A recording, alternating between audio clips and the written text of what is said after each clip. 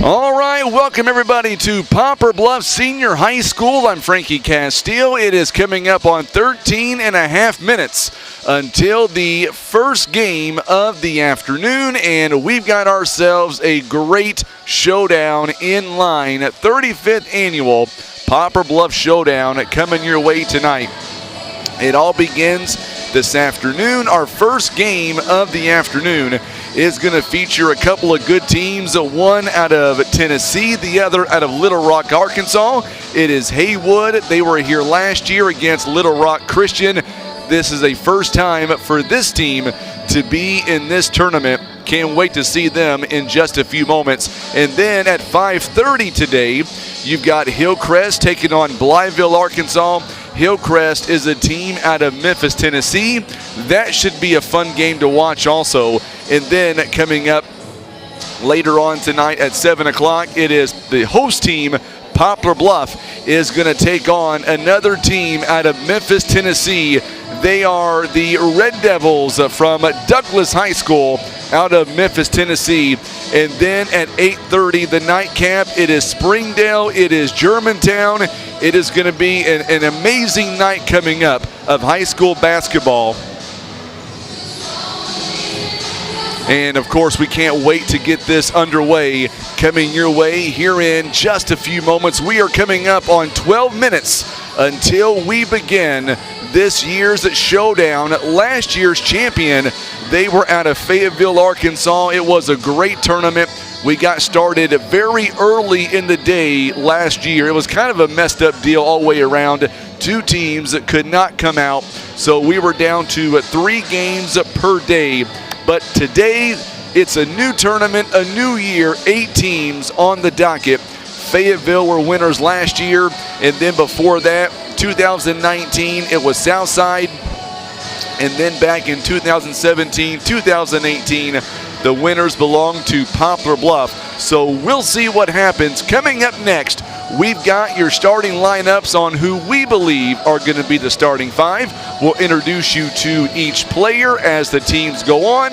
Right now, we are watching both teams. They're actually not on the floor right now. Haywood as well as Little Rock Christian Academy. They are both in their respective locker rooms. It is the Warriors, it is the Tomcats. It is coming up in under 11 minutes. You're watching exclusive coverage of the Poplar Bluff Showdown. It is presented by the Poplar Bluff R1 School District.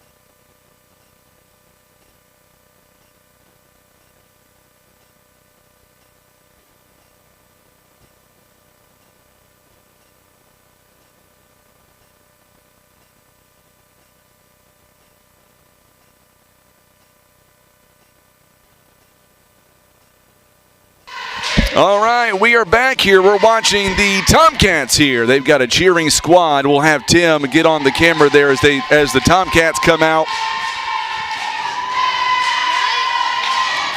So there you go. They've got their own cheering section here this afternoon. It should be a really good ball game coming up. Man, they are loud. Tim, if you don't mind, zoom over there and get those girls on camera just a second. They are doing a phenomenal job as they wrap up, getting the team all fired up and ready to go. We appreciate you tuning in. No matter where you're watching from, let us know where you are watching from here this afternoon. If you're on Facebook, share the video feed for us. If you're watching us on YouTube, let us know where you're watching as well, as it is the 35th annual Poplar Bluff Showdown. We are coming to you live from Poplar Bluff. So coming up, we've got your official lineups. We'll do that right now. As a matter of fact, let's take a look now at the away team here in this contest. They are the Haywood Tomcats. Now, they were here last year. We got a chance to talk to head coach Rodney Chapman, and he was talking about this team and how progressive they really have progressed since last season. They are ready for an amazing challenge that awaits them in this year's tournament. Now, Rodney is coming in as his 4th season as the head coach. They are having an unbelievable year so far, 11-2 on the season. Their assistant coaches, they are Tyler Morton, Cordell Comage, and Jarvis Fernando. Here's who we believe are going to be the starting 5 here in this ball game. We believe it's going to wind up and be 3 seniors also coming up here, a junior and 1 sophomore. It all begins with number 1, Tylen Chapman. He is a 6-foot senior guard. He'll do the primary scoring for this Haywood team. Also, Jamari Person, he is a 6'3 senior. Number 3, Janarius Snipe, a 6'7 senior. Got a chance to watch him last year. Boy, he was an incredible player as well. Also getting a start today, it is Jabian Snipe. He is a 6'4 sophomore. And number 22, Jakari Comage, a 6'2 junior guard. That's who we believe are going to be the starting 5 here for the Tomcats out of Haywood. Now looking over at Little Rock Christian, here's who we believe are going to be the starting 5 here this afternoon. We believe it's going to end up being a couple of juniors also getting the start here today. 2 seniors, 2 juniors, and 1 freshman. Got to watch out for J.J. Andrews. He is a 6'5 freshman. He wears number 1. And by the way, you talk about J.J. Andrews. We'll talk a lot about this today. A 6'5 freshman who already has Division I offers from Mizzou, Ole Miss, and UAPB. That is impressive as a freshman. We're going to see him today. He is a 6'5 freshman. Also, Jameel Wesley. He is a 6-foot junior. Number 3, Landron Blocker, a 6'5 junior. Number 5, TJ Watson, a 5'9 senior. And number 13, Ben Fox, a 6'4 senior. You look at this team out of Little Rock Christian, and man, they are loaded top to bottom. Landron Blocker, we talked about him a moment ago. He is a 6'5 junior. He's already got multiple D1 offers also. We're talking about Mizzou, TCU, Creighton, I'm not done, Texas A&M, Ole Miss, Tulane, and UCA, among others. Ben Fox, who is in the starting lineup, he is a 6'4 senior. He's got offers from Harding, OBU, and other D2 programs. And what about Jameel Wesley? He'll be in the lineup as well, a 6-foot junior. He has got offers from UAPB, even Southeast Missouri State University. We're talking a loaded lineup from the Little Rock Warriors. And by the way, Kyle Pennington, he is the head coach, a great guy, by the way. Had a good conversation with him during our banquet this morning. Great guy to talk to. He is in his first year as the head coach. Also, some of the assistants, they are David Torres, Leonard Blocker, and Corliss Williamson. Those are the starting lineups and a little bit about each team on what you can expect from this high-intensity matchup in Game 1 of Day 1 right here live from Poplar Bluff Senior High School. All right, we're going to step away for a quick timeout. We're going to come right back. You won't miss a moment. We will have the official opening lineups, and tip-off is coming up next.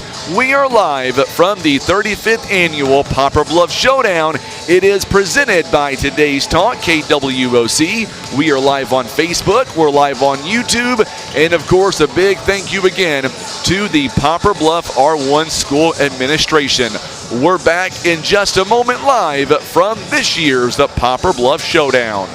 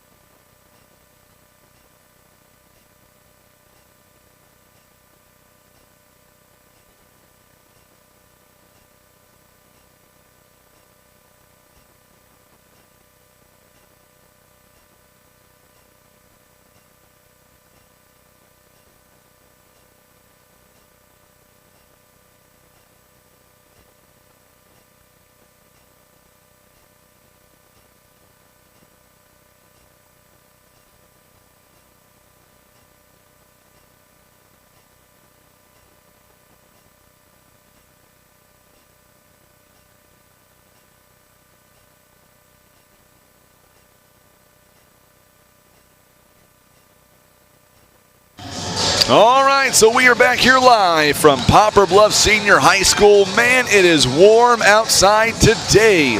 This time on Friday, Saturday, and Sunday, it was pretty brutal outside, but now the calendar has flipped, and we're back into an early springtime pattern for the rest of this week.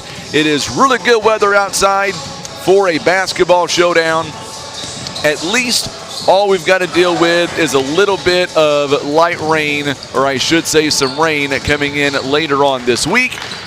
By the way, Tim Hicks is doing our camera, does an amazing job. My son Chance is doing the scoreboard, and we are about set for the opening game. We're going to go down courtside to Kenny Hostler. He is our public address announcer. He will have the official lineups for both teams at Little Rock as well as the Tomcats out of Haywood. Going back to Poplar Bluff High School for the opening game of the 2022 and 35th Poplar Bluff Basketball Showdown. Sponsored by First Midwest Bank of Poplar Bluff.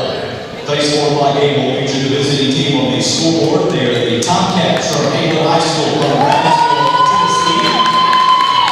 And today's home team on the scoreboard will be the Warriors from Little Rock Christian out of Little Rock, Arkansas. Tomcats are 11-2 in the season. They are sponsored the showdown by Donut House, Godfather's Pizza, Maya's and Lost Margaritas, and Comfort Inn. Tomcats are coached by Rodney Chapman. That's how we start by that. 6th senior number 1, Rodney Chapman.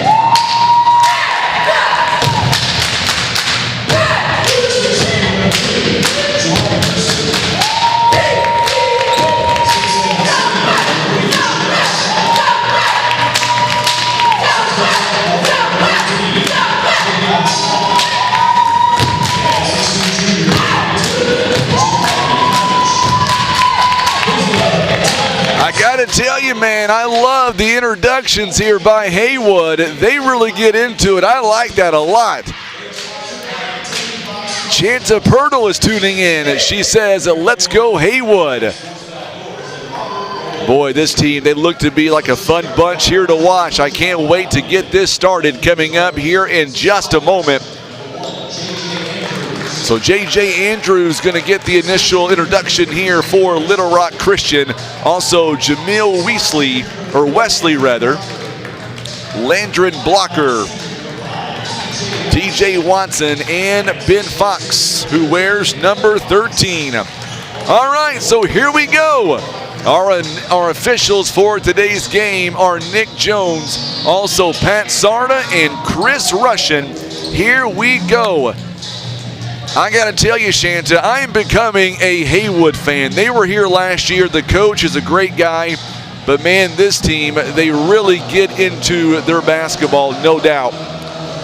So here we go for the opening tip-off. Once again, I'm Frankie Castile, Tim Hicks on the camera. Chance, my youngest, he is on the scoreboard. Here we go, 35th annual Poplar Bluff Showdown. We are about to begin. Blocker, or make that Chapman and Blocker. Here we go. We are underway, and it's going to be controlled by the Haywood Tomcats. They are going left to right on your TV screen. That three-point basket is no good by Tylen Chapman. It is rebounded here by the Little Rock Christian Warriors. The Warriors are wearing the home white jerseys with the navy blue trim and the blue numbering. Haywood wearing their gray jerseys. Good move inside to J.J. Andrews. And a quick couple of points there. Good job by Landron Blocker on the assist. 2-0 now Little Rock. 7:21 to play on the scoreboard here in the first quarter. Good move inside. A block on the other end by Landron Blocker. But then as the Tomcats get the ball right back, quick shot by Tylen Chapman is no good. Here comes Wesley and company. Good steal by Jamari Person. So quickly now the Tomcats, they're going to move it down the floor pretty quick here in the opening bell. Good move inside. We're going to get a whistle and a foul. Good drive by Jabian Snipe, or Jabian Snipe rather. It's going to be Jamil Wesley on the foul. Here is the first free throw on the way for Snipe. It is up and it is good. At 2-1 now the score. Sponsors for this year's showdown, they include First Midwest Bank, also Super 8 Motel, Comfort Inn, Academy Sports and Outdoors, and Holiday Inn. Second free throw is up and it is also good. We are tied at 2 apiece. 2-2 is the score. It's one of these games where we don't have a dog in the fight. All we want to see is a good basketball game. We want to see a close, competitive ball game. Shot is no good by Wesley. Ball batted around, and Jamari Person now will come up with the rebound. Good job by Person there. 6:28 to play, opening quarter, 2-2 tie. Chapman, boy, he is a baller, no doubt. Got a chance to watch him last year. Got a chance to talk to him again at this year's banquet. Good kid. I like the fact that Haywood has brought the cheering section with them and brings a lot of pizzazz to the tournament. Three-point basket is up and good by Snipe. Good move on the outside, and just like that, 5-2 now. The Tomcats out in front. Wesley tries to go inside. He'll kick it out to TJ Watson. Blocker now. Boy, this team out of Little Rock so loaded. Going up, and a foul going to be called as Blocker makes his way into the paint. A foul going to be called. It'll be on the Tomcats of Haywood. Looks like Janarius Snipe is going to be the guilty party there. One foul apiece. 5-2 now the score. Free throw coming up by Blocker. It is no good. You look at this Little Rock team. They've got talent all over the place. Landron Blocker on the free throw line right now, a 6'5" junior. He is being highly recruited from several Division I schools like Mizzou, TCU, Creighton, Texas A&M, and I'm just naming off a select few. 5-3 now the score. Good job there good steal by Blocker. A turnover by Haywood. Quick punch out, but we're going to get an offensive foul on the other way. Tyrese Taylor, it is a definite good basketball tournament for sure. And we're just getting started. 5-3 is the score. Landry and Blocker, by the way, was the guilty party on the offensive foul.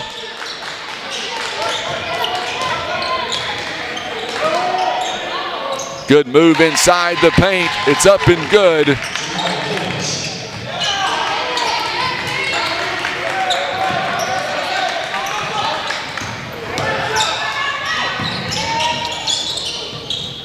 Seven to 3 now is the score.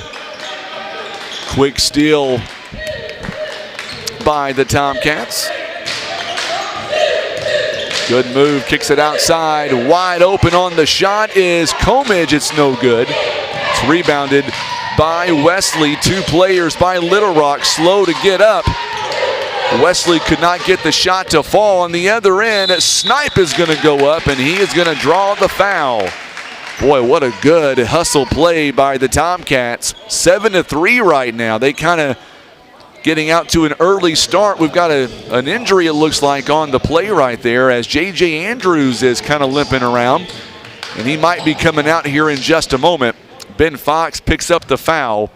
So Snipe on the free throw line. It's no good. We're going to see our first sub coming in for Little Rock. So J.J. Andrews will take a seat. Also taking a seat, T.J. Watson. Corliss Williamson Jr. is going to come in the ball game, as will Trey Howard for the Warriors. 7-3 the score. Second free throw is up, and it is good by Snipe. He's got all 8 points in the early going of this showdown for the Tomcats. Coach Chapman has to like the output he is seeing right now by Jabrian Snipe. Blocker, he'll get going. No doubt about that. Williamson Jr. going to go baseline, kicks it outside. A three-point basket is no good by Wesley. Chapman on the rebound, kicks it outside for the 3-ball. It is no good. It's going to be rebounded here by, looks like, Ben Fox. So Ben Fox on the rebound. Good job by the Haywood. Another steal there by Snipe. He is able to reach in and take it away. A quick jumper by Chapman. He is on the board. 10-3 now is the score. Boy, I tell you, Haywood, they came to play here today in the early going, no doubt. Nice crowd on YouTube. There's the big shot there by Williamson Jr. to make it a 10-5 ball game now. 10-5 the score.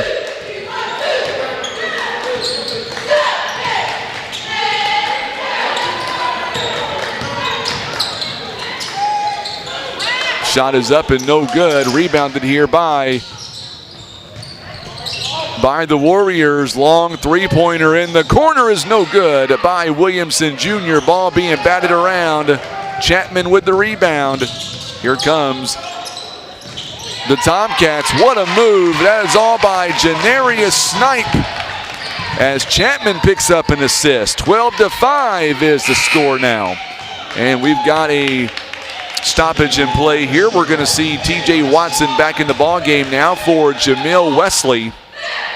On the floor now for Little Rock, it is Corliss Williamson Jr., Landry Blocker, T.J. Watson, Ben Fox, and Trey Howard on the floor for Haywood. Tylen Chapman, Jamari Person, Janarius Snipe, Jabian Snipe, and Jakari Comidge. Shot is no good by Ben Fox, rebounded by Williamson Jr. Trying to remember a time an opposing team has come in here and the cheering section is just off the charts. I love what we're seeing right now. It makes this tournament that much better, in my opinion. It really does.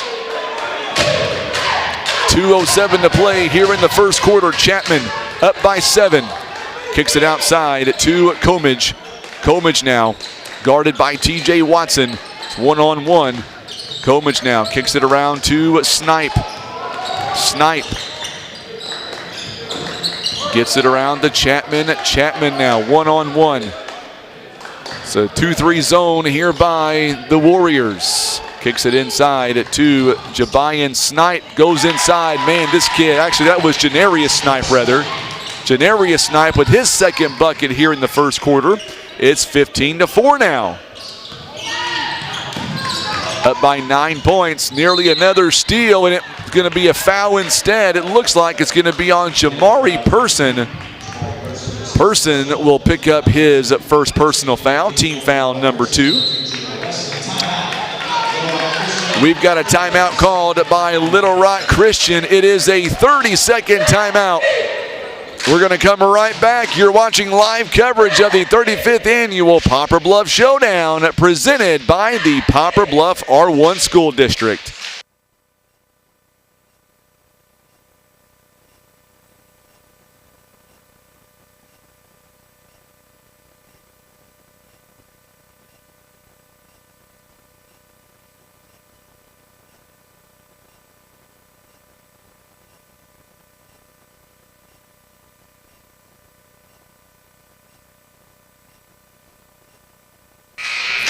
All right, so we are back here as we get ready for live action. It has been a good one so far. Haywood, in the short term, they have really turned things on. And Little Rock, they are forced to call a timeout. Ben Fox is back on the floor. Also, TJ Watson, good move inside by Williamson Jr., and he could not finish. Chapman on the other end, long two-point jumper, can't leave him open. He is dynamite, lethal from outside. 16-5 is the score. Boy, this Chapman kid, he is good. Good move inside to Ben Fox. Blocker, backdoor pass to Watson. Watson too strong, couldn't finish. It is picked up by Jabrian Snipe. So now Chapman with it. Chapman gonna go down, tries to get a lane, a steal by Watson, and on the other end, a two-handed jam by Blocker, and 16-7. That might be the spark that Little Rock needed to get back in this ball game. Down 16-7, coming up on the end of quarter number 1. Make that 10 seconds left to go. Chapman, got away with maybe an elbow to the neck area there, and not going to get a shot off at the end of one quarter. 16-7 is the score, and we'll keep it here as Little Rock Christian. Right now they are shooting 3 out of 11 thus far. They are 0 of 4 from downtown, and so far they have been out-rebounded 7-6. You look at some of the scoring right now by Little Rock. 3 points by Landron Blocker, 2 by Corliss Williamson Jr., and then 2 by J.J. Andrews. On the other end, Haywood, meanwhile, Jabayan Snipe already 8 points and 3 rebounds in this ball game. Janarius Snipe 4 points and 1 assist, and Tylen Chapman, he's also got 4 points to go along with 2 assists and 3 rebounds. And that is where we sit right now as we get ready for the second quarter. The Tomcats, they are shooting 6 out of 11 so far, 55%. 1 out of 4 from downtown, already 3 of 4 on the free throw line. And that's where we are currently. J.J. Andrews, he is going to check back in the ball game for Little Rock. So right now, Jabayan Snipe, with 12 out of the 16 points right now for this Haywood team. So we'll see what Haywood is going to do here as they get ready for the second quarter. Possession favors Little Rock, and we are now underway as Landron Blocker now. Jamel Wesley is back in the ball game. 3-point basket is off the mark by Wesley. It is taken coast to coast. Could not finish the shot by Jamari Person. Person is going to be rebounded by Wesley. And we are back going the other way now. Little Rock Christian is down in this ball game. Good move inside. We're going to get a whistle and a foul as J.J. Andrews was trying to go in to an open lane. And a foul going to be called on the Tomcats. It's going to be on, it looks like, Janarius Snipe. It'll be his second personal foul, team foul number 3. First free throw is up, and it is no good by J.J. Andrews. And we're going to see coming in for Haywood now, we'll see Janarius Snipe. LaKendrick Phillips is going to check in the ball game.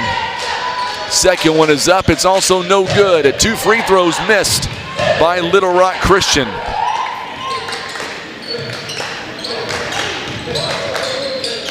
I appreciate that, Lulu. I will. We'll call him JB. I like that. It's a lot simpler than trying to get his name. I like that. Thank you, Lulu. 3-point basket by Chapman is off the mark. It's no good. Rebounded by TJ Watson. 6:57 to play here in the first half, 16-7. Watson kicks it outside. 3-point basket is off the mark. It's no good. And a rebound by Comidge, and we're going to get a whistle and a foul coming up.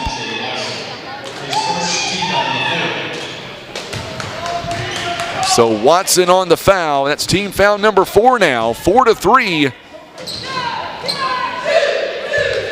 6:46 and counting here in the first half. 16-7. And we've got a whistle here, and it'll be a foul coming up. And this one's going to be, I believe, on TJ Watson. Yep, it's going to be his second, team foul number 5. At the free throw line now is Tylen Chapman. Chapman's first free throw, it is up, and it is good. He's got 5 points here in the ball game. So TJ Watson will take a seat. In for him is Trey Howard. A second free throw by Chapman is on the way, 5 points. And he misses the second free throw. J.J. Andrews on the rebound. Andrews now kicks it outside to Howard. Howard back around to Blocker. And now Andrews gets a small lane, kicks it outside to Williamson. Williamson pull-up jumper is no good. And it's going to be taken by the Tomcats. J.B. Snipe on the rebound. Tylen Chapman, three-point ball is no good. It's going to go out of bounds. And it's going to be last touched by the Warriors.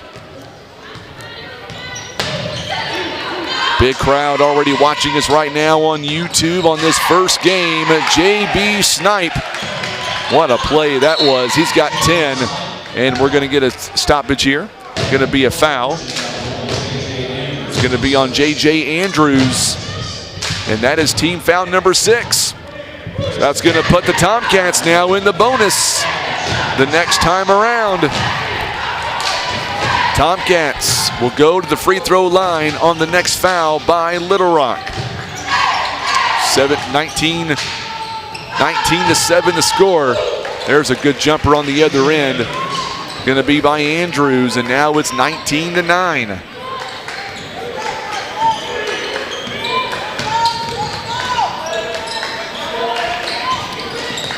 .534 to play here in the first half. Good move inside by the Tomcats. 2 more points.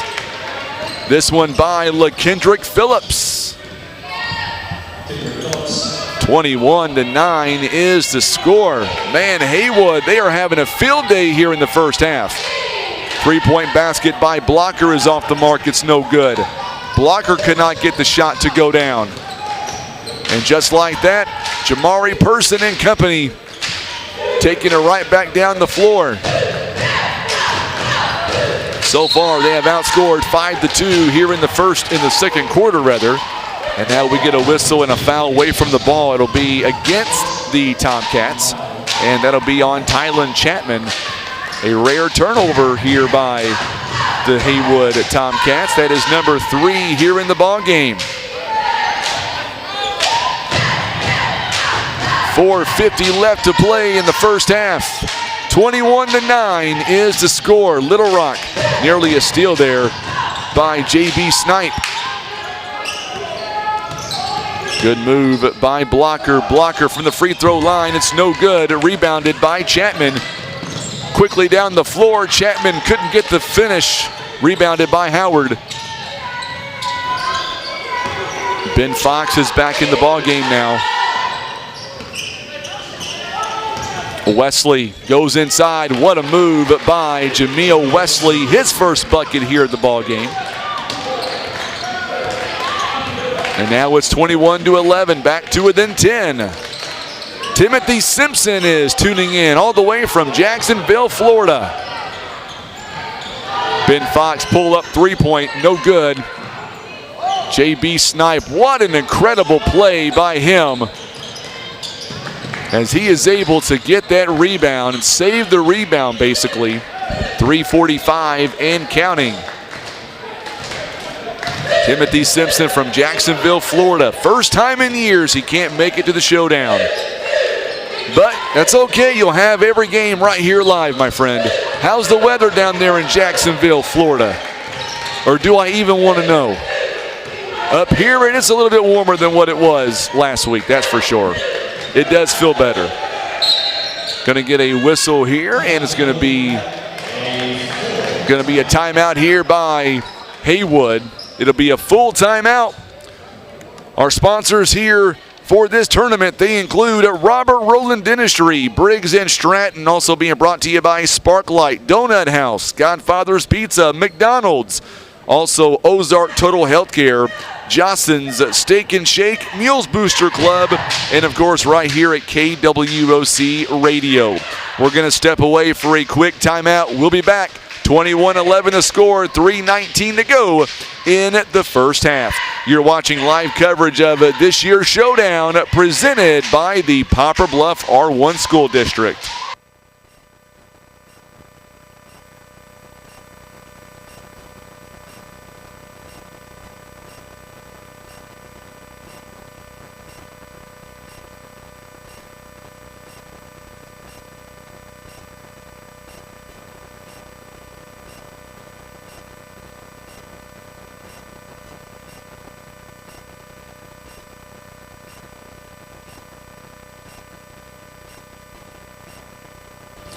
All right, so both teams now with 4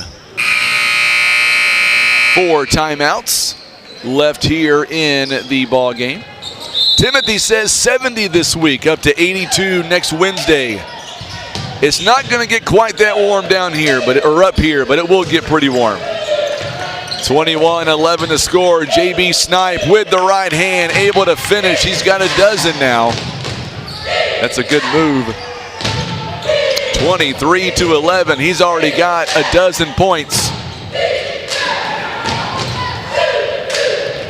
Kendrick now. LaKendrick Phillips able to get the steal, and then on the other end, a big three-point basket by J.B. Snipe. 15 points. What a first half this young man is having. Three-point basket is no good by Ben Fox, and Chapman, he gets hit on the rebound.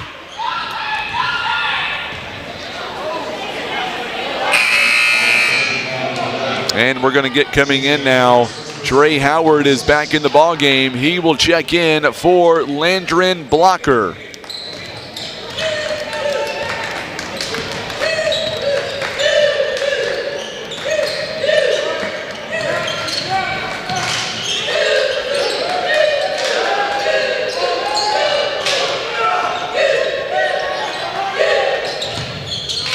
Chapman now kicks it around. Coming up in the next game of the afternoon in game number 2, the 5:30 game, we'll see Blytheville, Arkansas and Hillcrest. J.B. Snipe, man, he's making his way into my all-tournament team.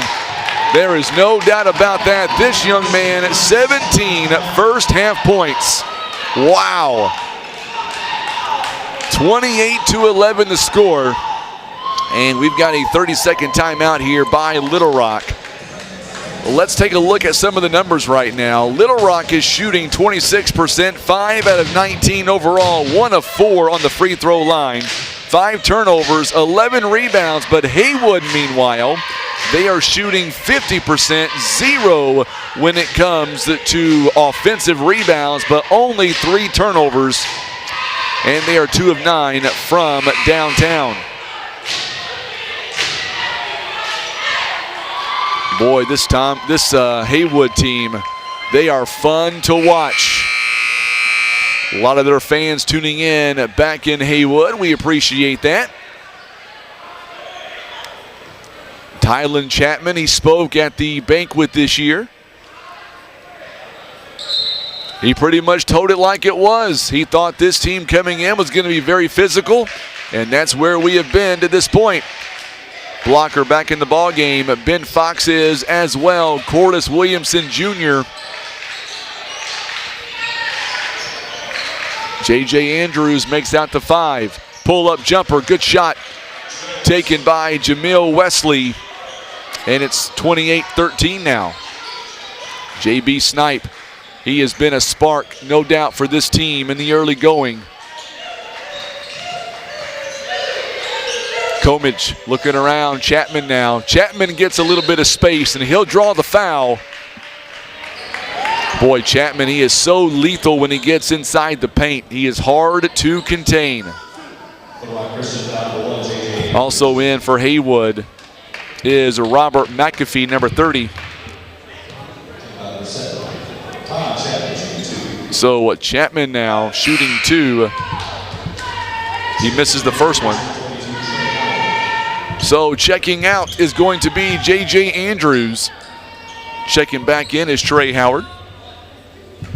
Haywood is 4 out of 7 on the free throw line so far in the first half. Second one is on the way. It is up and it is good. Chapman now with 6 points. 1:26 now here in the first half.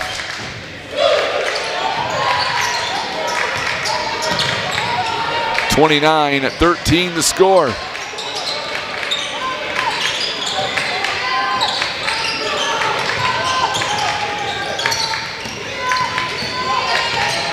Good move there. Oh, what a move by Blocker. And he's got 5 points now. 29-15. Under a minute to go here in the first half. Chapman pull-up jumper. It's off the mark. It's no good. Blocker tries to get the rebound. It's going to fall in the hands of Chapman on the long rebound in the backcourt. McAfee now works it around. Here comes a J.B. Snipe. This one is too strong. It's no good. Fox on the rebound. 36 seconds taken away by LaKendrick Phillips. Another steal by this Haywood team. Boy, the Haywood fans got to be happy with what they're seeing right now from this team. Good dump off inside to Phillips. Outside to Comage for 3. It's off the mark. It's no good. It goes right to Landron Blocker with 10 seconds and counting.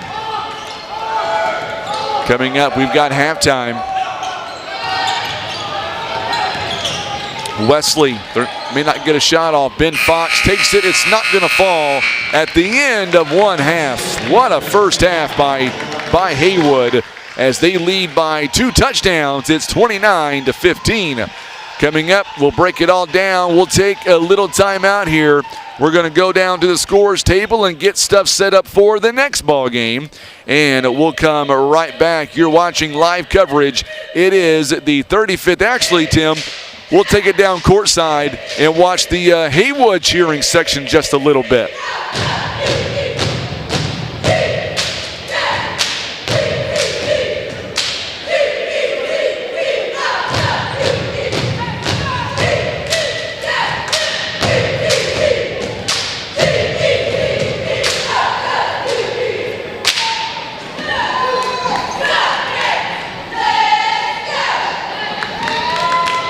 You like to see that at a tournament where Haywood's coming in. They've got their cheering section. Glad to bring that to you. That was awesome to watch. All right, we're going to go to break now. It is 29-15, your score. We are live from the 35th annual Poplar Bluff Showdown. It is presented by KWOC and the Poplar Bluff R1 School District.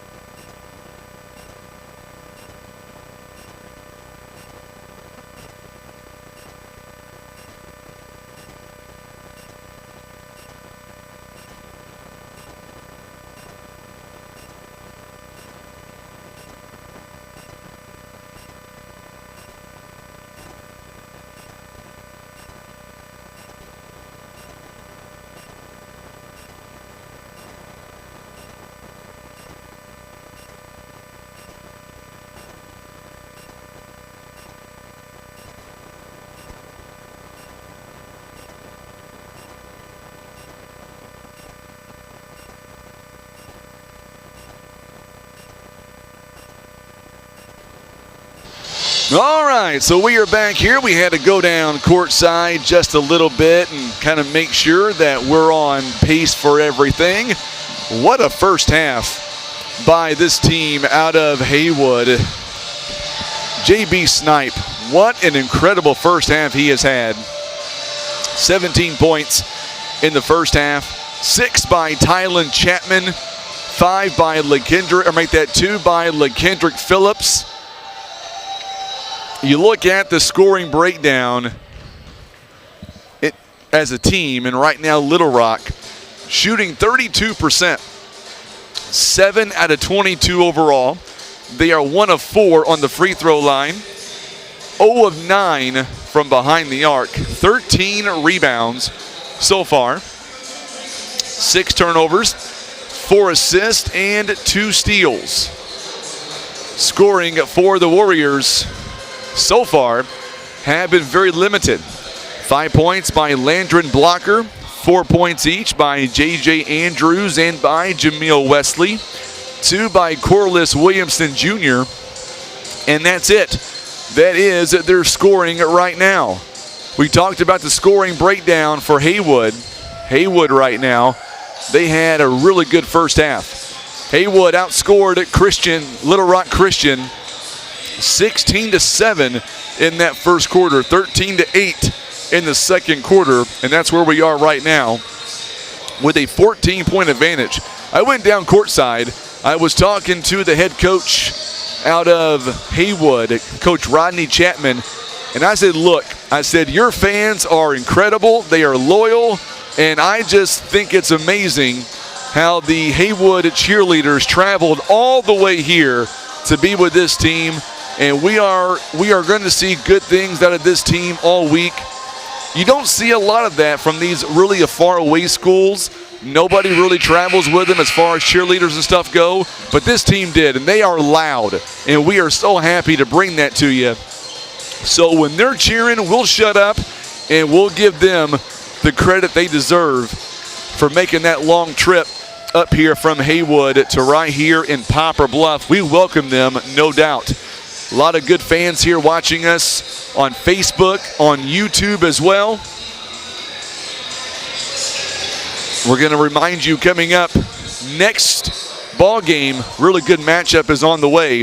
In the 5:30 game, it is Blytheville, Arkansas. They're coming in 13-0, by the way. They'll take on Hillcrest. Should be a good matchup. 7 p.m. It is the host team, Poplar Bluff, going to take on Douglas. And then in the final contest of the night, Springdale takes on Germantown. And that game will be played at 8:30 tonight. We are just getting started here in this tournament, and we're about ready to get back to live action here as Haywood and Little Rock is about to get back to live action, and we will as well. It is Haywood basketball as we get set for the third quarter.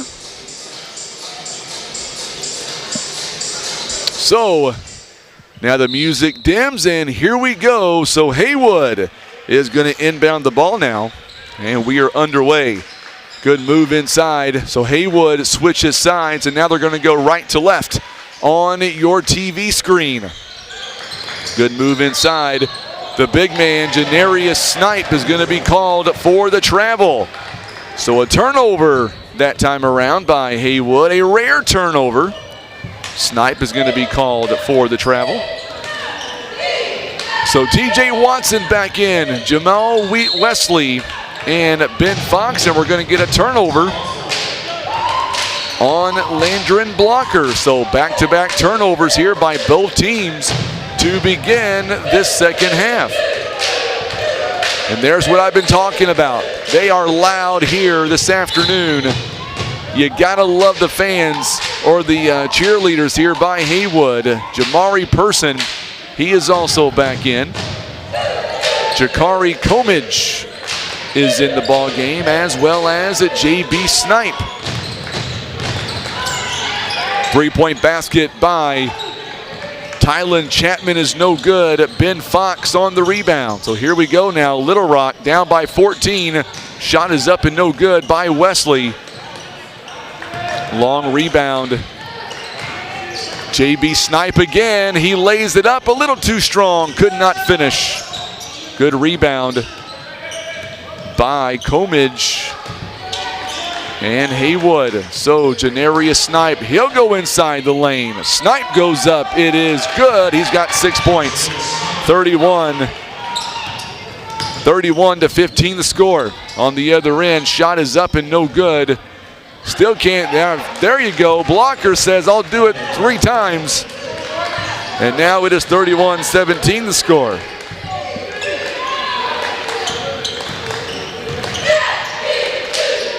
Haywood leading at 31-17 right now. Good move inside. Good defense as Janarius Snipe could not get the shot to go down. 3-point basket the other way. Ben Fox on a long rebound right underneath the paint.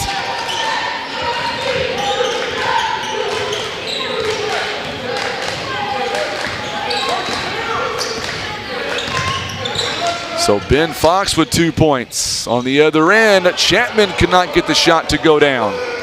So Blocker on the other end. Blocker is going to get called for the offensive foul, and that'll be number 2 on him. Boy, good job there by Haywood to step in there and take a charge.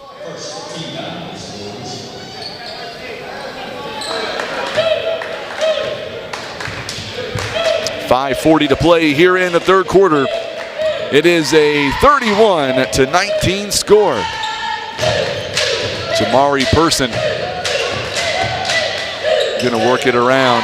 Here comes JB Snipe. Snipe is going to go in and he'll draw the foul. He'll shoot 2 free throws coming up. Snipe has had a really good ball game thus far. 17 points on the night. Or on the afternoon, rather. He is 3 of 4 on the free throw line. That'll be a foul on J.J. Andrews. 2 personal fouls already here in the half.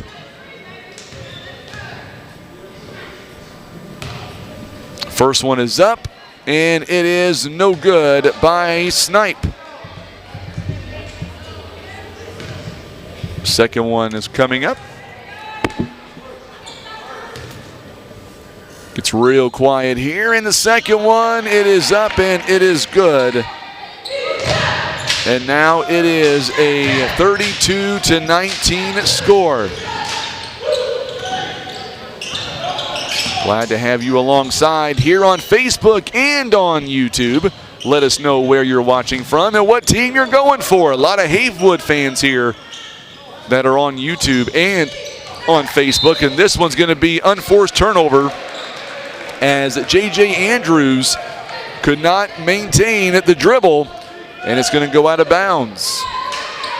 5:05 to go here in the third quarter, 32-19 the score. Boy, Blytheville should be a lot of fun coming up next game against Hillcrest. 3-point basket by Chapman is no good. Good rebound by Blocker, and here comes the Warriors. 32-19 the score.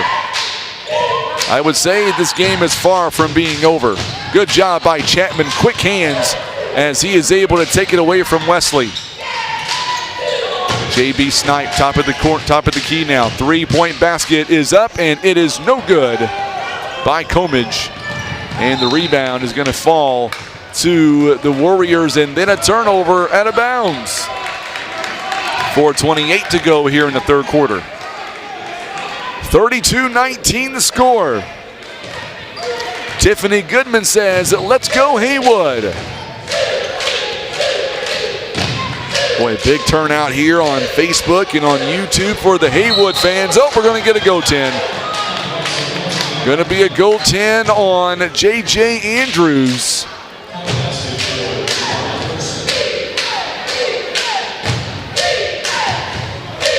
So they'll give him the 2 points.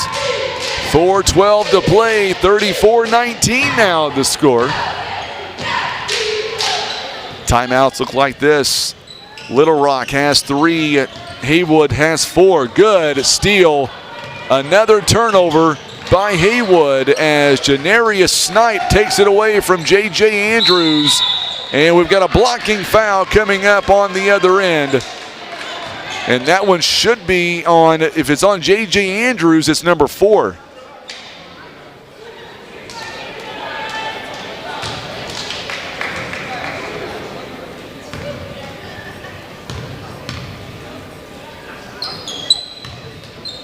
Nope, they're going to call that one on Wesley instead. So Snipe makes the first free throw.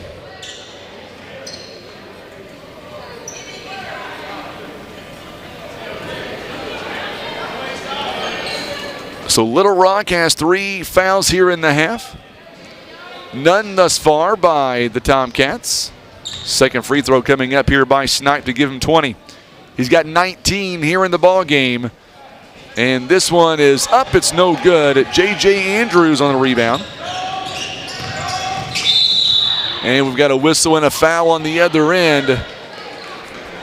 It's going to go against Haywood. I believe it's going to be on J.B. Snipe. If it is, it's number 1.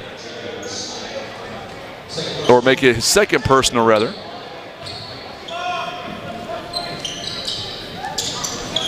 So there's the first personal foul in the half here. Ben Fox, a 3-point basket. He drains at this one along the outside. That's a big shot there. 35-22 now the score. Kind of give them a little bit of momentum here in this third quarter. Janarius Snipe, what a shot. It stays in. He's got 8 points. On the other end, J.J. Andrews now. Andrews gets a little bit of a lane, count it, and the bucket, a foul. I believe it's going to be on J.B. Snipe. So Snipe picks up a foul. And Snipe with his third personal foul.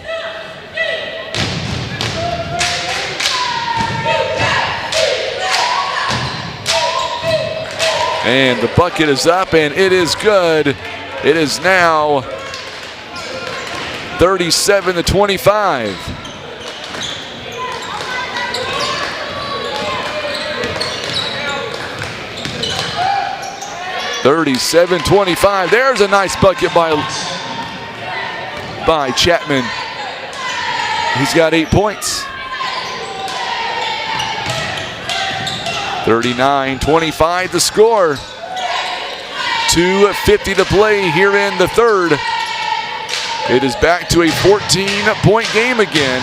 Oh, what a move as Janarius Snipe will take it away. Phillips now. Phillips nearly lost it. 2.5 to go here in the third. 39-25 the score. Phillips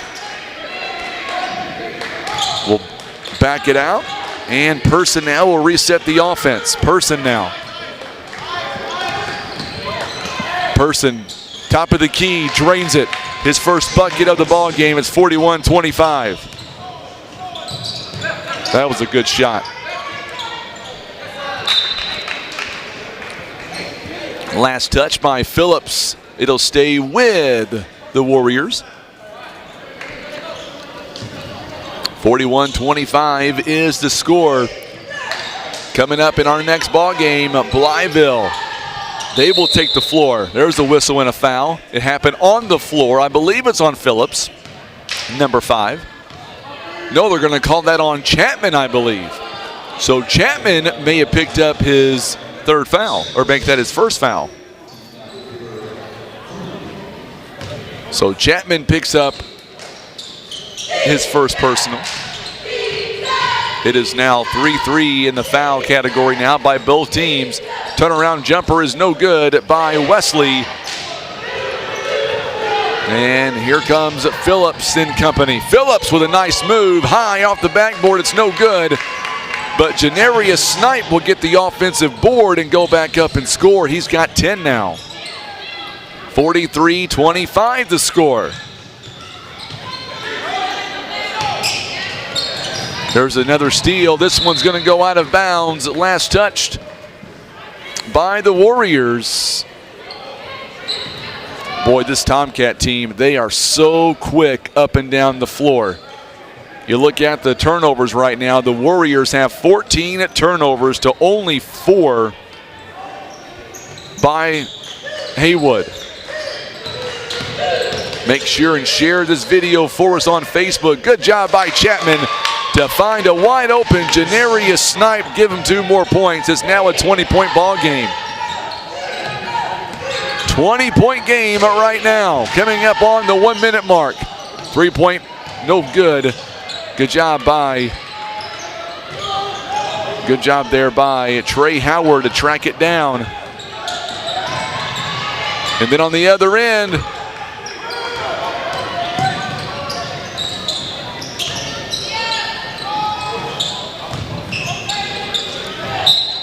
and we're going to get a whistle. I think this was going to be on Jamari Person.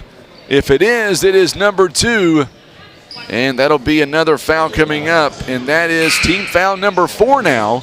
And we're going to see Williamson Jr. coming in for blocker. On the other end, we're going to see Comidge taking a seat, as well as Phillips. So McAfee is back in the ball game. 39 seconds, 45-25 the score. Blocker inside the paint. Turnaround jumper is no good. Good rebound by McAfee there.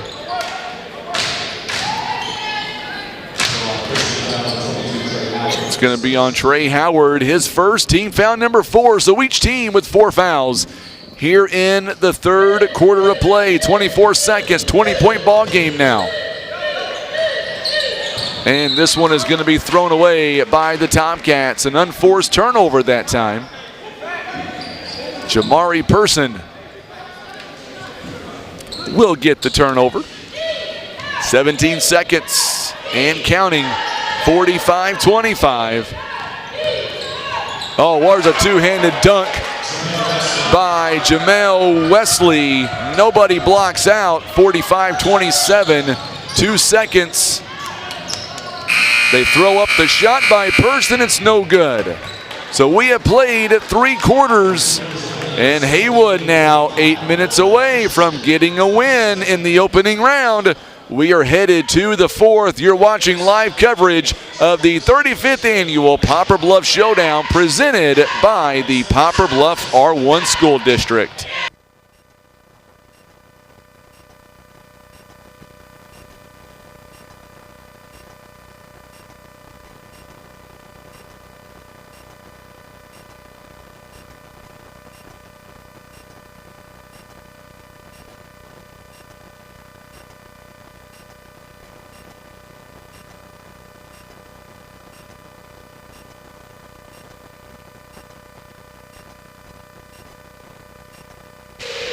All right, so we are back. 8 minutes to go in the ball game.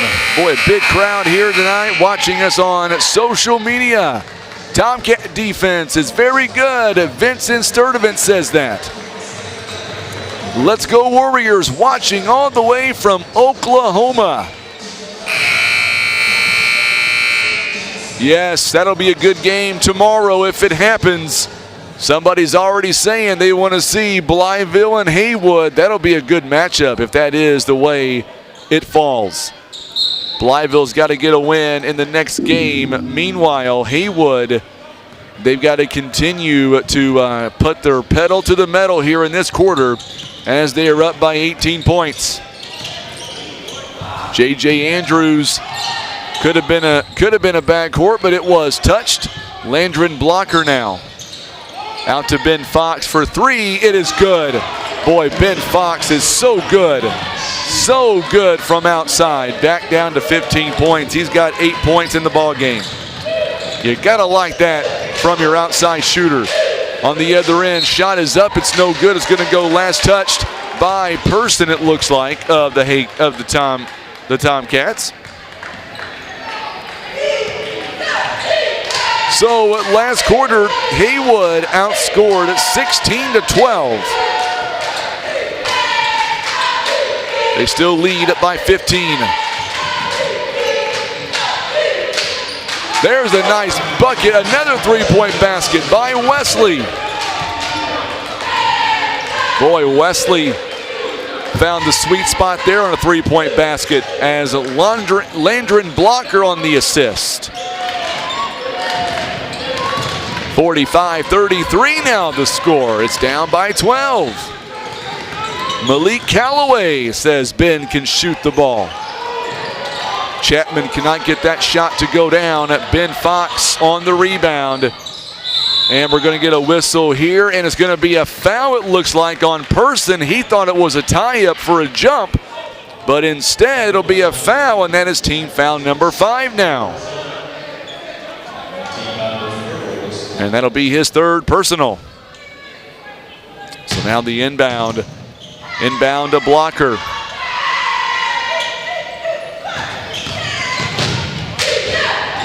Shot is up, it's no good.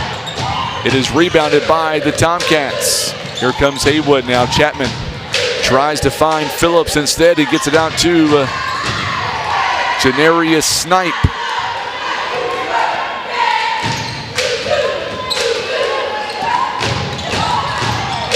Phillips inside. There's McAfee for 3. It is off the mark. It's no good. Oh, what a rebound.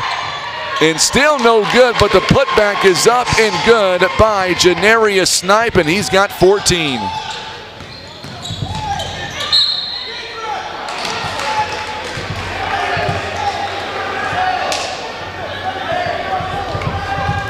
(47-33) now the score.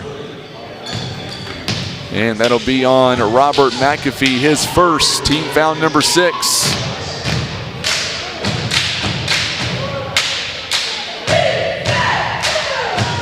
First one is up, and it is no good.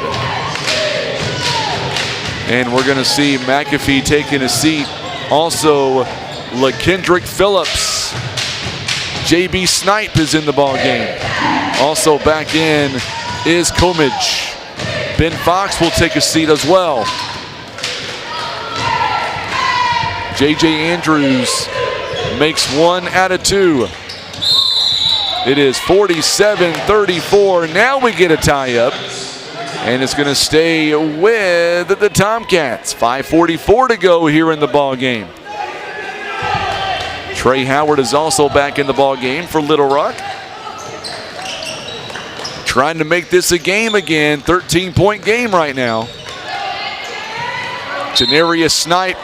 And I believe a foul is going to be called on Blocker. That's his third, and that'll be team foul number 5, and that'll put 2 shots on the line for Janarius Snipe, who's got 14 points.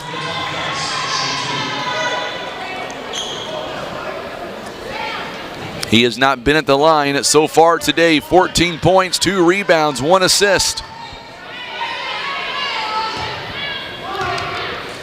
First one is on the way. It is up, and it is good. 48-34. So Howard is out. Ben Fox is back in.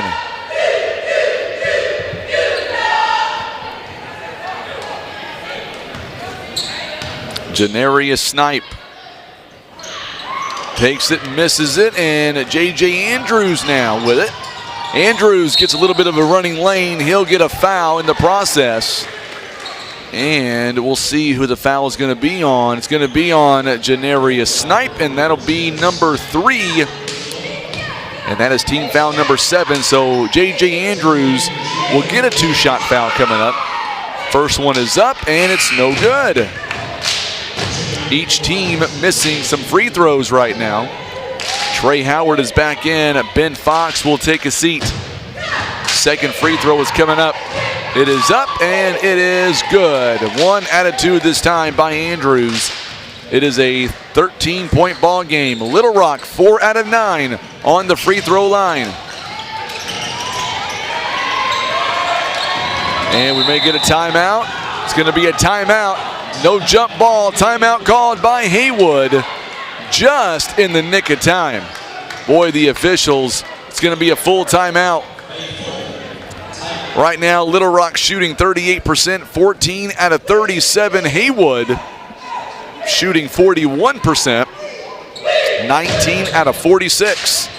Our broadcast all being brought to you by Mike and Zach's Barbecue, Scott Law Group, Papa John's Pizza, also Colton Steakhouse, Poplar Bluff Chamber of Commerce, FCA, Skeeter Kill Sporting Goods, Subway, Walmart. Also being brought to you by Pepsi and Innovative Orthodontics. Proud supporters of the 35th annual Poplar Bluff Showdown. Boy, on the way next, you've got Hillcrest, you've got Blytheville. That one, I think, could potentially tear the house down in the first round. Blytheville coming in 13-0. Hillcrest is no slouch either. Ball's inbounded here by Haywood. Blytheville 13-0. Hillcrest coming in 8-5. We'll see how that matchup shakes out. Chapman. 5-minute mark here to go in the third, or make that fourth quarter rather. And now we've got a tie-up. It's going to go in favor of Little Rock. So they'll give a steal to Wesley as Person turns it over. And coming out is going to be Ben Fox will be back in. Trey Howard is back out. So now we'll see what Little Rock can do with this turnover.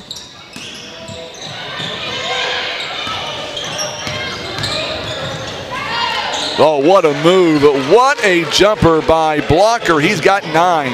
And now it is down to an 11. Something tells me this one could be a close finish. I like close finishes. Haywood may not like me saying that, but I love good quality basketball. Good move outside.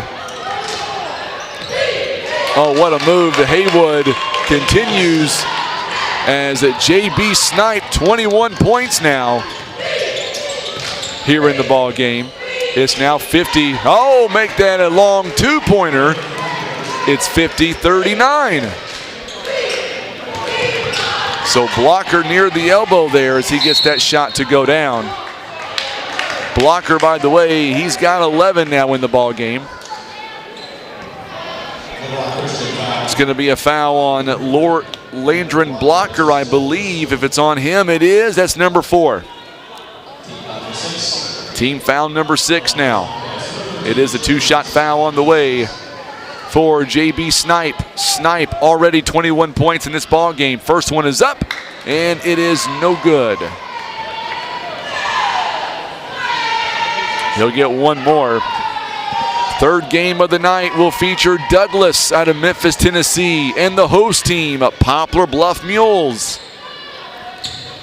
Our final contest of the night, Germantown takes on Springdale. That should be interesting. 51-35 now the score. Or 51-39 rather, my apologies. Each team with 3 timeouts remaining in the ball game. Blocker, long two-pointer off the backboard. It's no good. Janarius Snipe, big rebound for him. That's a big rebound for Haywood. You look at Little Rock, you look at Haywood. We're going to talk about that when we come back. A 30-second timeout here by Haywood. We'll step away with them. You're watching live coverage. It is the 35th annual Poplar Bluff Showdown. It is presented by the Poplar Bluff R1 School District.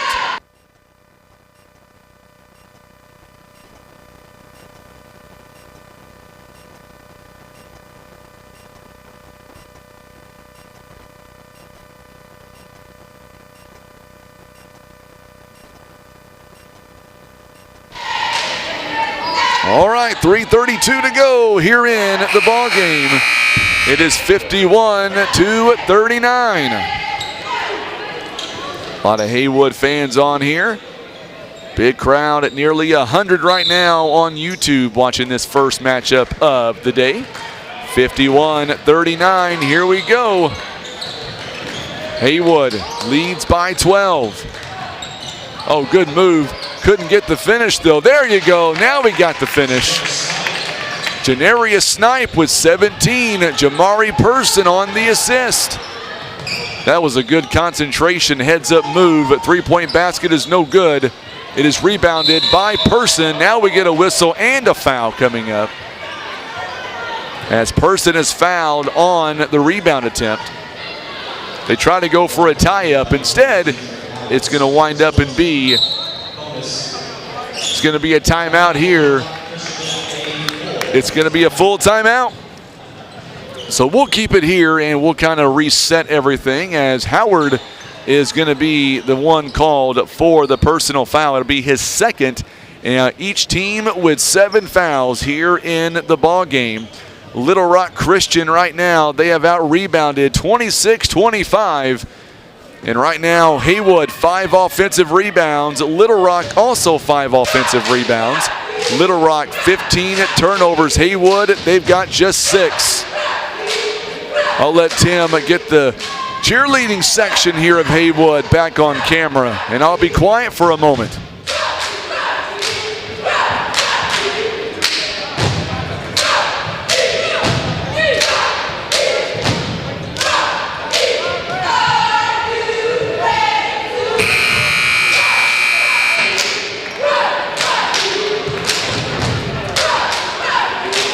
It's been a long time since I've seen a cheering section that loud.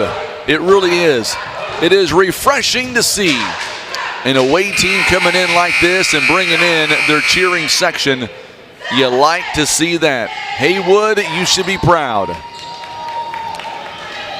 This is our first of 12 games here this week. Tim and I just did a 26-game marathon last week. It featured 16 teams. Free throw is up, and it is good by Jamari Person, 54-39. We decided we weren't done being punished. We wanted to come back for some more. By the way, tomorrow morning, starting at 10 a.m., we will bring you the three-point contest and the slam dunk contest. We'll have that for you as well.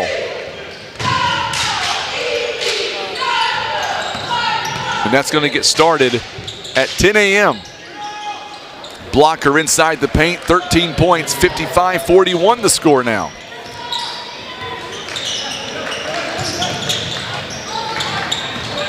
Good move out. Comage now, they'll work it out to the top of the key. JB Snipe for 3. Count that one, he's gonna go shoot another.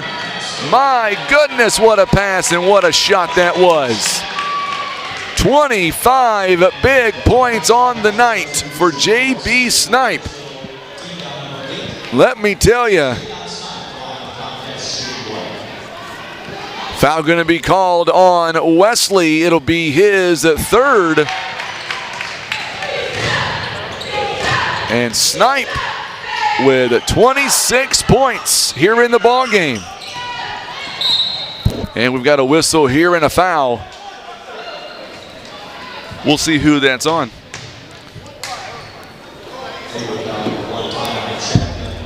It's going to be on Chapman, be his 3rd personal foul. So joining us here right now, all the way from Hillcrest, Coach Chris Anderson. And Coach, what about this showdown? What about this first matchup so far? It's been a pretty interesting game. Tough to Bob. Haywood been playing pretty good today. Yes, they really have. And your game is coming up next against a good Blytheville team. So tell me, what do you think is going to happen in your matchup? Most importantly, how do you shut down Blytheville coming in here 13-0? And we just gonna try to play our brand of basketball, make them speed the game up, make them play our style of play. We have to rebound to be successful tonight and play good defense. So for those who are not accustomed to Hillcrest basketball, what are we in for coming up here tonight? As we see a big steal taken away by Wesley, now a foul on the other end. What are we going to be coming into when we see your team take the floor around 5:30? High energy team, play hard on both ends of the floor, hard-nosed defense. We're going to get out of it. We're going to be well coached. Are we going to see a lot of your fans make their way to Poplar Bluff, or are they going to watch it back at home today? We got some fan support here. We got about 20 people here today. and they're going to watch it back at home. That's awesome. And, of course, for Hillcrest, you guys, what are some things you're excited about with this team of yours as you guys get ready for the second part of your season right after this showdown? Man, this tournament right here is get ready for our season, our league play. Every game matters, but we like to play some good competition, so we get ready for the season. We play better teams. So let's talk about your team. For those who don't know about this team, who are some key players that we should be watching out for this evening? I have my leading scorer averaging 24 points a game. Jordan Allen, 5'10" junior. Xavier Hearn averaging 12 points a game. 6 foot junior. Gerard Mackey averaging 19 points. Game. He's a 6'5" junior. I also have a 6'5" sophomore, Paris Dyson. You know, one thing about your roster that I like is it may not be loaded with 6'9", 6'10" kids, but your roster from top to bottom, you guys are fast. You guys have a lot of speed, and you guys only know one speed to play, and that's hustle all the way through. Yeah, that's the type of basketball we like to play because we're not that big. So hopefully we can bang a little bit with the big guy from Blytheville. Try to stay in the game, keep it close a little bit. I think when my kids come out and play, win, lose, or draw, they come out and play hard. Don't let out. With a tournament like this, how much scouting were you able to do with the team against Blytheville? We've got 8 teams in this competition, obviously. How much competition or how much scouting were you able to do with Blytheville? When we found out we played Blytheville, I started looking up film on them and trying to see what we could do with the game plan against a great team like Blytheville. I'm so glad you were able to join us. And, of course, your game coming up at 5:30 to beat Blytheville. What do you think it's going to come down to most importantly here tonight? Pray. No, I'm just joking. We just man, they got to play our brand of basketball. Make sure we cut down on turnovers. When they make mistakes, we got to capitalize on mistakes, make our free throws, and make open shots. Yeah, I'm so glad you're able to come up here, Coach, and join us, and hopefully you'll be able to come back after the ball game, and we'll talk about the game against Blytheville.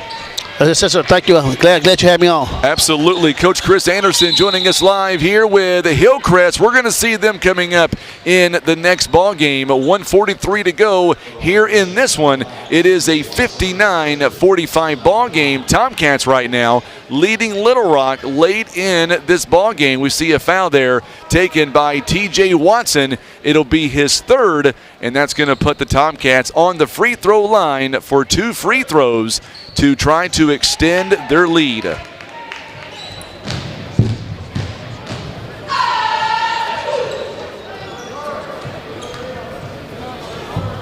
Coach Adams, not Anderson. I got the first one wrong.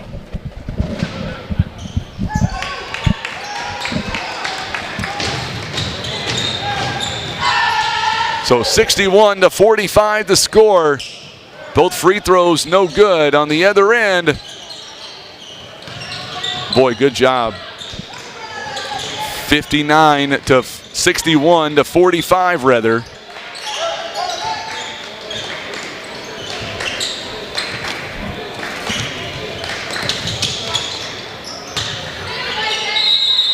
And we're going to get a whistle here and a travel.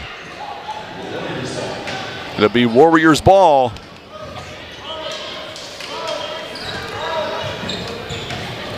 (61-45) now.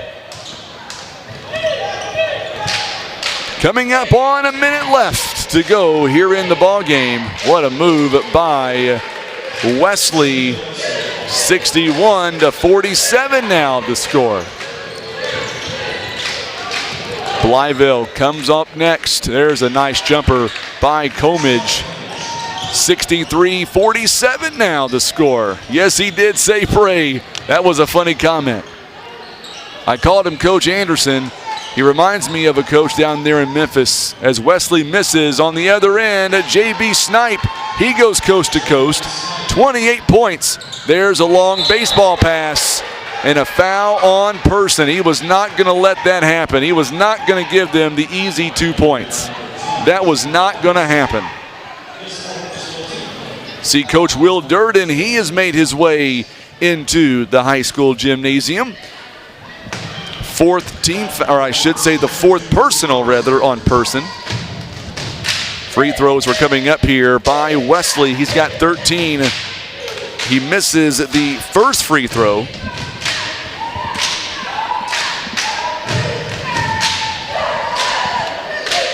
Second one on the way here by Wesley. And he missed them both. 2 key free throws missed. Rebounded here by the Tomcats. Snipe on the rebound. And this game is going to come to an end. So, Douglas, or make that Haywood rather, they're going to move on Thursday at 7 o'clock. If Poplar Bluff gets a victory later on tonight, it could be Haywood and Bluff. Final score 65-47. Good ball game to begin this competition. All right, so what we're going to do is this game goes final. We're going to reset. We'll get the new graphic on the scoreboard for you. And coming up, we're going to get ready. We'll have Tim go down and we'll get this post-game celebration for Haywood. As the cheerleading section, they are ecstatic with this Haywood team getting a win on night number 1 of this tournament.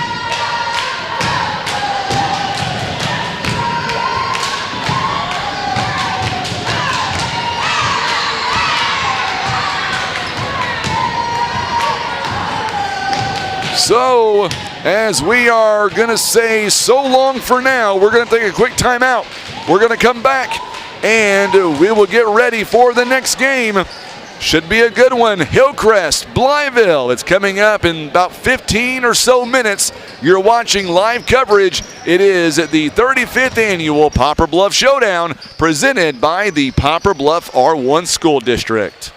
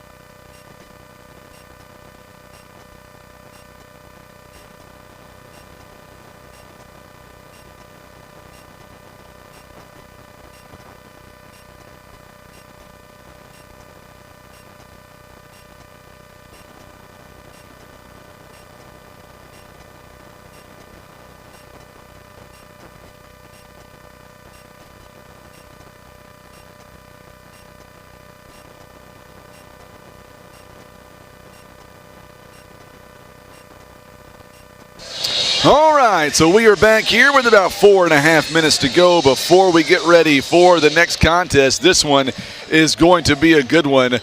Coach Christopher Adams against Mackenzie Pierce of Blytheville. Hillcrest and Blytheville coming up next. Should be a good contest for sure. By the way, congratulations to Haywood. They got a win in the early game.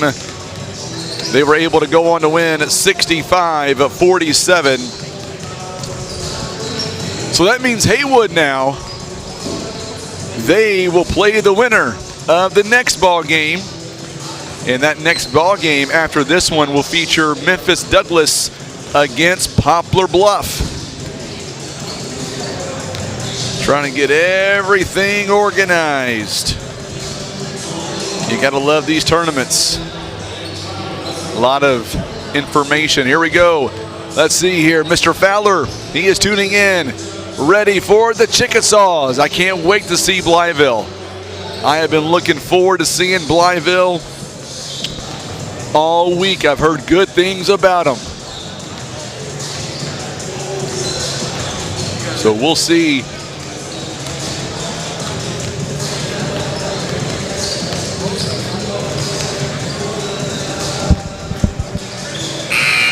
All right, so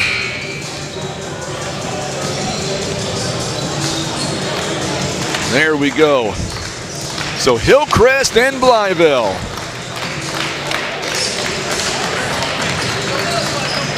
Blytheville, they're going to be wearing the home white jerseys with the maroon trim and the maroon numbering. Hillcrest wearing their black jerseys with the green trim and the green numbering.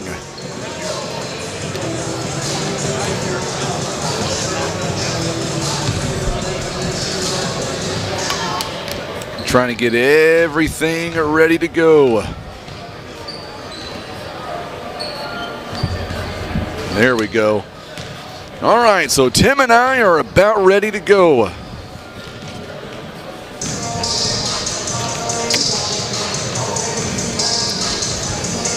Ron Withrow is tuning in. Glad to have Mr. Ron Withrow for the Poplar Bluff Showdown. He says, Happy New Year, Tim.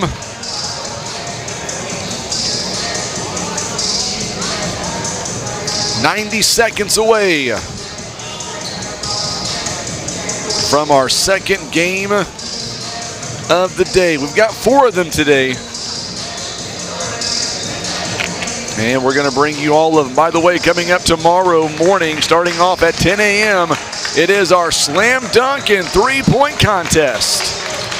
That'll be a lot of fun. We'll have that on Facebook and YouTube for you as well.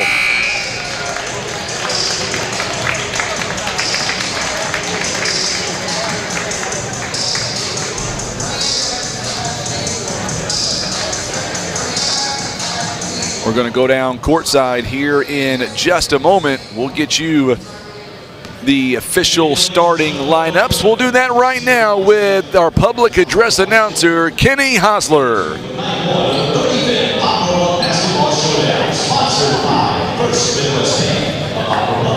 This is the 5:30 contest, and they feature the visiting team, Hillcrest High School from Memphis, Tennessee, and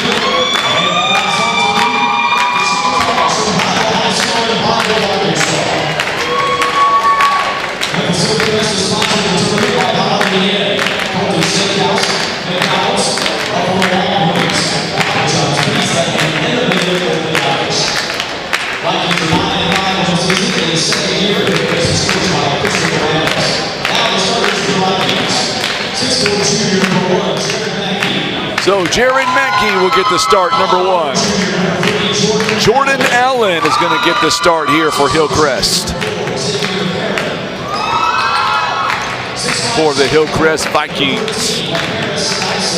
LaParis Dyson, LaPerez, and Cameron Patterson. So the coaching staff, it is Christopher Adams. Christopher Adams here for Hillcrest. in his first season. And now we've got Blytheville Chickasaws. You know, we talked about the cheerleading section for Haywood. They may not be able to match it, but man, the cheering section for the Chickasaws is off the charts.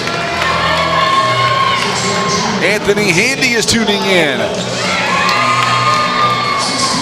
Make sure and subscribe to our YouTube channel this week, so that way you'll get all the feed, you'll get everything. All right. So the starting five is Keyshawn Washington, TJ Jackson, Jeremiah Wells, Shamar Marshall, Rashad Marshall. For Hillcrest, Jared Mackey, Jordan Allen, Xavier Heron, LaPerez Dyson, and Cameron Patterson are the starting five here for the Blytheville Chickasaws. For Blytheville, you got to watch out for Rashad Marshall, averaging 19 points, 12 rebounds a ball game. So here we go. In the middle, it'll be Rashard Marshall. He is a 6'9" senior. And we are officially underway. It's going to be controlled by the Blytheville Chickasaws, coming in 13-0. We're going to lob it up. The pass is, the first shot is no good by Rashard Marshall, but he gets his own missed shot and goes right back up for the easy deuce. Miss Jones says, let's go Chickasaws. And we're going to get a travel called on Jared Mackey. Hillcrest turns it over. Hillcrest with their first turnover of the ball game. One thing you don't want to do against Blytheville is turn the ball over. They're coming in 13-0. Matter of fact, we were at the banquet today, and one of their players made it very clear. There's that lob pass again. They love going down low to him, and it works every time. Keyshawn Washington, nice lob pass. I was going to say, Keyshawn today, there's nearly a steal. Three-point basket along the outside is good by LaPerez Dyson. What a move that was. Jared Mackey on the assist. I was going to say, during the banquet today, Keyshawn Washington, when he spoke for Blytheville, he made it very clear.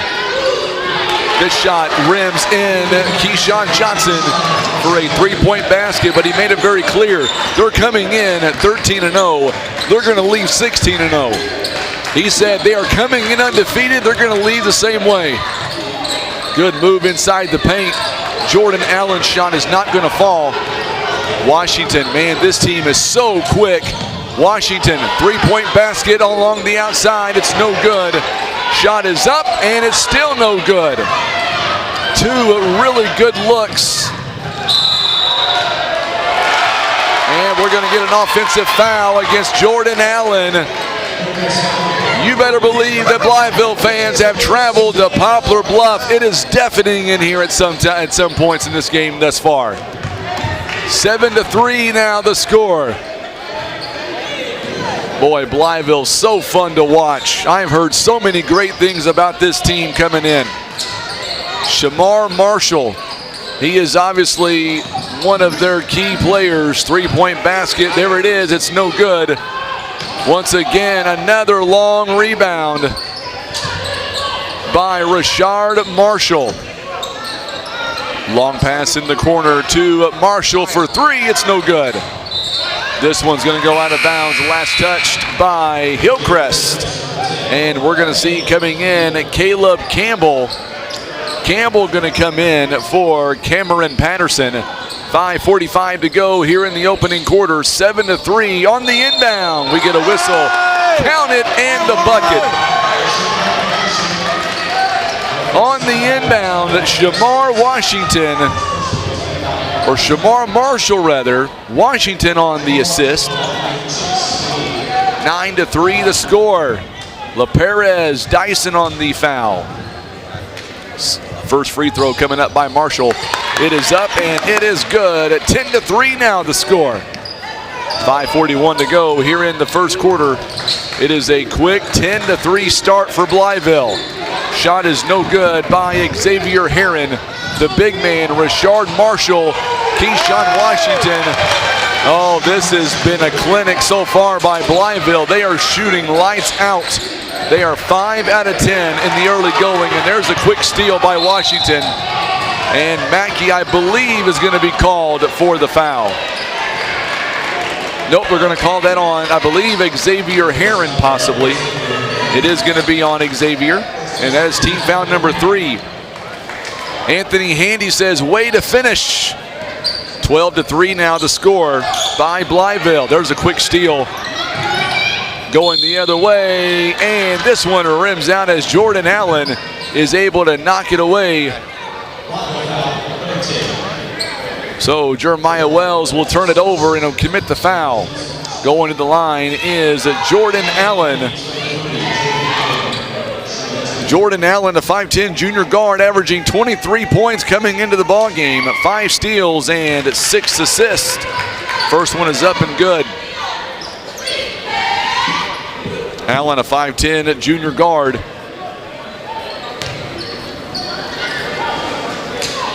Second one is up, and it is good as well. 2 points, 12-5 now the score. Coming up on the 5-minute mark. Long pass to the outside. Shamar Marshall now tries to find somebody down low. This time he'll take a jumper and it's good. 3-point basket, his second. He's got 6 points now.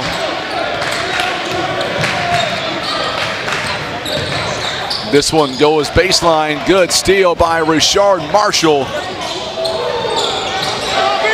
3-point basket by Jeremiah Wells is off the mark. It's no good.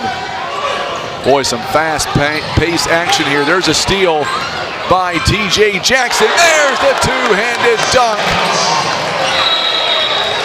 Oh my, 17-5. What a start by Blytheville. They have come to play. Blytheville. It is a 30-second timeout by Hillcrest. Let's talk about Blytheville for just a moment. Blytheville is shooting 54%, 7 of 13. Rashard Marshall, he is an Ole Miss signee, averaging 19 points, 12 rebounds. So far here in the ball game, 6 points. He is not disappointing anybody to this point. 6 points and 3 rebounds so far.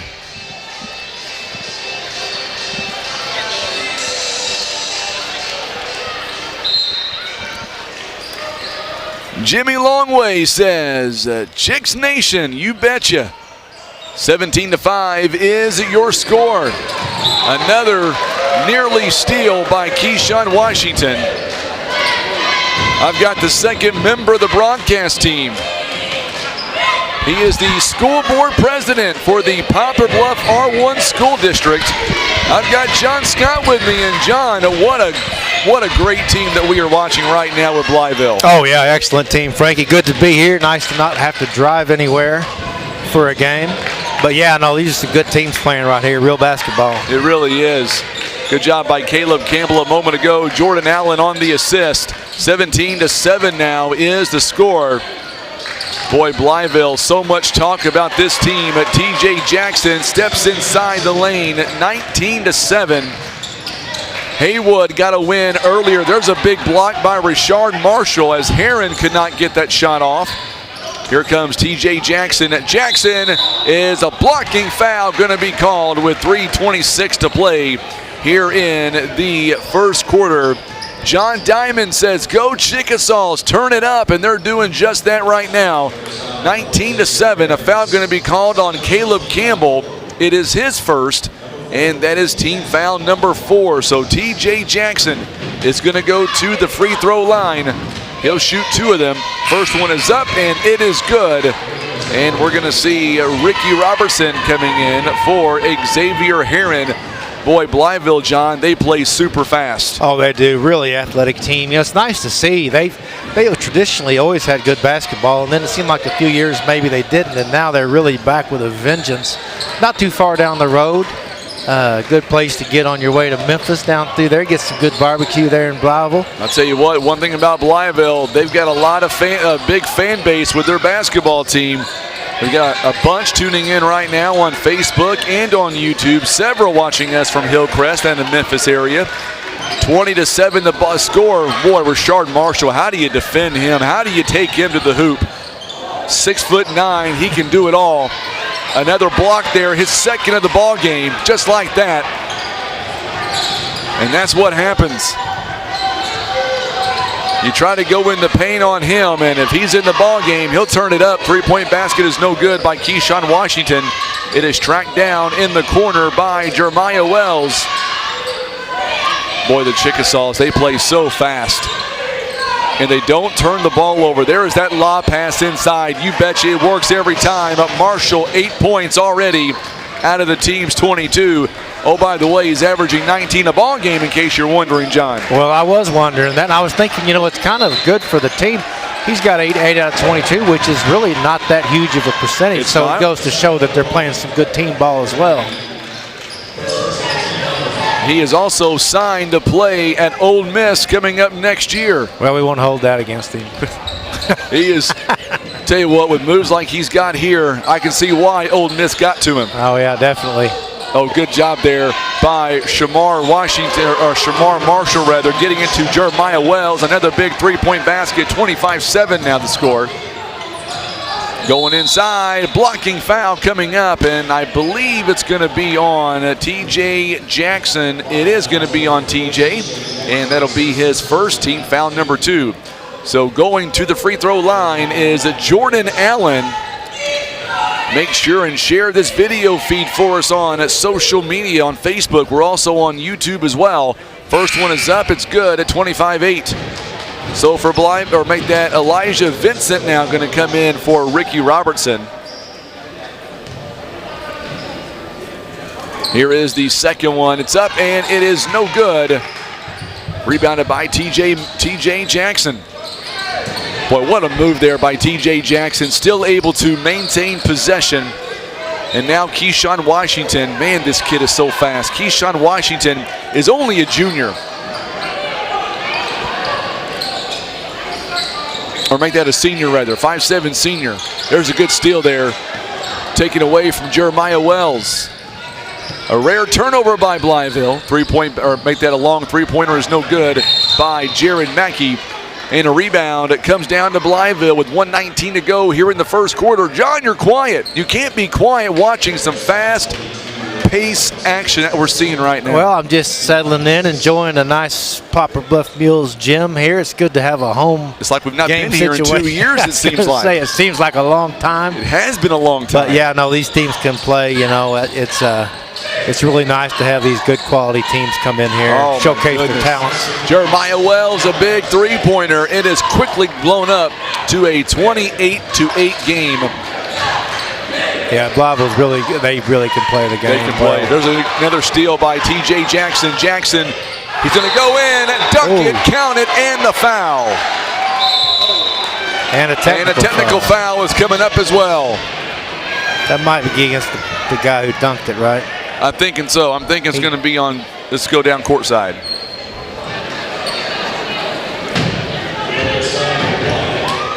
So it's going to be a foul on Jared Mackey. And T.J. Jackson will get the technical foul after the fact. Not a bad technical foul. I mean, you know, after a play like that. If he can dunk like that, yeah, why not? I would get a technical foul every time I did that. Wow. Yeah, if I could get up like that, man, I'd dunk it every time I could get anywhere close to a goal. I've heard so much about these teams coming in, and Blytheville was heavily talked about. Now I know why. They are very good at almost every faction of the game. So the technical fouls are being taken by Jordan Allen. He knocks down both of them. Got a chance to interview the Hillcrest head coach before we got started here, Christopher Adams, and he told me that with Blytheville, man, they're going to run and gun all ball game. All he's going to try to do is try to catch them in a few mistakes. Is that 30 points in the first quarter, yeah. Frankie? And we still got some time left, by the way. I thought there was going to be halftime. No, wait a minute. That's the first quarter. Yes. Okay. So Shamar Marshall with the foul. 14 fouls. 7 by Hillcrest already. Shot is no good by Mackey. Rebounded here by the Chickasaws. Is going to go out of bounds.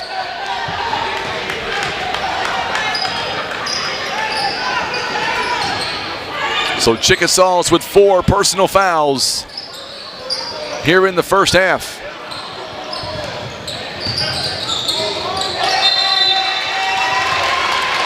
And we're going to get a whistle here. It's going to go against Blytheville, make that against Hillcrest rather. Another unforced turnover there, 25 seconds and counting. It is a 20-point lead. John Fowler finished strong for TJ following that dunk. Already seen a couple of dunks here in this showdown. It's good to be back at home, John. Glad really to have is. 8 teams. Good to be here. Good to spend a few nights in the Bluff watching some good basketball. Good move. Oh, what a move. Lord. Oh, my. 10 points by Rashad Marshall. Woo, that was good. Oh, that's Globetrotter business right there. Oh, my goodness.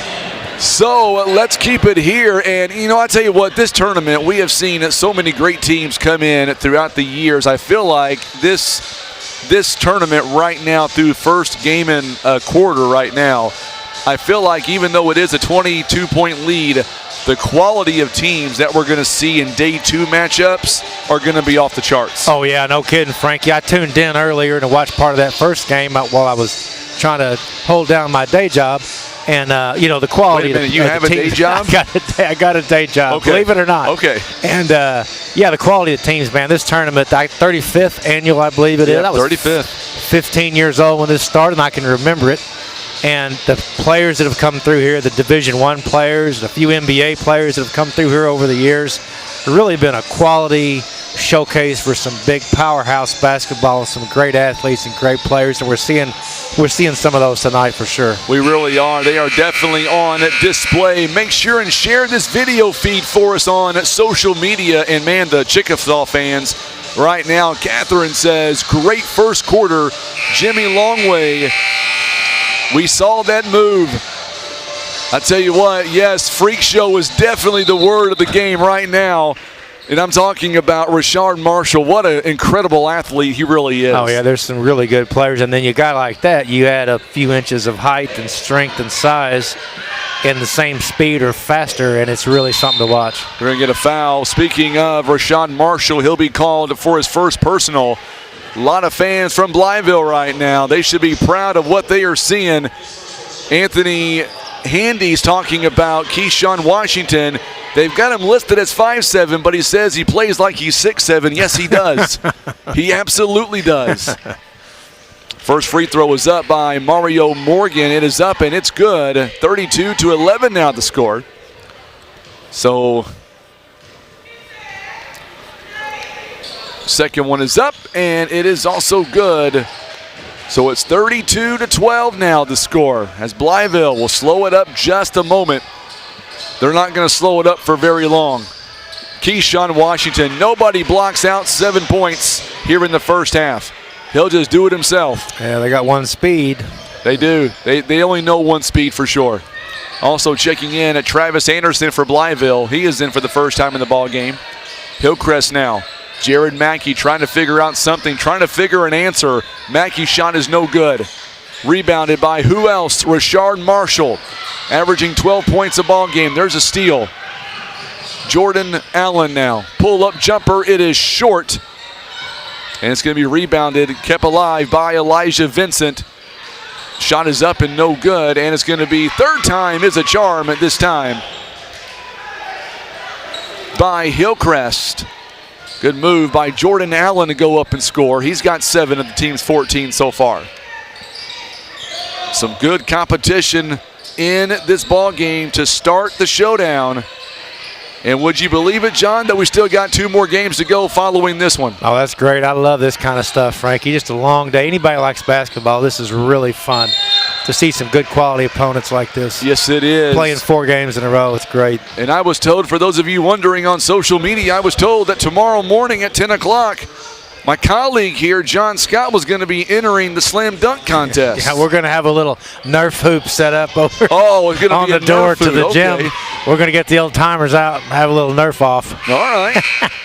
Well, I always love watching the slam dunk contest. They do a phenomenal job, and to see these participants come in, it's really a sight to see. Well, you know, the athleticism of kids in general, but over 35 years from when the first, I'm not sure they had the slam dunk the first year, maybe the second or third year they started that. You know, there was some great dunkers and all that, but now, man, these kids, it's like watching how the NBA slam dunk contest used to be. It really is. They do some really interesting stuff. So both free throws were made. And we're going to get a whistle here, and I believe we're going to get a foul. And it might be on number 11, Shamar Marshall. If it is, it's number 2 on him. And he will come right back out of the game. Jeremiah Wells will come in. So now both teams are in the bonus. By the way, you see our new scoreboard. You see who's working my scoreboard here tonight. We're going to talk about a payment package for my son, yes. We're going to work on a contract on that. Xavier Heron's shot could not fall. So now moving inside is Jeremiah Wells, misses his shot. Long rebound by Mackey. And here comes Hillcrest. What a move by Jordan Allen. He's got 9.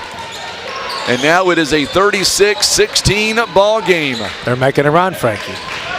It could happen. I'm not going to take away anything from anybody in this tournament. That Missouri game the other night against Illinois, they're up 35, and I told my son, I said, you can't rest easy till there's about 90 seconds left. Yeah. Because if there's a way to screw it up, Good it could move happen. Inside. First shot no good by Anderson. He's going to get the rebound, I believe, and is it going to be a foul or is it going to be, no, they're going to say jump ball. So it's going to stay with Blytheville on the jump ball.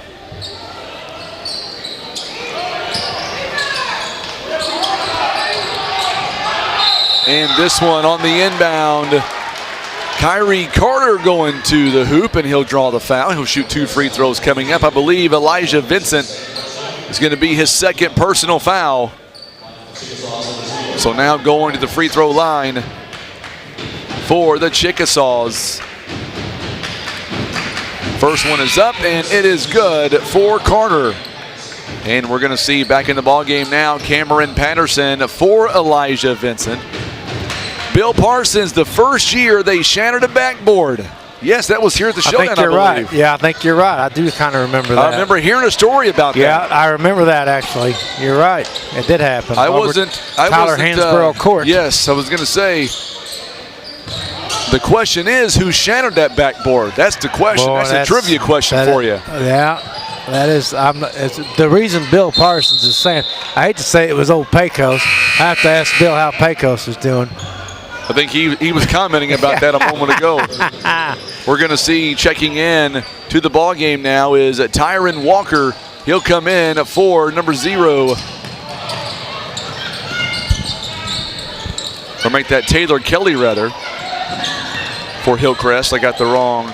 There we go. Where Cameron Patterson cannot get the shot to fall. Handy now. Down the court quickly.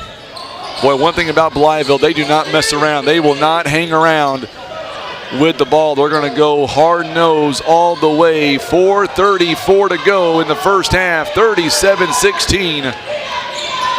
Possession arrow will favor Hillcrest. Good move. Shot is no good. Offensive rebound by Carter is no good. And here comes Hillcrest now. Long three-point basket by Allen is no good. Allen's shot still up in the air, and Keyshawn Washington somehow will steal it away. And now going the other direction is Carter. Another offensive rebound by Anderson. It's no good. And we're going to go out of bounds this time. It'll be last touched by the Chickasaws. They've cooled off a little bit. Second quarter, not quite as hot. Not by much, though. Travis Anderson will take a seat. Coming in is Billy Davis. Wears number 20 for the Chickasaws. Boy, what a big audience here tonight on Facebook. and on YouTube. Appreciate all of you folks tuning in. First day of the tournament. We love putting this on. This is Tim and I's second year as Heron cannot get the shot to go. Maybe tripped a little bit. Keyshawn Washington, everybody getting their hands on the ball as Handy is able to go up and score. Good assist by Jeremiah Wells. Extra passes lead to points right now for Blytheville. Shot is no good by Dyson. It's going to go out of bounds. And last touched by Hillcrest. I was going to say, this is our second season putting on all the games. Last year we had 3 games a night. We had 2 teams drop. This year we're back to a full schedule. That means 4 games per night. Tim and I just did a marathon last week, 26 ball games, and here we are for more. Yeah, I tuned in for a little bit of that. It was, it's good. It's a good service, Frankie. And this, you know, when we have 2 teams from out of town, it's really nice for families and friends and school folks, whatever, to be able to watch this. Don't have to make the trip. Obviously, we had bad weather recently. It was nice and warm today, but it was nice and warm in this gym after the banquet today. Yeah, it's kind of. They turned it down, thankfully. It's like bring your sunscreen for the rest of the week, kind Absolutely. of a deal. But you know, it's nice for people to be able to tune in and get to watch their family members, their kids, whatever, play these games, and it really comes through well. The camera, obviously, very good work and crystal clear, and a scoreboard operating. Just a good deal, Frankie. It really is. Good crowd here in the gym as well for the earlier game. It is a good crowd. I was thinking the same thing. Did you get a chance to see earlier in the first game as we see a foul on Taylor Kelly? Did you get a chance to see in the first game the cheerleading section by Haywood? I don't think I've ever seen an out-of-state cheerleading squad quite that vocal. They were fun to watch. Yeah, having a good old time. They were. These kids. I bet their feet are sore tomorrow, though. They did a lot of stomping. They get some good bonding and get to take a little trip and spend time with their friends. And it's stuff these kids will remember forever. 43-18 now the score. Washington 11 points in the ball game. Good move inside. Xavier Heron now. Mackey trying to find something open, but everybody guarding the lane. There you go, big fella. Jared Mackey gets a bucket. 43-20, his first 2 points of the game. And now here we go for Keyshawn Washington. Good point guard for the Chickasaws. He is so quick. He makes those laser passes. We just saw one. This one didn't go their way. But typically, man, they are spot on. 3-point basket in transition. Jared Mackey, he's got 5. 43-23 now, back to within 20. Next game features Douglas and Poplar Bluff. Be our first home game for Poplar Bluff all season. Yeah, that's a sink or swim deal. You get a home game when you got to play a team like Douglas. You ain't kidding. Good move inside by Kyrie Carter inside the paint there. Good job by Billy Davis on the assist. 45-23 now the score. Good move. Taylor Kelly gets his first bucket of the ball game. Well, that was by Jordan Allen who made that shot possible. 45-25, still a 20-point ball game. Quickly now, Jeremiah Wells, he's got 2 more. Give him 8 for the ball game. Another assist by Keyshawn Washington. Blytheville already has 14 assists here in the first quarter, in the first half. Yeah, Hillcrest, their defense is just a little bit lack. I think they got down so much and they just let up a little bit on the defensive end, but they've come alive a little bit second quarter, scoring some more points. They look better, definitely look better. Keyshawn Washington, by the way, 6 first half assists out of the team's 14. He is sure fun to watch. Washington, 11 points, 6 assists, getting close to a double-double. There may be another one, it is. Kyrie Carter, a 3-point basket. Who got the assist? Keyshawn Washington. Yeah. I'll tell you what, Blytheville fans, this kid's fun to watch. Yeah, unselfish player. Good move by Jordan Allen.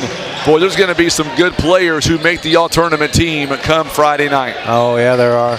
Yeah, well, these teams are both well coached. You know, these kids maybe a little bit outmatched here, but well coached teams, both of them. Absolutely. Basket is no good.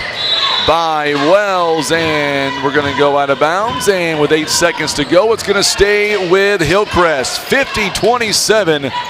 Blytheville, they might shoot 100.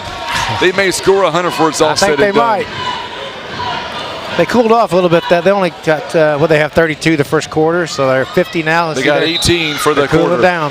They outscored Hillcrest 18-17 here in the quarter. So far, they got 4 seconds. See another spectacular play here if we're not careful. So Jordan Allen, by the way, picks up a second foul. 50-27 the score coming up at halftime. We'll break it all down for you. Washington, another pass. Here it is. Muddy saw that one the moment it left his hand. Wow, what a shot. What a scoop there by Jeremiah Wells, 11 points. We've got to Anthony, that's right, a proud dad right there, talking about his son who wears number 2. He has been phenomenal to watch, taking over the game. Don't go anywhere. We're going to come right back and break down the first half. The Chickasaws are on fire. They lead at 53-27. You're watching live coverage of the 35th annual Poplar Bluff Showdown presented by the Poplar Bluff R1 School District.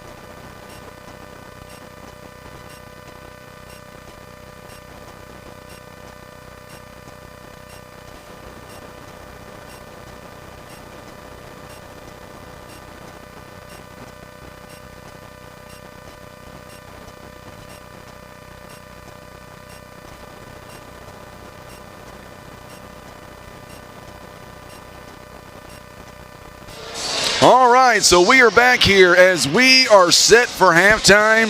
I tell you what, John Scott's right here beside me, and what a first half here by Blytheville. They have come to play here this evening, 53-27. They're on pace to score 100. Oh, yeah, and I think they easily can. They've really played almost a flawless first half. Certainly have the superstar player, but they've got about 5 or 6 guys can really play the game, and they came out of the blocks really fast and really got up and down the floor, and great assists, great passing, unselfish play, great shooting. 2 buzzer beaters, not really buzzer beaters, but plays at the end of the first quarter and the second quarter to not rack up 5 points that most teams would not have gotten. So, yeah, so far so good for Blytheville. Good to see a couple of well-coached teams in here. And, of course, Hillcrest, they came alive a little bit the second half. They got some good athletes, but, man, they ran into a buzzsaw with Blytheville. They really did. You look at the overall shooting here in the first half, Blytheville, they shot the ball 54%, 20 out of 37. 37 shots in the first half. I've been at games where a team wouldn't shoot more than 40 times in a ball game, and they're already at 37. But here's the most impressive stat to me. 5, and this team plays fast. One of, I'm sure you would agree, one of the fastest teams I've seen play in a long time. 5 turnovers in the first half. That's incredible. Oh, it really is. As fast as they played, only have 5 turnovers in the first half. Truly remarkable. We see some fast teams. New Madrid, Charleston, Sykeston, absolutely. Even Jackson and Cape now are playing fast, but they don't play this fast, and they certainly have more turnovers, a lot more up and down, back and forth. But yeah, this Blytheville team, I can't imagine too many teams in Arkansas that can give this team a real good run for its money. Check this out here in the first half. 3 starters already in double figures. Rashard Marshall, 12 points. Keyshawn Washington, 11 points. Jeremiah Wells, 11 points. Oh, by the way, Keyshawn Washington, in case you're wondering, he is only 2 assists away from a double-double. We're only at halftime. He gets that elusive first half double-double. That's remarkable. And, I'm watching that kid. He seems like a really nice kid. He's not showboating or doing anything. No, he's not. He's just playing his game, and he's getting his assists, and he's getting his points. He's running the floor, and I can see why a team like Ole Miss would certainly want that guy, because he's certainly a player. It looks like an all-around good kid. And it's hard, I was thinking about this, Frankie. It's hard to remember that these kids are just kids, because they sure don't look like kids, right? No, they don't. And some of these kids don't play like kids. No, they sure don't. No kidding, They are playing really good. And, and speaking of Hillcrest, I know they're down, they're down by a bunch right now. They've had some high points. Jared Allen, 13 points in the ball game. Jared Mackey, those guys have been all over the floor. They just ran into a brick wall, and we knew this, or they knew this going in.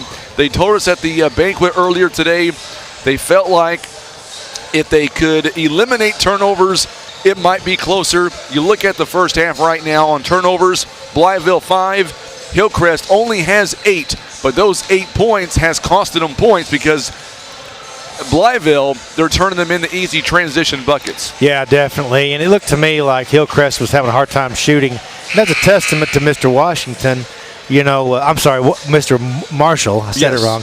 That, just him being on the floor, there's opposing teams, it changes their shot. They get down in the paint where they might have an open look, but they're going to be thinking about him, because he's going to swat it if he gets anywhere close by. So it looked to me like Hillcrest was having a hard time connecting, a little bit cold starting out.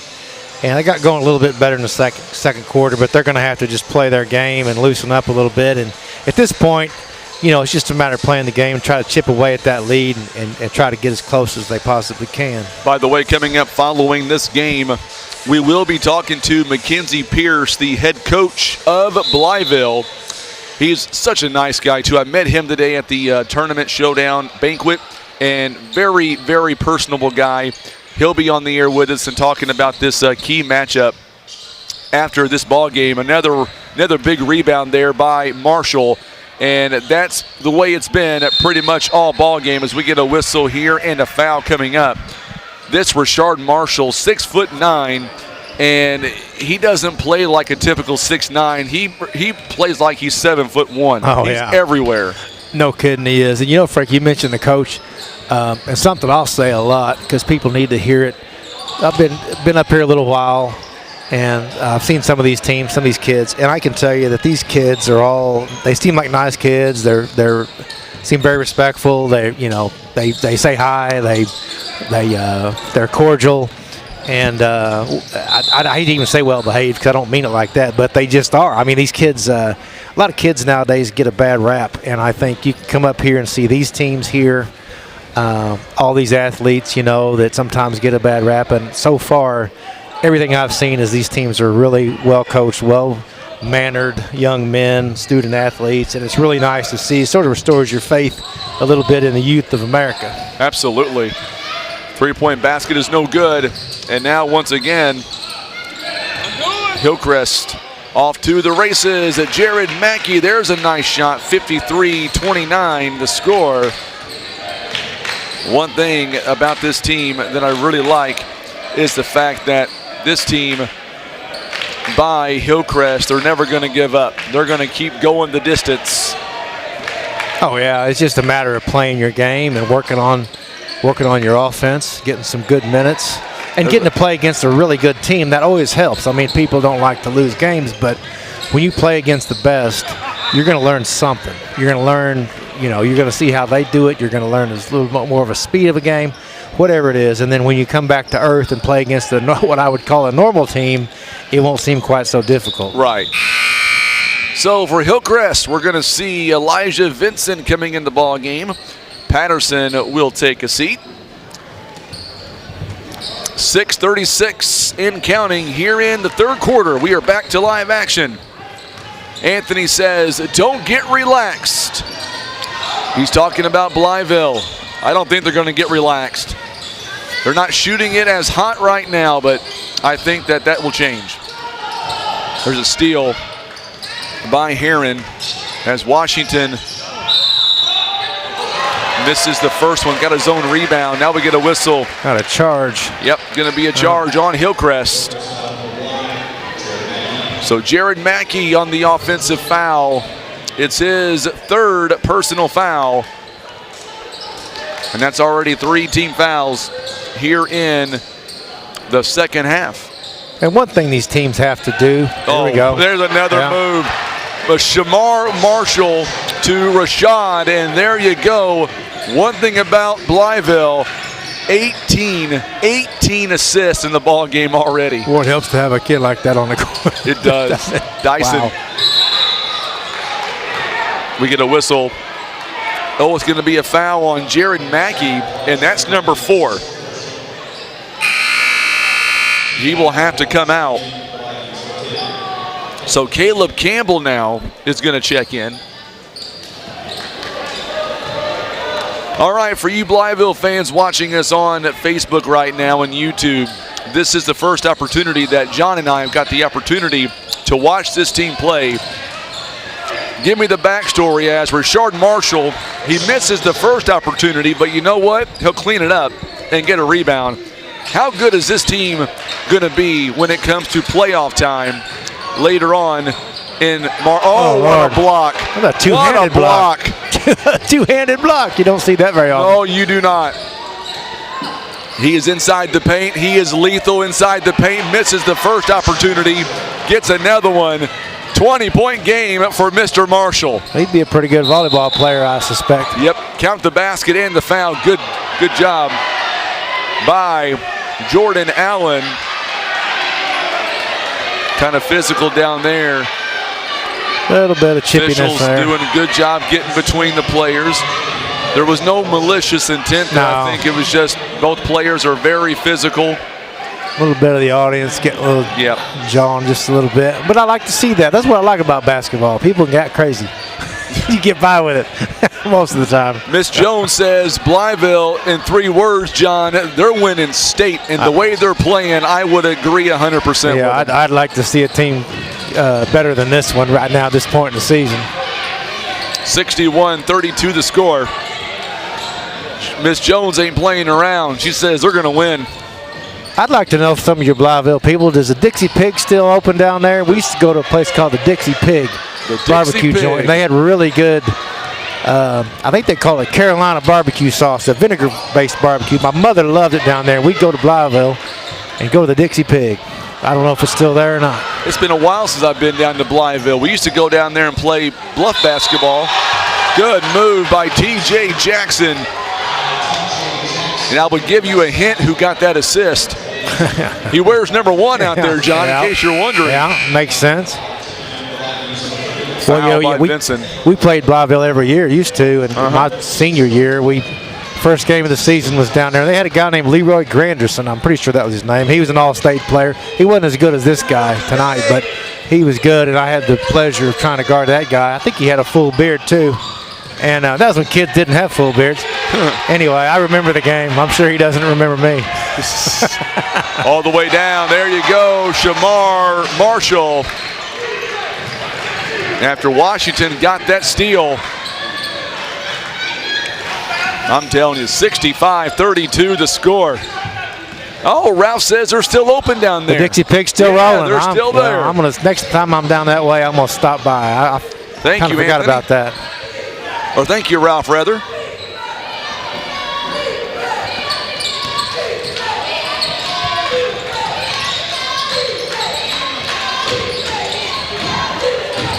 .342 to play here in the third. 65-34 Washington. He is so smooth to watch. 13 points. Mr. Fowler says getting scary now. He's referring to the Chickasaws being scary good. Marshall, biggest. Oh, yeah. He's going to draw the foul. That could have been huge for T.J. Jackson. Oh, Lord. I want to see this kid. I want to see him in the dunk contest tomorrow. Yeah, at 10 o'clock. No, that's going to be something for sure. Yeah. I like the three-point contest, too. That's always a good one, too. But, yeah. That's incredible. These kids, they can get up, man.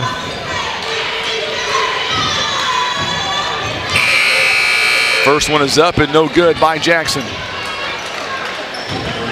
So coming out of the ball game is it Taylor Kelly. Second one up by TJ. It is up and good, 68-34. 3:15 and counting.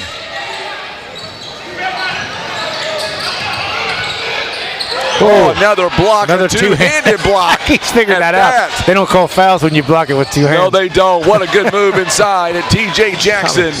That's a volleyball move. Goaltending. Boy, he gets up, man. To be that tall and get up like that, Lord. He'll be a fun kid to watch at Ole Miss. Hopefully, they'll dominate in games against everyone but Mizzou. I'll just say it like that.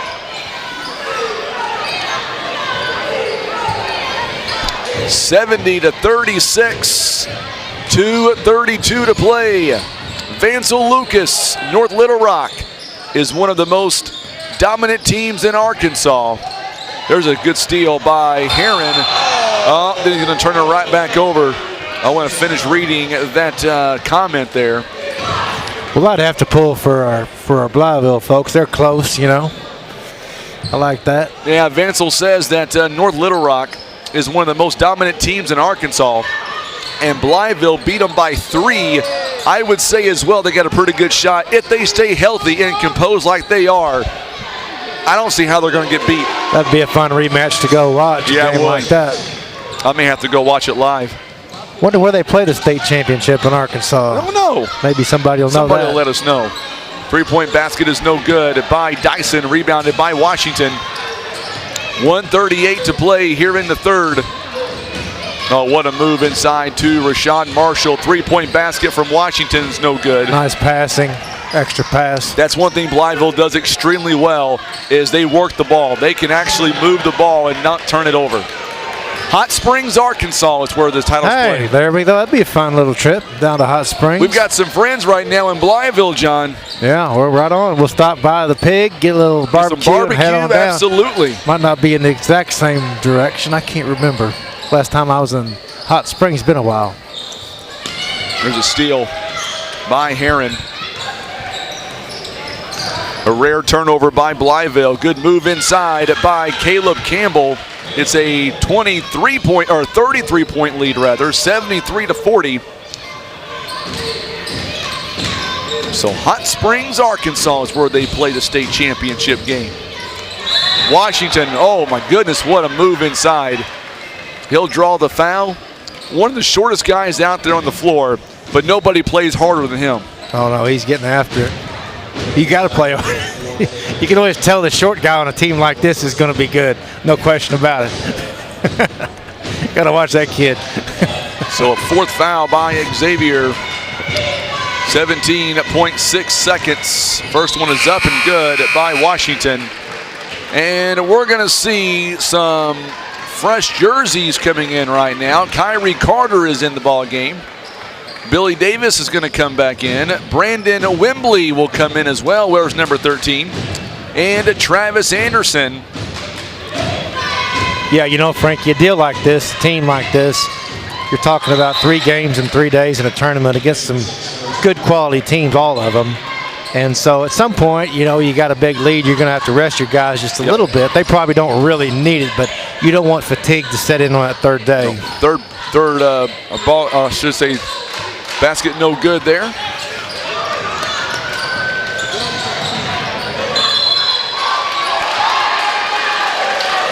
And we're going to get a whistle here and a foul. When you can pull your starters in the third quarter, that means you know what that means. It's either really good or really bad. They are doing phenomenal. They're doing okay, yeah. John Diamond says he is a true point guard. Talking about Washington, he is. He absolutely is. And it's good to see that. You know, I really like a team that has a true point guard.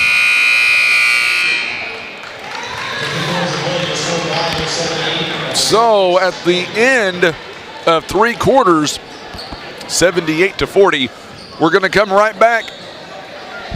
You're watching live coverage of the 25th annual Poplar Bluff Showdown presented by the Poplar Bluff R1 School District.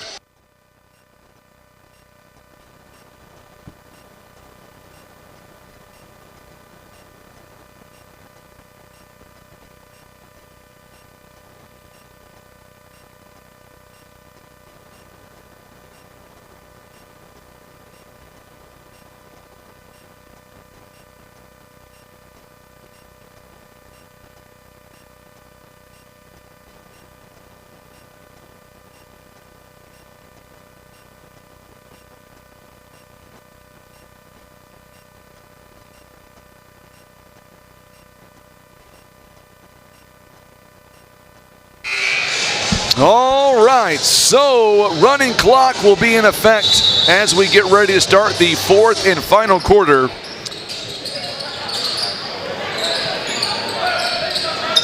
Make sure and hit that subscribe button for us on YouTube. Coming up on 500 subscribers, John. Party, 500 subscriber party. You're going to buy everybody a corn dog once we get to 500. Got to find a reason, man. Tell you what. Going to get a whistle here and a foul, it looks like, on Jordan Allen. Clock will continue to run. It's going to be team foul number 9. So we're going to walk the length here.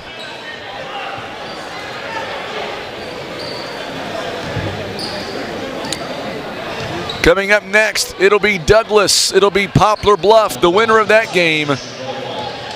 They're going to have a hard game tomorrow against Haywood. Let me tell you. They're going to have to eat their Wheaties tonight. I'm telling you. Tomorrow morning. Man, Haywood was a fun team to watch, too. Tie those shoes tight. I'm telling you. 79-40 the score. Travis Anderson first points of the game. I don't think they'll try to lose the next game. No. But, you know, it'll be one of those 0-0 deals. Somebody's got to score at the end so they get to play this team. I'm telling you.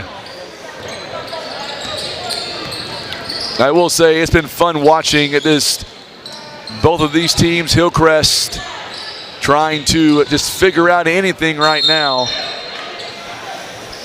80-40 the score. Yep. Jimmy Chickasaws 13-0. You missed a great banquet, Jimmy. They did say during the banquet they're going to come in undefeated. They want to leave the same way. After this game, they'll be 14-0. Coach Pierce is going to join us following this game, by the way. I can't wait to be able to interview him. You met him yet, John? I did not. I have not. Super nice guy. You'll like him. It's interesting. They play. I guess Arkansas starts their season a little bit earlier. They do. To get 14 games in. What are we at 6? Yeah, we're at 6. Yeah. You know, one thing about Arkansas basketball, they just implemented it this year. I was talking to Coach Pierce about this, and they just implemented, as we see an offensive board there. A shot clock. They did. I heard they had little a shot birdie. clock. Well, I'm sure that's not a problem for people Blytheville. People like it. People down there in Arkansas, they Yeah. like the shot clock. I think eventually Missouri is probably 7 years away from getting that done too. Yeah, the last couple of years, there have been some weird games. You know, was it Charleston that just held the ball one game for like 6 minutes of a quarter, just held it and stood there.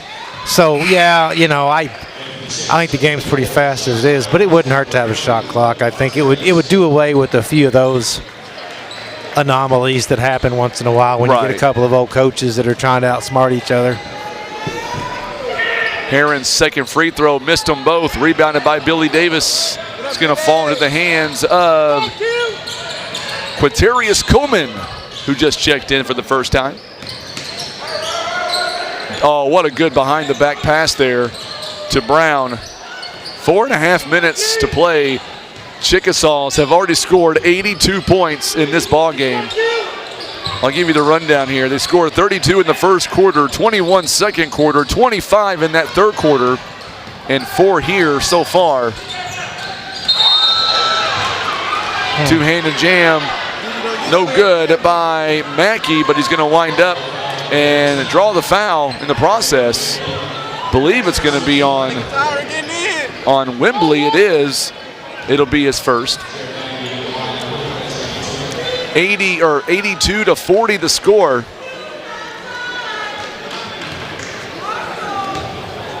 So Wembley picks up his first personal foul.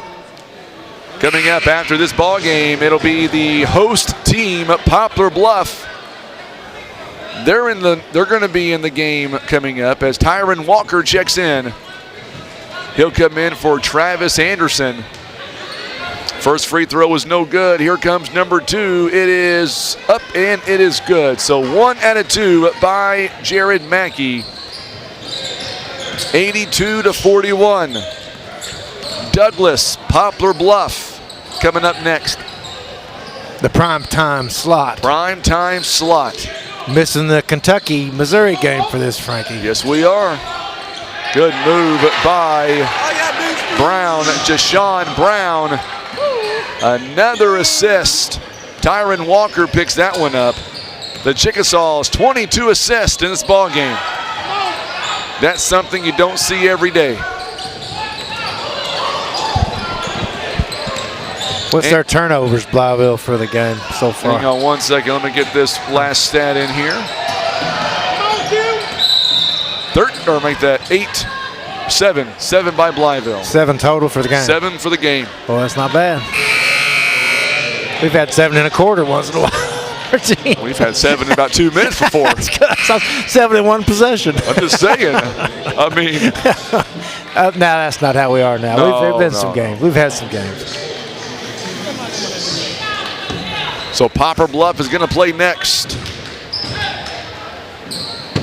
Coleman, first free throw is up and good. 85-41. For the Blytheville fans watching us right now, is there any weakness that you're concerned about with this team as you guys move forward to the next part of your season after Christmas? Is there any part of this game that you're like, you know what, we've got to clean it up moving forward?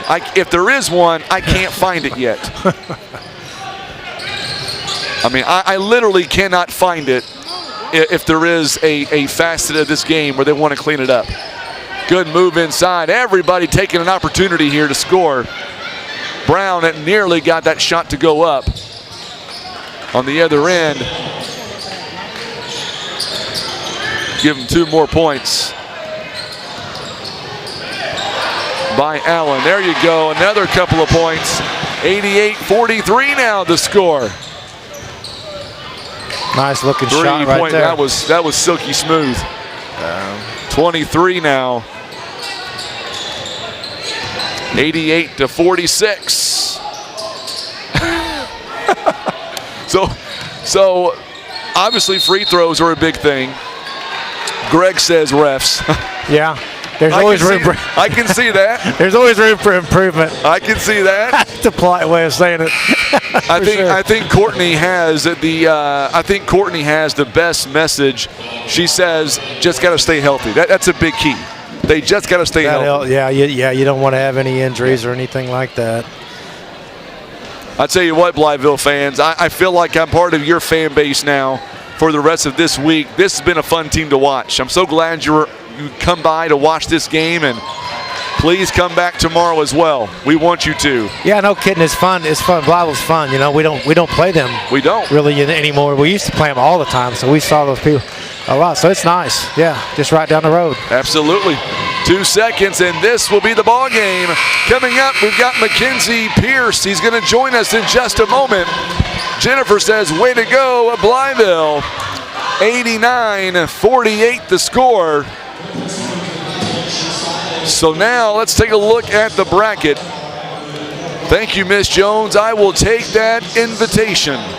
So tomorrow, that means Blytheville now plays the late game tomorrow night at 8:30. They are going to play the winner of either Springdale and Germantown, and that'll be at 8:30 tomorrow night. Meanwhile, Hillcrest is going to play at 4 p.m. tomorrow, and they'll play either Springdale or Germantown at 4 o'clock tomorrow afternoon. So we've got a long way to go here tonight. Now you see a team photo here with Blytheville. I like this here. As we see the coaching staff, Mackenzie Pierce, I believe, is going to be coming up. I'm not 100% sure. There he comes. Yep, he's coming up. So we'll get Mackenzie Pierce to come up here. We're going to talk to the coach. Thank you so much, Courtney. I appreciate you welcome us to your fan nation. We'll take you up on the offer. At some point, we're going to have to go down to Blytheville and get some good old barbecue. We're going to welcome up Coach Pierce now. I am so excited. We move that camera over here, Tim. Is it possible to swing around? We're going to try it. We'll let you right here, Coach. We'll let you get in here and welcome aboard. So first off, Coach, what a dominating finish here tonight, 89-48. And I told you this during halftime. You've got a very loyal fan base. They've welcomed me with open arms to your fan base, and your team was so fun to watch here tonight. I appreciate it. That's Chick Nation. Shout out to Chick Nation. They're strong. Maroon and white runs deep in Blytheville, and they support us every night, and we appreciate them. We know that if they're not here, they're tuned in, and we feel their support and love back home for sure. Was there any part of this game that kind of got you scratching your head about this team? I mean, you guys were clicking on all cylinders. Here tonight, 22 assists, and Washington, what a point guard he really is for your team. Yeah, he's a stud. He's a big-time point guard. You know, in the recruiting process, we've been telling people, you know, of course, everybody worries about him being 5'7", but I'm like, if he was 6 foot, me and you wouldn't be having this conversation because he'd be going to North Carolina or Duke or somewhere like that. But he's a big-time point guard for us. He doesn't care about scoring, gets everybody involved, and I think his willingness and his ability to pass is contagious, and it really rubs off on all the other guys. And so now everybody else wants to make the extra pass. And like I said, we've been shooting the ball well all year, and you got to pick your poison. You're going to try to cover the three-point line and let a Division I top 50 player in the nation go one-on-one down low, or let us take wide open shots outside. And as long as we continue to play team ball and play good on the defensive end, we're going to be tough out. There's so many things about this team that I really like, and one of those things is Rashard Marshall. Even though he is going to Ole Miss, 6'9", there's other key pieces around him. He's a good team player, in my opinion. You look at this team, as fast as you guys play, at 7 turnovers all ball game. That's incredible. Yeah, that's something, you know, we preach, we harp on it. We do a lot of running in practice when we turn the ball over, and so that's something we always want to be, a high assist, low turnover team. We always preach, you know, hey, however we get it, push it, move it, whatever we get it to the paint, whether it's a drive or a post up, whatever happens after that, I'm cool with. And so we really preach that. And yeah, Rashad, and that's the thing about Rashad, he's an unbelievable passer as well. And that's the thing. We got 5 guys on the floor that can make plays, and then all of them can make shots on top of that. So, when you're guarding and you play unselfish, basketball's an easy game in it, and it looks like that. Coming up in the 8:30 game tonight, you'll meet the winner of Springdale or Germantown. Do you know anything about either one of them? Yeah, we've already done some film. We did some film work on both of them before we came up here. It ought to be a really good game.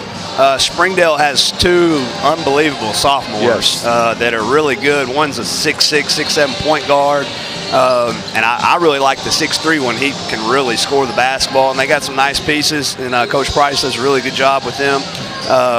And then Germantown, I don't know as much, about their guys and stuff, but I broke their film down.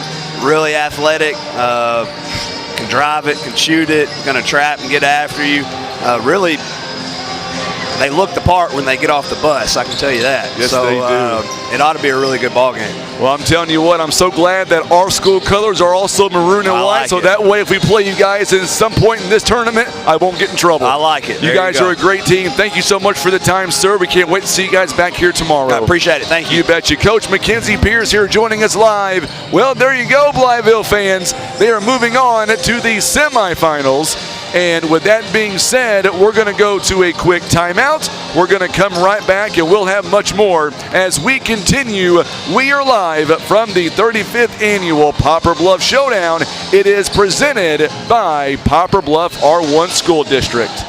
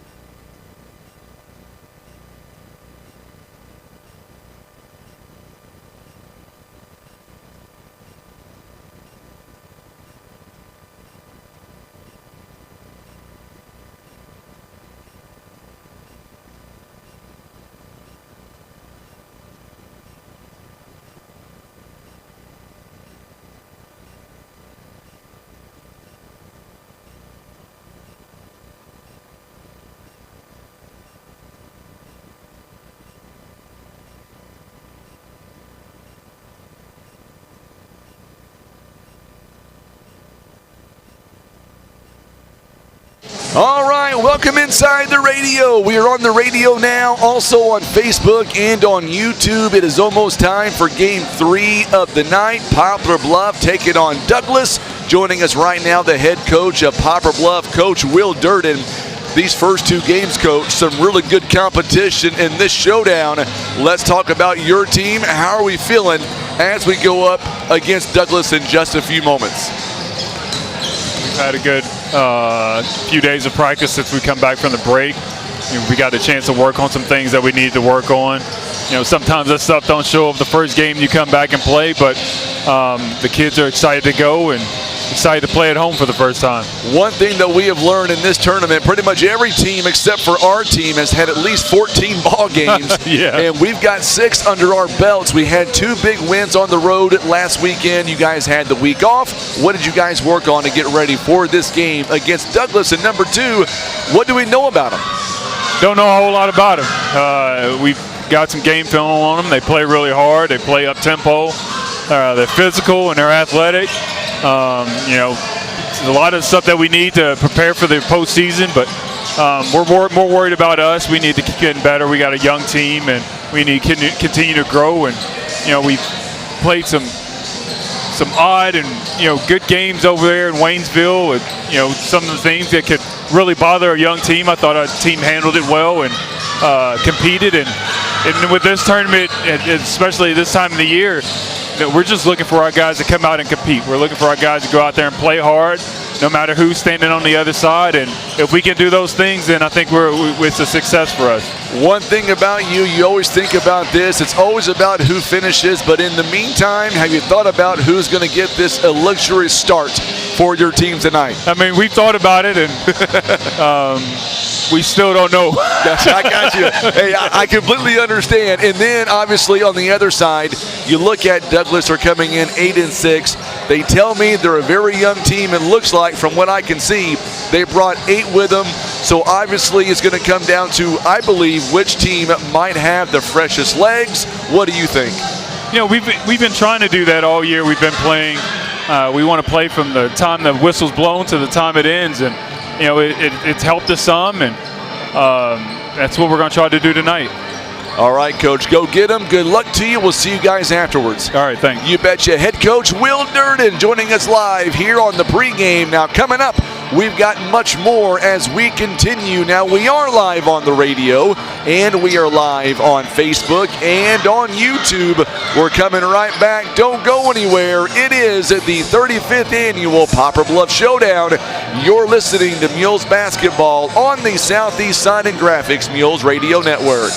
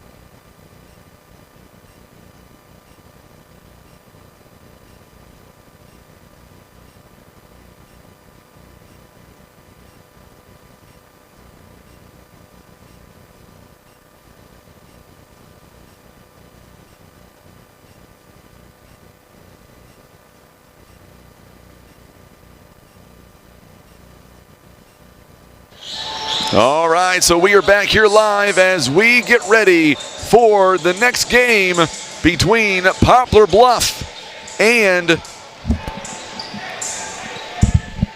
the Douglas team out of Memphis, Tennessee. Should be a lot of fun, and of course we'll come right back. We'll have much more in just a moment as we continue on the Poplar Bluff Showdown. You're watching live coverage of the 35th annual Poplar Bluff Showdown. It is the Southeast Sign and Graphics Mules Radio Network.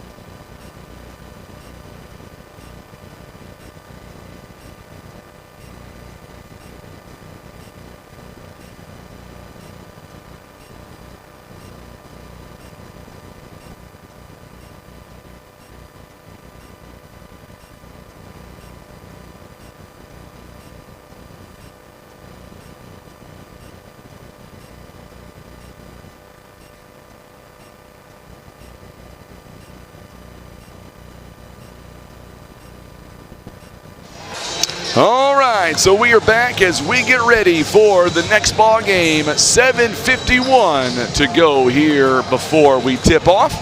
It is Poplar Bluff. It is the Red Devils out of Douglas. So let's get together here in just a moment. We'll welcome back on Coach Adams here before we get started here for the next contest. He is with Hillcrest, and here tonight, Coach, you guys got off to a pretty good start, but then Blytheville kind of took it on runs. Talk about what happened there in the first half as you guys really battled all the way through. Even though you didn't get the result, your team never quit the entire night. I mean, I felt like the key to the game was rebounding. We got rebounded 47-22, 47-26, and I think that was the biggest part of the game. We gave a 2-minute second chance. We would get in the paint. We just the big guy kept contesting a lot of shots. We just couldn't finish in the paint. But not taking nothing Blytheville, they came out, played pretty well. They made a lot of shots. Those are our game plan to pack it in, make them make shots. I think they probably shot 43% for the three-point line. And so I think the key to the game was we were making a lot of shots, and that's kind of what took out the game. One thing that I was impressed by was Jordan Allen, 25 points here, but it was the way he was able to get his points. He never lost composure, and really when he's out there, a true leader for this team.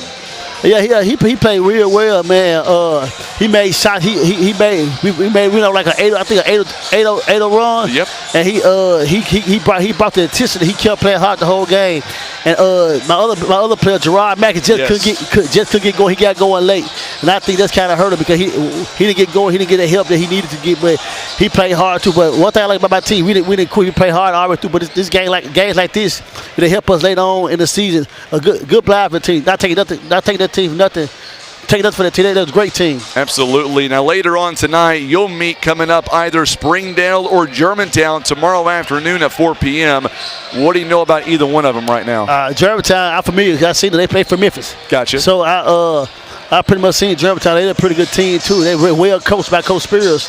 With Touch of Spears. So Springdale, I gotta go back and watch film on them again and see what we gonna do against them. But either team, you got to be prepared for it. It's a tournament. One of them tournaments you ain't got long to think about no game because you lose one, you right back at it. You win one, you right back at it. So we just go give it our best shot and see who wins. All right, Coach. Thank you so much for the opportunity, and we'll have you back on tomorrow afternoon around 3:30, 3:45. Sound good to you? Thank you. You betcha. Coach Adams here joining us live, and of course, that is Hillcrest head coach. We'll have him back on tomorrow as his team will play at 4 p.m.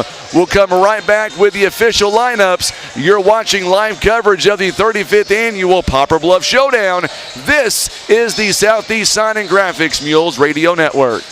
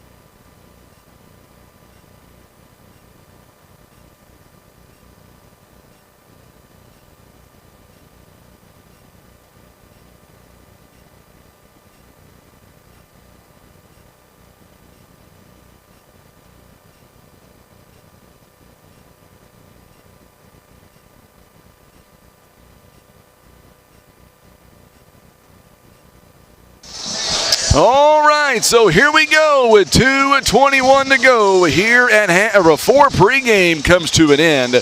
We will have the official starting lineups here in just a moment. I've got Lonnie right here beside me. We've got Showdown we're going to be talking about. You want to do this at halftime, my friend? Okay, we'll bring Lonnie Taylor back on at halftime, and we're going to be talking about the Showdown. He's got all kinds of great things we'll talk about coming up. We've got 2 minutes to go before we get ready for this contest. And here this evening, I should say, we've been here all day, so it's kind of one of those deals where we feel like that it's still afternoon, but it's actually nighttime now.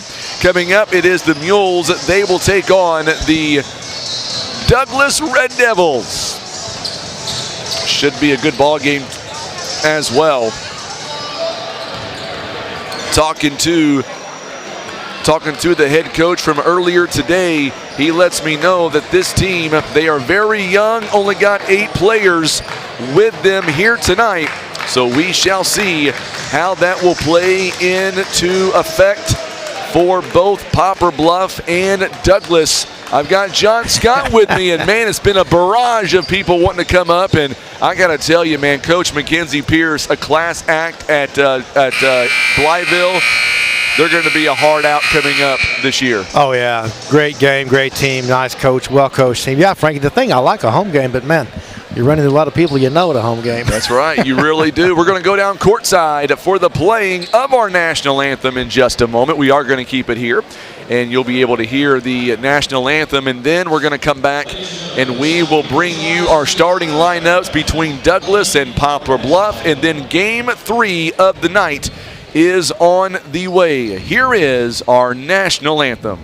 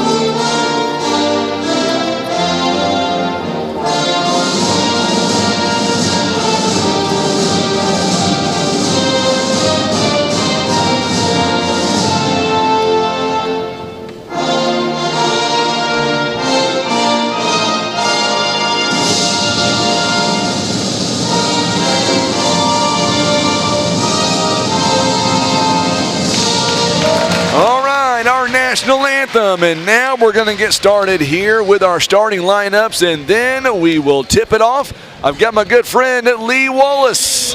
He is tuning in. He says 42-30 right now, Mizzou at the half. There you go, Hey, I like to hear that. I like that update. I knew they would play better if I didn't watch them. They are playing well for sure. Talk about a team, man. If they play like they've been playing, they're going to be a dangerous team as the season goes on. And they are playing Kentucky tonight, right? Oh, absolutely. Yeah, that's what I thought. They get a win against Kentucky after Illinois. That's Mizzou basketball's coming back. They are coming back. Not to jinx anything. Gotcha.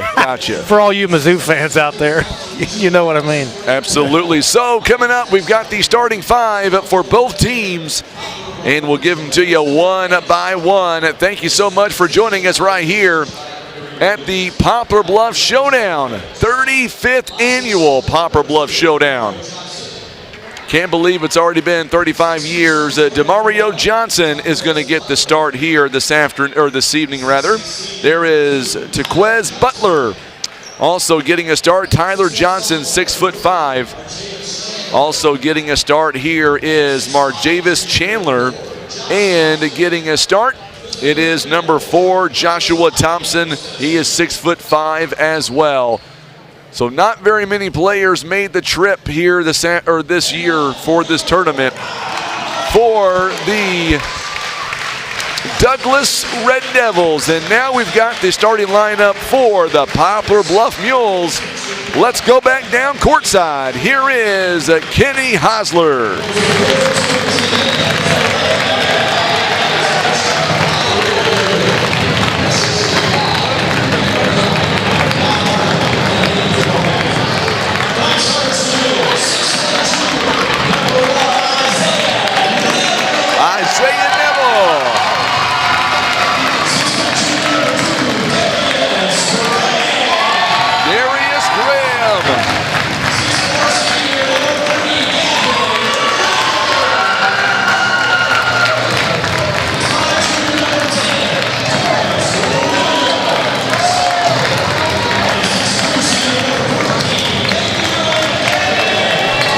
David Durbin getting a start here tonight. So there is the starting lineup. So here we go.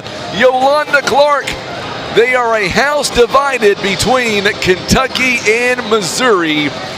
Oh boy, Yolanda, I gotta tell you, we're not a house divided up here. I'm gonna say, go Kentucky. Oh, is that what I'm supposed to say, John? Hey, that reverse psychology, Frank. The Mizzou fans know hope is the worst thing because you get a little hope and then they'll find a way. I see Arkansas beat Kansas in their football bowl game tonight. Yes, they did. Oh, what a move by Torrance Williams. Big block. So now the Mules, quickly, they're going to go right to left on your TV screens and radio dial. Darius Graham works it out to Gavin Rivers. Mules only had 8 turnovers last Saturday in Waynesville. Torrance Williams, shot is up and no good, and he'll go out of bounds. Last touched, I believe, by Thompson. And it's going to stay with Poplar Bluff. I was going to say the other night, on Friday night last week, it was Torrance Williams, a game-high 16 points for him. He seems like he is starting to find himself in this young season. Yeah, he's gotten better and better every game for sure. He absolutely has indeed. A little bit of a turnover there. He's need to settle down a little bit. They're hyped up, first home game. It's always a little tough that first quarter in your home crowd. Students all here. Absolutely. Gym's full. Quick jumper there is no good. Good job by Isaiah Neville. And there's going to be a steal. Good move inside. Cannot get the shot to go down. Here comes Gavin Rivers now on the other end.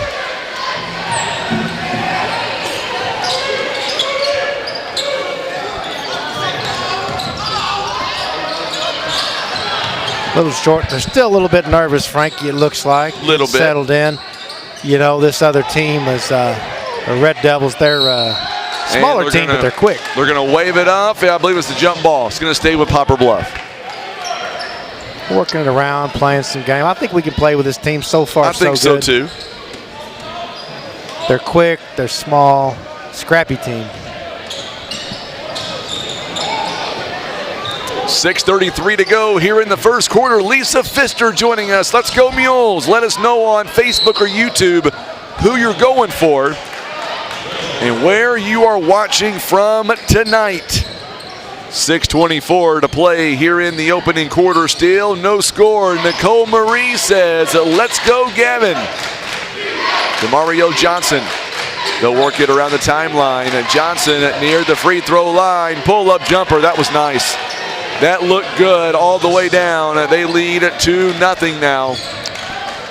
John Scott decides, you know what? I don't want to sit. I'm going to stand the rest of the day. Well, I don't want to have to say it, Frankie, but the railing here, I don't know who designed this railing, but it's almost in the wrong spot. Oh, okay.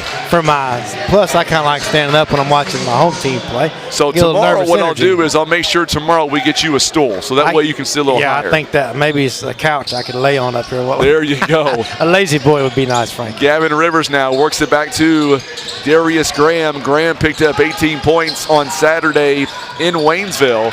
David Durbin, boy, he has played really good ball. This one gets swatted down. It's going to be partially blocked on the way up.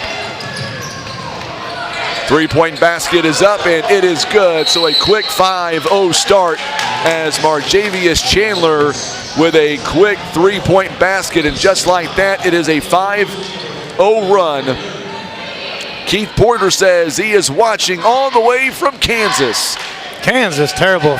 Keith, better get out of there, Porter. Glad to have Keith around here this evening. Our broadcast presented by First Midwest Bank, Kevin's Auto Repair, PB Realty, Legacy Farm and Land Specialists, Whitworth Gift Chest Jewelers, and Rushton's Towing.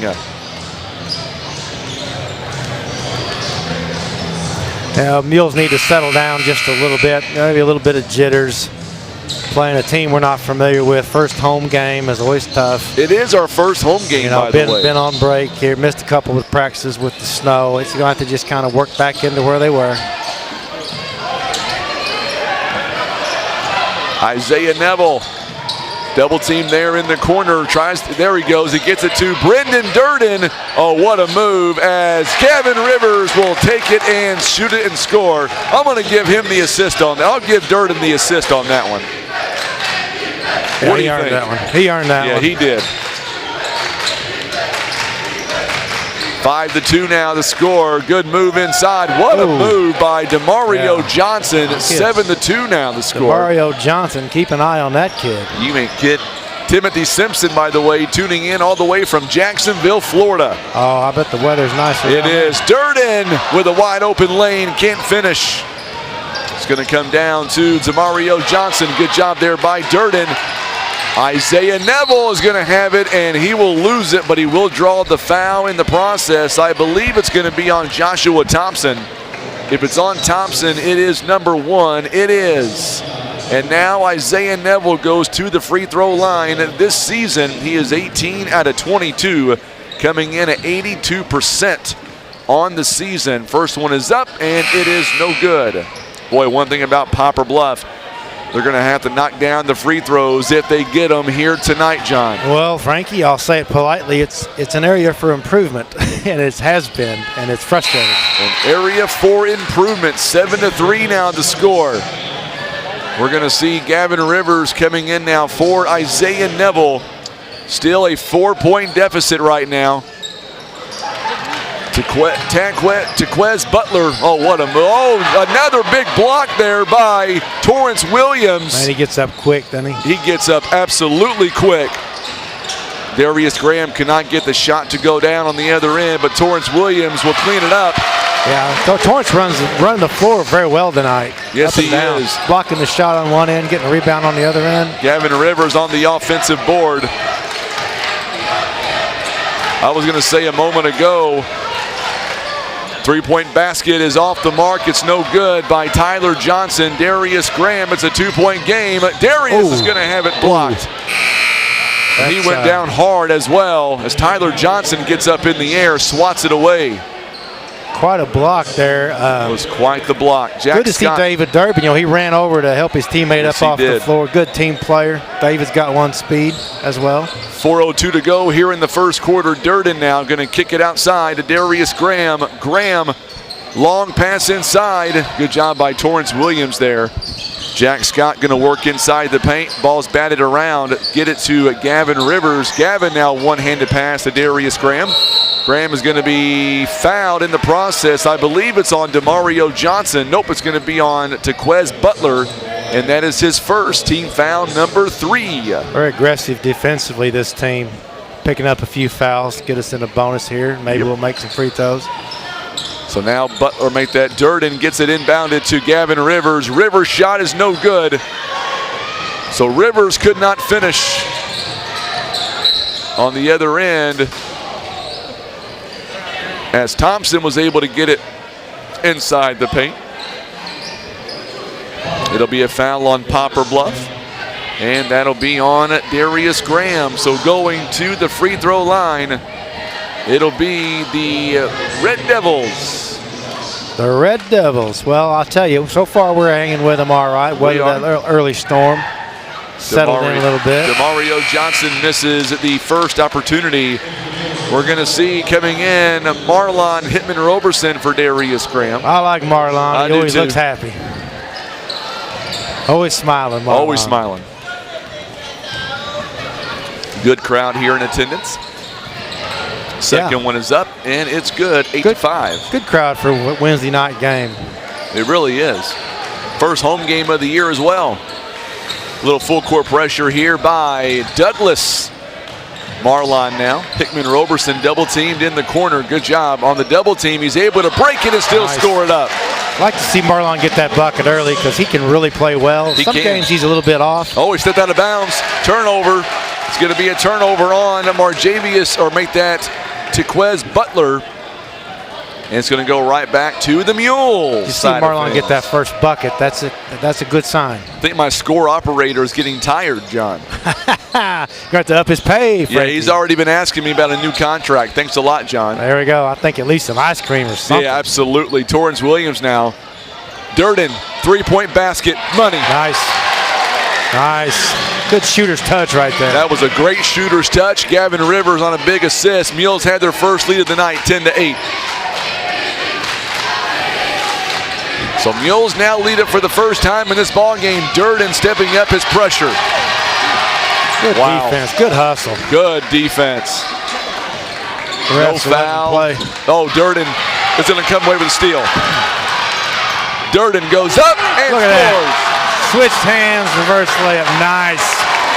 The sophomore. Boy, I bet Mama likes that wherever she is here that tonight. was a nice little switch the hands in the air. Oh, baby. Put that Mules now, the Mules student section are going crazy over there.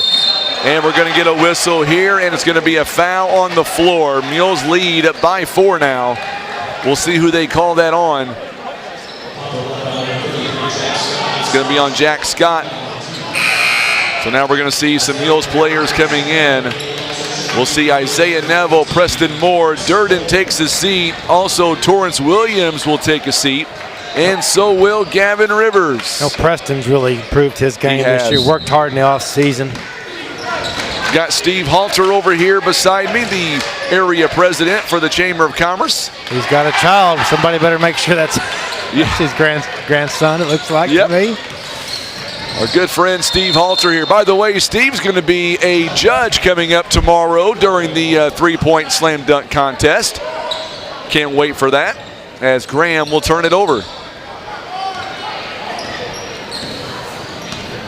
2 minutes now to play here in the first quarter. So far, so good, Frankie. So far. Good job by Preston Moore. We're going to get a foul, though, on the pass. So I guess this is the part where we say thank you so much for tuning in. We'll see you back here tomorrow. Mules lead by 4. Yeah, there's a Hallmark movie on. Hallmark? Let's go watch a Hallmark movie. Oh, no. You sound like my wife. Good turnaround move. It's not going to fall. Good defense by Jack Scott. Thompson cannot get that shot to fall. And now Isaiah Neville.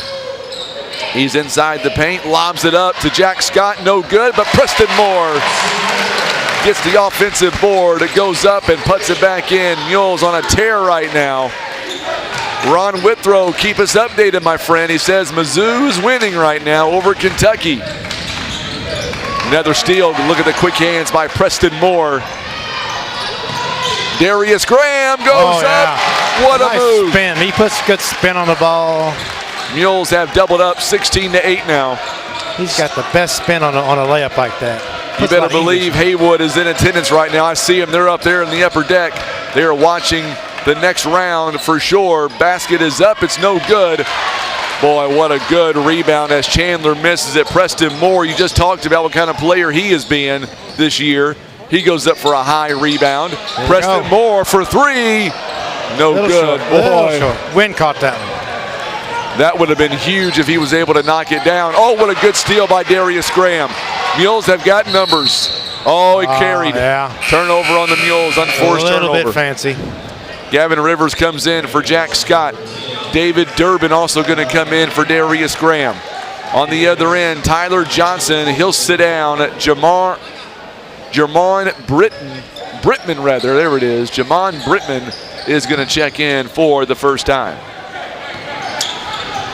Just fast pace all the way. 16-8 is the score right now in the opening round. Yeah. Thompson going up. Boy, he's got a silky, nice finish there. Yeah, we're a little flat-footed on that defensive possession. Ron Withrow says 45-30 right now. Mizzou over Kentucky. Oh, good move. Count that basket and one by Isaiah Neville. Nice kick and play.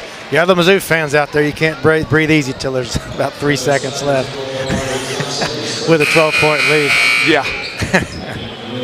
So Johnson is going to pick up the foul. For the Mules, we're going to see Marlon taking a seat. Also, Preston Moore, Brendan Durden, and Torrance Williams are going to come in. Isaiah Neville, 3 points in the ball game. Mules lead by 8. Hell yeah. And make it 9. Good thing about the Mules, you know, we go 9-10 deep, and really everybody can play the game, and we don't lose much anywhere. Right. and that helps. You know, these kids can really go full steam. 19-7 now the score. We're coming up at the end of the first quarter, and look at that steal by Gavin Rivers. And got it! Oh! The sophomore with the jam. He is pumped up, and Coach Durden, oh my goodness, what a play that was. No way. The buzzer beater jam by the sophomore. I love every bit of what we just saw. We're going to come back in 1 minute. You're watching live coverage of the 35th annual Poplar Bluff Showdown. This is the Southeast Sign and Graphics Mules Radio Network. Kevin's Auto and Tire is a family-owned one-stop shop for fast, friendly, and affordable automotive services with the latest tools and technology, as well as their time-tested automotive knowledge. They're guaranteed to get your vehicle fixed without breaking the bank. Kevin's Auto and Tire is a family-owned one-stop shop for fast, friendly, and affordable automotive services with the latest tools and technology, as well as their time-tested automotive knowledge. They're guaranteed to get your vehicle fixed without breaking the bank. Larry Hillis is a proud sponsor of Mule Sports. Local sports, local fans, and local business. A winning combination. Man, I wanted to erupt on that last play, but I've got a marathon of ball games to do, so I had to cool I'll it do my just part, a little Frankie. bit.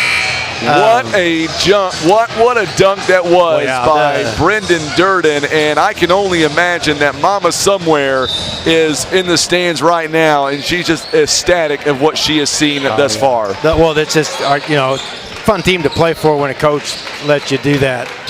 Coach's son even. Yeah, let you do that on a break like that and take your shot, man. It was perfect. He's got 7 points. Oh, it's backcourt violation. They're going to say it is going to be a turnover, backcourt violation. I was going to say as Tylen Ingram will check in for the first time for Douglas. 21-10 now the score. Durden, by the way, he's already got 7 points. He is tripped there. And a foul going to be called, and that'll be team foul number 5 for the Red Devils. We'll see who they call that one on. I believe it's going to be on, yes, it's going to be on Chandler, number 3. And he will come out of the ball game. Demario Johnson back in. Also, Jarman Brittman is in the ball game, and Joshua Thompson on the inbound. It's no good. So Mules could not finish it. Thompson, there you go. Wide open. I don't know where the breakdown on that was, but that was not much defense right there. 21-12 now the score. I could have gotten that shot off. I don't know if I'd have made that shot, but I could have gotten it off. Little full court pressure here by Douglas. Darius Graham goes up, nice. And what a move. Boy, he is quite the player inside the paint there. 23-12 to score. Left hand comes in handy for Darius. Mules outscored 21-10. 3-point basket there by Douglas. 23-15 now. That was by Demario Johnson. He's got 8 points of the team's 15. I know it's opening rounds here today, but I've already got 3 or 4 guys in mind for the all-tournament team. Oh, saw that one go. Gavin Rivers, nice setup by Brendan Durden. Him and Gavin Rivers each with 7 points in the first half. I'll have to decline that invitation for the all-tournament team, Frankie. I don't think I'm eligible, but I appreciate the You're welcome. You were the first. Oh, Gavin Rivers took it out of midair. And we're going to get a whistle here, and it's going to go against Poplar Bluff as we're going to see Darius Graham takes a seat. Isaiah Neville comes in. We've really turned it up defensively. They're having a hard time getting the ball down the court on us, and we're getting a fast break. I like that. And we're making our shots tonight. Frank. Yes, they are. 26-15 the score, 6:18 to go here in the first half. Pull-up jumper near the free throw line, or Tequez Butler near the three-point line, rather. He makes it. He's got 4 points, or make that his first bucket of the game, rather. Johnson with 8 points. Thompson has 4. Gavin Rivers goes up. It's no good. A blocking foul coming up. And that's going to go against the Red Devils, rather. We're going to see Jack Scott come in the ball game now. It's going to be team foul number 6 as Thompson picks up his second personal. So Gavin Rivers now at the free throw line. He's going to make him, Frankie. You watch. I'm not speaking. There you go. Makes one. 100% right now.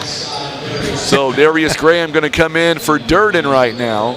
Also, Durbin takes his seat. Jack Scott back in the ball game. Rivers now with 8 points. He will take another free throw opportunity. It is up. It's no good. He's about like our team average, 50%. That's better than 0, Frankie. Yes, it is.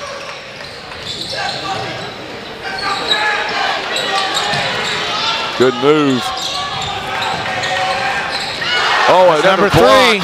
Another block by Torrance Williams. Now a three-point basket. No, can't do it. It's four shots on that possession, but it was a nice block. 27-20. Oh, Torrance, he's really quick. He can get way up, but he's quick. I mean, for a guy that big to be able to get up that fast, a real skill. Yes, Darius Graham, top of the key now, tries to get out of trouble. He does. Jack Scott near the baseline. Isaiah Neville, quick soft touch. Torrance Williams near the elbow, shoots it and scores it in off the backboard. Off the window, slop counts. I like the fact he used the backboard there.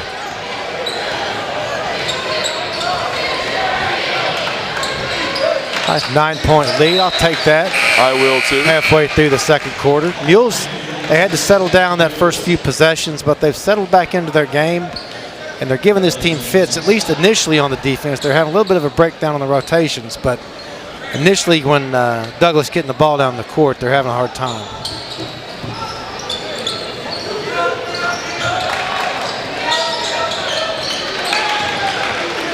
All right, another 3-ball. We don't need that. This team gets hot shooting a 3. We're going to have our hands full. Yep. Tequez Butler, his second 3-pointer of the game. There you go, big fella. Good to see Torrance get a bucket. Yep. Nice job by Isaiah Neville to get that assist. 31-23 the score now. Tequez Butler, he's getting hot right now. 8 points. Him and DeMario Johnson.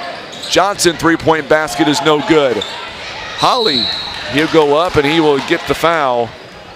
So Terrence Holly with an offensive board. Wears number 12 tonight. Wears 11 in the white jersey.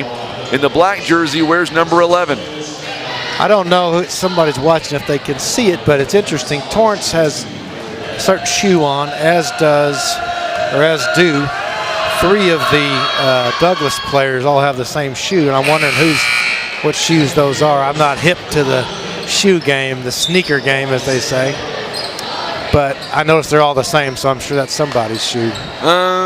Who is it, Frankie? No, I was going to make a phone call at halftime. I'll call Kent Keith and ask him. He'll know. He'll know. He loves those shoes, man. I saw where East Bay's going out of business. The old East Bay catalog.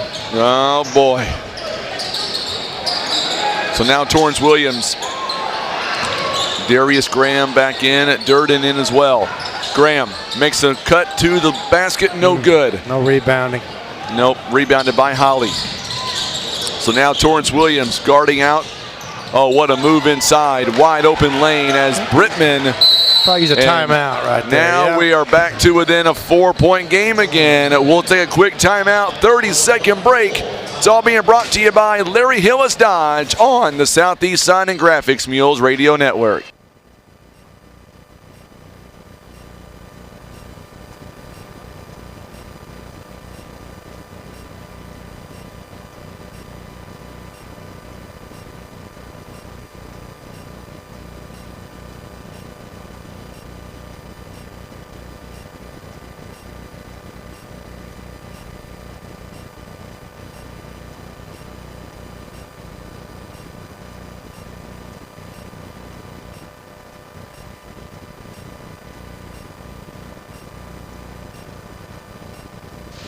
And we are back here, 3:50 left to go in the first half. Mules have led by as many as double digits. Right now they lead by just 4 points. Poplar Bluff shooting 57%. Meanwhile, the Red Devils are shooting 50%, and they have find themselves back in the ball game.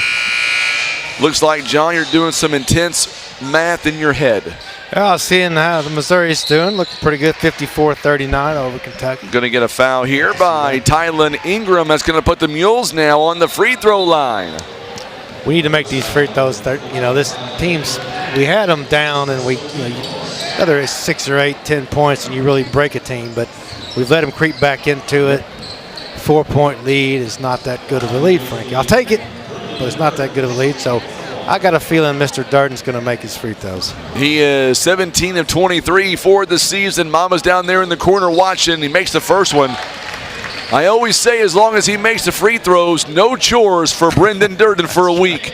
That's right. He gets a free pass. He can hang out. 3:49, 32-27 now. Here is the second free throw on the way. It's up. No good. Oh, good offensive rebound by Hickman Roberson, and he'll draw the foul. And that's what it's going to take to win ball games. Mules have got to do that as Terrence Holly picks up a foul. It is number 1 on him. We've got one more game to go tonight, John. The question is, are you the Iron Man that I know you are? I think I'll hang out, Frank. Yeah, that's what I'm talking about. I think tonight's the night. We'll see. And then I expect this tomorrow night, Friday night, and Saturday night. Who's in our night game? Springdale. I see a guy down there with a Springdale shirt on. I kind of want to watch him play. Yep, Springdale. They got some good sophomores. That guy right there looks like he could play the game. Marlon misses both free throws, rebounded by Holly. And here comes Tequez Butler now. Good job by Gavin Rivers. You wouldn't believe how many hours as we see a travel there. Good job by the Mules. I was going to say, you wouldn't understand or even begin to fathom how many hours it takes to memorize all these kids' names.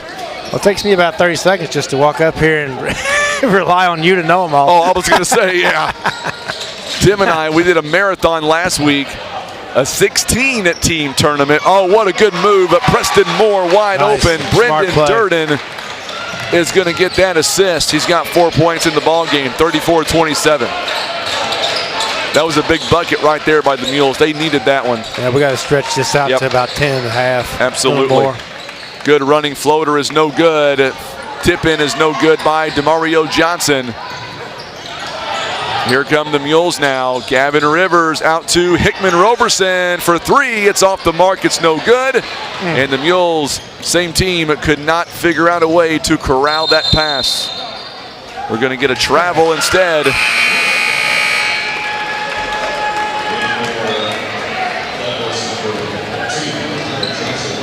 A lot up and down. We got our small lineup right now, running the game, running well. I like it. So Johnson turns it over, and we're going to see Holly taking a seat.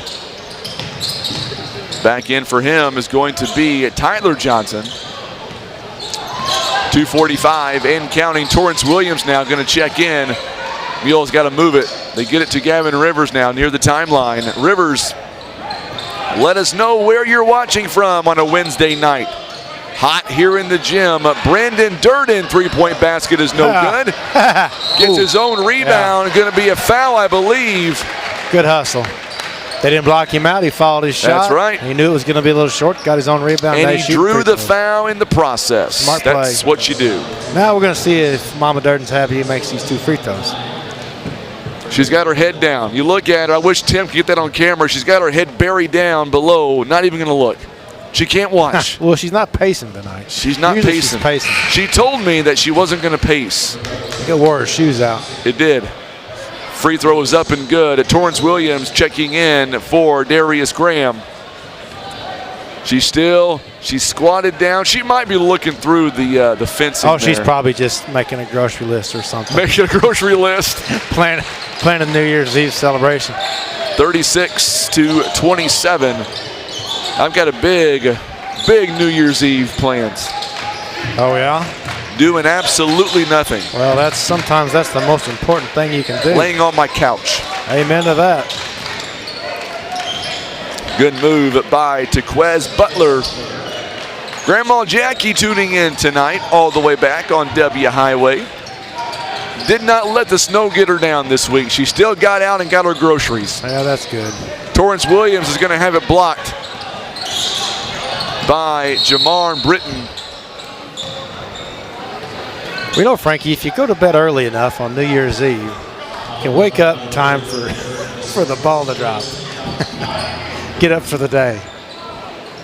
I tell you, 150 remaining here. Foul on Brendan Durden, counted and one on the inbound. That is why I could never coach, because that would be frustrating. On inbounds like that, just an open look and a foul. Sometimes, every once in a while, we get a little bit flat-footed on the defensive end like that. That's an easy bucket for the other team. Yep. Kudos to them for running a good inbounds play, but we don't need that. So Williams on the foul. And Joshua Thompson makes it a three-point play. 4-point game is not enough, Frank. No, it's not. 36-32. Roger Fate says, hello from Crystal City. It's 50 degrees where the winds are blowing, and John, he says, hold on to your toupee. It'll blow it off. Yeah. Hey, I'm thinking about bringing rugs back. I wonder if people like that. I don't know. They got better glue nowadays. Durden tries to go baseline. He'll back it out. Gavin Rivers now. Preston Moore goes inside. It's going to be taken away. Good job there by. Yeah, Jack needs to use his body a little bit more on that.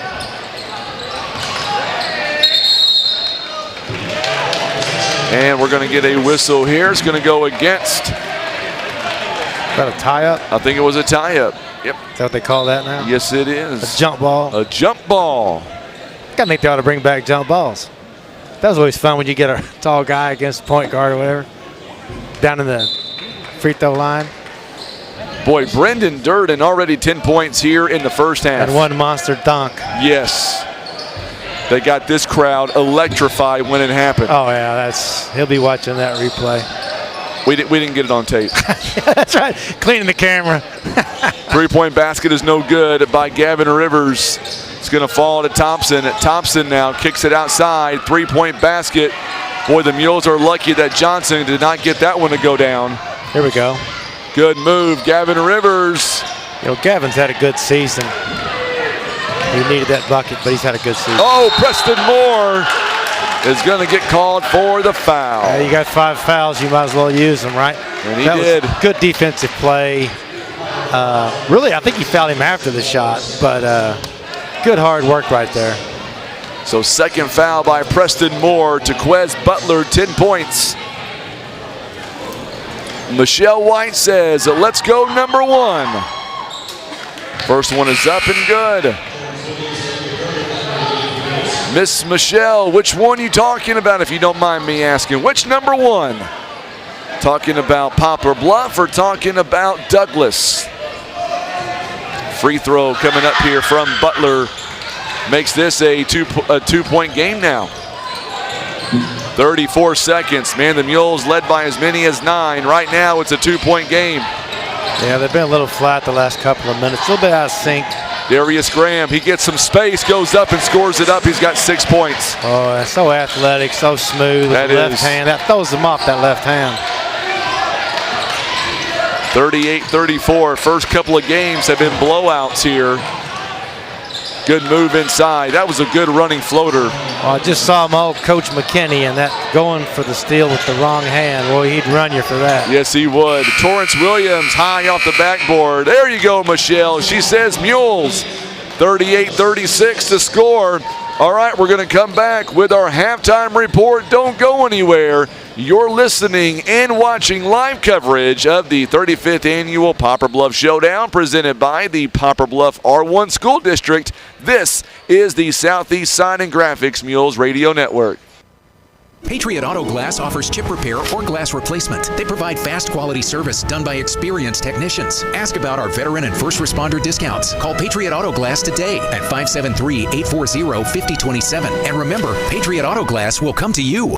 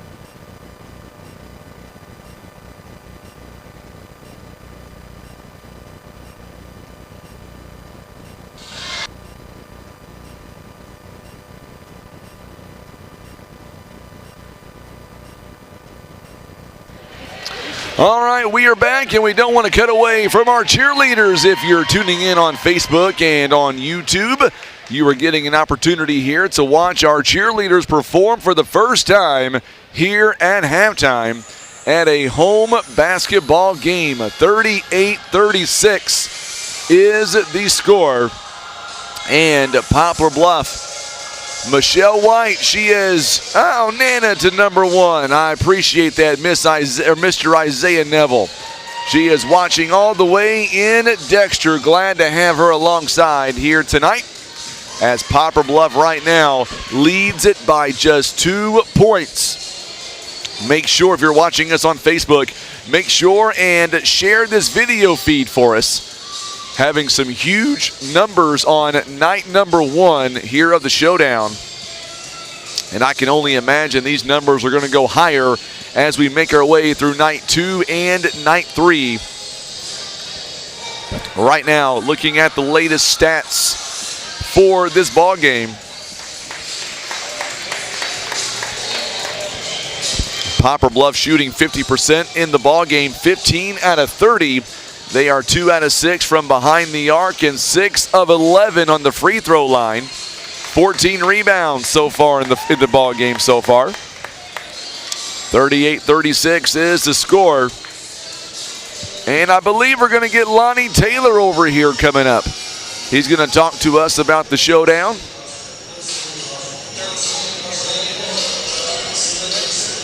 38-36 now is the score, so bear with us as Lonnie Taylor is going to walk over here and be with us. We'll graciously have him come on the air with us. He's been doing this a long time. This is our 35th annual. He has been here, I believe, 34 of those years. We'll get Lonnie Taylor on. He is so good to my son, so good to everybody around here. Does a great job back in the hospitality room. We'll let Lonnie get mic'd up. And Lonnie, this is your 34th Poplar Bluff Showdown, my 14th, and I've loved every minute of getting to have you live at halftime during our Mules basketball games. Yes, that's right. 34. 34 years, and I tell you what, you guys keep doing it, you and your amazing wife. I got to tell you one thing, though. You got to quit spoiling my boy. He comes to these showdowns and he thinks he's a prince now because he gets to go back there with you guys. You guys take really good, he's smiling at me right now. You guys take such good care of him, it makes me look bad. Well, we tell him, we tell him how good he is and how good looking he is. And all right. That. He gets that from his mama, right? That's right. That's right, absolutely. So let's talk about these amazing, wonderful sponsors that we have for the Showdown this year, because you and I both know without them, we couldn't have this basketball tournament. That's right. Our sponsors for the hospitality room are Donut House, Godfather's Pizza, McDonald's, Steak and Shake, Mike and Zach's Barbecue, Chartwell's Food Service here in Poplar Bluff, Subway, Walmart, Pepsi, Buffalo Wild Wings, Coca-Cola, Las Margaritas, El Acapulco, Tin Box Grocery Store, Papa John's Pizza. Hope I didn't forget any of them, but they bring some really good food out here, and we serve it to all these people. You know, it's not just the workers that work here, but you guys go out of your way to make sure that all the coaches and their spouses are well taken care of. Yes, we try to take care of the sponsors and the staff working the tournament and all that. So coming up the next 2 nights, you guys will be busy back there getting everything ready to go. What about the first half here right now for Poplar Bluff? Well, it was a little better a while ago. It's got kind of tight here. It's got pretty tight, but we kind of expected that these 2 teams were going to be evenly matched. And I still say the Mules can pull out a victory tonight over the Red Devils and move on to the semifinals tomorrow night against Haywood. What do you think? Well, I hope they do. We had a good first half going. I've been listening to it back there. It's getting close, but hope I can do it. It's getting close, but it's good. I think the Mules will make their adjustments, and we should see some really good basketball. Anything else you want to pass on to us when it comes to the hospitality room back there tonight? Hey, what? Anything else you want to pass on to us tonight? No, I'd say all their sponsors and workers and all that, come on back, and we'll give you something good to eat. I'll try to come back after this ball game as long as Chance hasn't ate it all by now. No, we still have some left. He's not paying no attention. We'll see all of you tomorrow night. Absolutely. Lonnie Taylor does a great job back there in the hospitality room. He'll be back tomorrow night as well. All right, Yolanda Clark, Mizzou is up 67-50. Go Tigers. Thank you so much for the update, Miss Yolanda. We'll take a quick timeout. We'll come back for the second half. Mules right now lead it by 2. You're listening to Mules basketball on the Southeast Sign and Graphics Mules Radio Network. Scott Law Firm is experienced in estate planning and the preparation of documents like wills and trusts. Let the Scott Law Firm help you protect your family and pass along your estate according to your terms. Call Scott Law Firm today at 785-4688. Southeast Signs and Graphics of Poplar Bluff can handle all of your printing needs, from t-shirts, wall displays, banners, and so much more. Call their team at 573-772-5566 or get to southeastsignsandgraphics.com.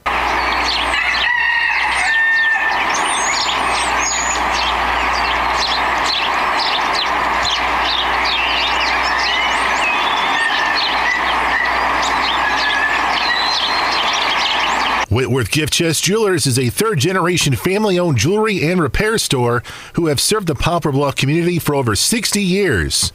Our family has always worked hard to provide the finest jewelry creations and service imaginable. Caring for those you love also means taking good care of yourself. At Poplar Bluff Regional Medical Center, our healthcare providers take the time to identify your health risks and help you prioritize good health. Regular checkups and age-appropriate screenings are important to be healthy now and stay well in the future. With same or next day appointments and online scheduling, we make it easy to make an appointment right now. You can even see us from the comfort of your own home via telehealth. Put your health first today by making an appointment by visiting pbrmc.com and searching online scheduling.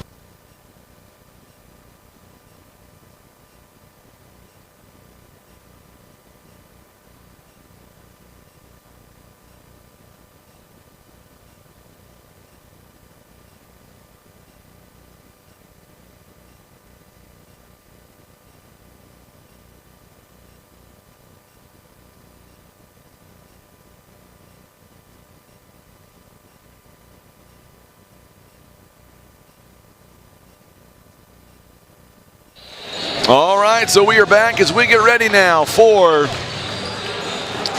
the second half here tonight. Poplar Bluff leads at 38-36, and I appreciate having Lonnie Taylor on the air with me a few moments ago. And man, that guy, him and his wife do so much for the hospitality room. It's great to have them alongside. Oh yeah, Frank, you talk about some nice people. When you say nice people and look in the dictionary, you would see Lonnie Taylor and his wife, because they just always happy, and they've there's this hospitality room up here.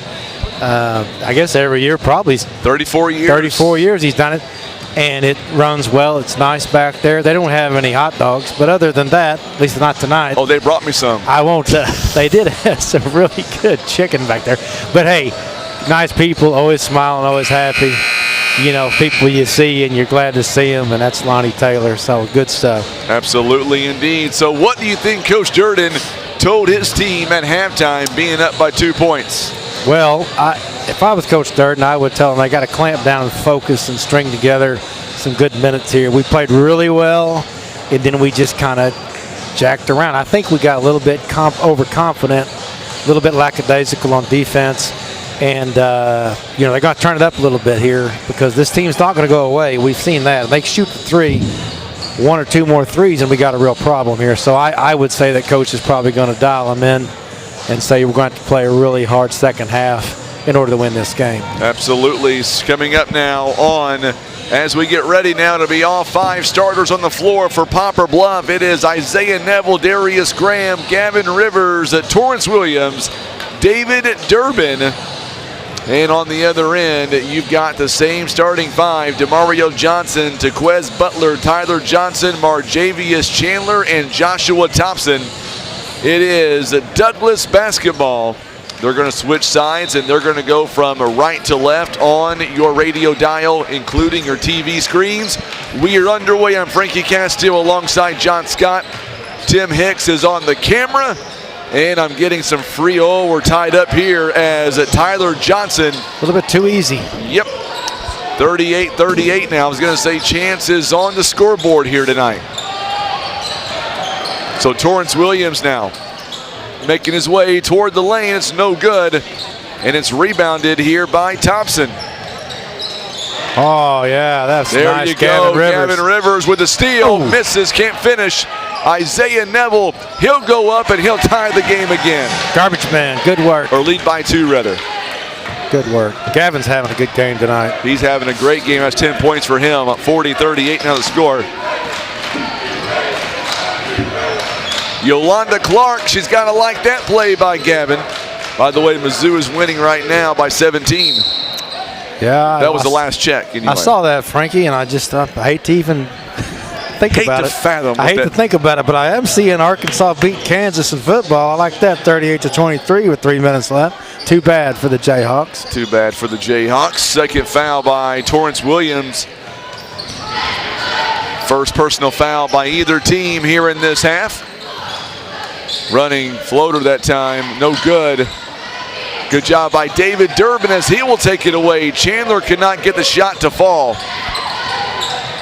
Darius Graham all the way down. He'll lay it up and score. He's made that same move about 6 times tonight. Fast off the dribble to the left, shoot a layup. There's nobody guarding him. I do want to say a big shout out to the Poplar Bluff R1 School District letting us come in here, our second year streaming all these games. Man, we're having a blast, John. Oh, it's really come a long way, hasn't it, Frankie? It really since has. you guys first started doing this. You know, just last the cameras year, of people. I texted a picture to a friend of mine and said, hey, this looks like a space shuttle up here with all these gears and wires and screens and stuff. It's awesome. You know, it's amazing because last year, Tim and I, we were just new to this, getting started on the video side of things, and we had cameras galore as we're going to see a turnover there. Good job by David Durbin to cause that turnover. Chandler lost it out of bounds, or he stepped out of bounds, rather. I was going to say Tim and I have really kind of evolved where now we've got our own working scoreboard. That way we're not relying on anything else. I'm getting free labor out of my son. I mean, it's really evolved. That's right. It's getting there. You figured out child labor is the way to go. Child labor, 12-year-old. Cheap labor. That's right. I told him, I said, you want your PlayStation, you come up here. No, I didn't say that. Isaiah Neville, 3-point basket. What a good shot that was there, John. Nice to see that. Yeah, we need to stretch this out now. We got 7-point lead. Let's go ahead and make that about a 20-point lead. Darius Graham on the assist. Boy, that was good ball movement, good everything. 3-point basket by Butler, nails it. Boy, saw that one go in. He's got 15. Nice 15. Shot. 45-41. Mules have outscored 7-5 here in the quarter thus far. That ends a pretty good run by the Mules.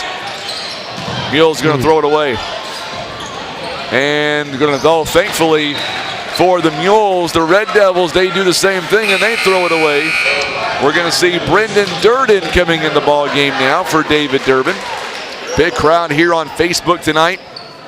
Make sure and share that video feed for us on Facebook if you'd be so kind. We want to reach as many people as possible here. Durden now. Durden double teamed in the corner. He's able to somehow get, oh, what a behind the back move. Isaiah Neville is able to get it from behind the back to Torrance Williams, and a foul on Tyler Johnson. That was great ball movement by Poplar Bluff. Absolutely, the extra pass, very nice. Could have easily gone up for the shot there, but made the little razzle dazzle. Now we got to make some free throws. Is that what the cool kids call that, razzle dazzle? That was the cool kids in about 83. That was razzle dazzle, man. So we're going to see coming in now, Jermon Brittman, he'll come in for Tyler Johnson.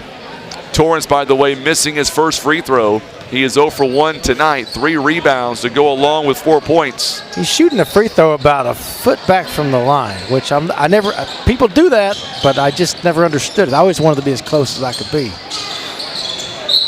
And the Mules are going to get a foul called against them. It's still 45-41. The Mules extended this lead out to 7.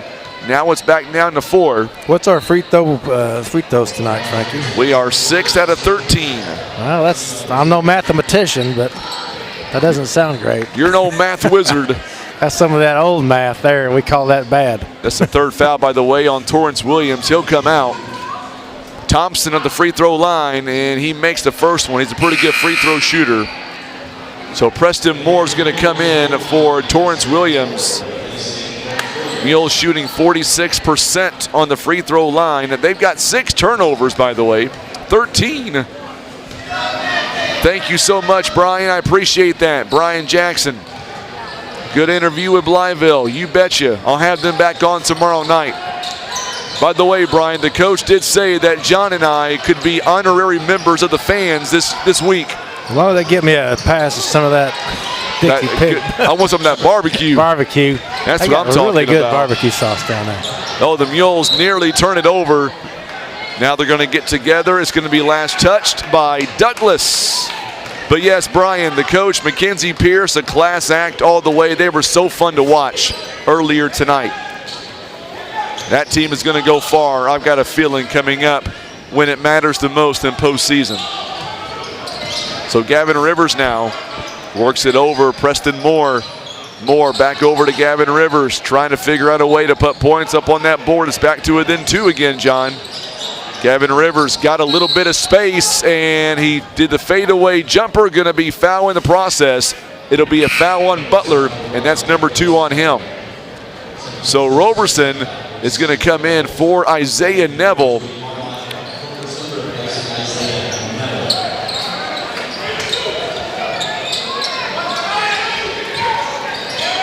Three-point basket is no good by Tequez, or make that for the Mules, rather. It was on Brendan Durden, couldn't get that shot to fall. And then on the other end, what a nice stop by the Mules. Darius with a nice block. Yes, it was. And we're going coast to coast now. Good move inside by Brittman, and he will tie the ball game up again. A little bit of a tennis match up and down right now, a little sloppy, and I think that plays into Douglas's favor. Yes, it was. Darius Graham, three-point basket, and boy, the Mules could use that one. He's got 11. Gavin Rivers on the assist. And now we're going to get a whistle, stoppage of play. Brian, yes, you were the guy that was filming that. That's awesome. Yes, you guys were a class act tonight, my friend. Look at this guy right here beside me, old Matt Wilkerson here from MoDOT. He's even made the trip over here. We got a timeout called on the floor. This one's going to be called by Douglas, and I believe it is a 30-second timeout, so we'll step away with them. You're watching Mules basketball on the Southeast Sign and Graphics Mules Radio Network.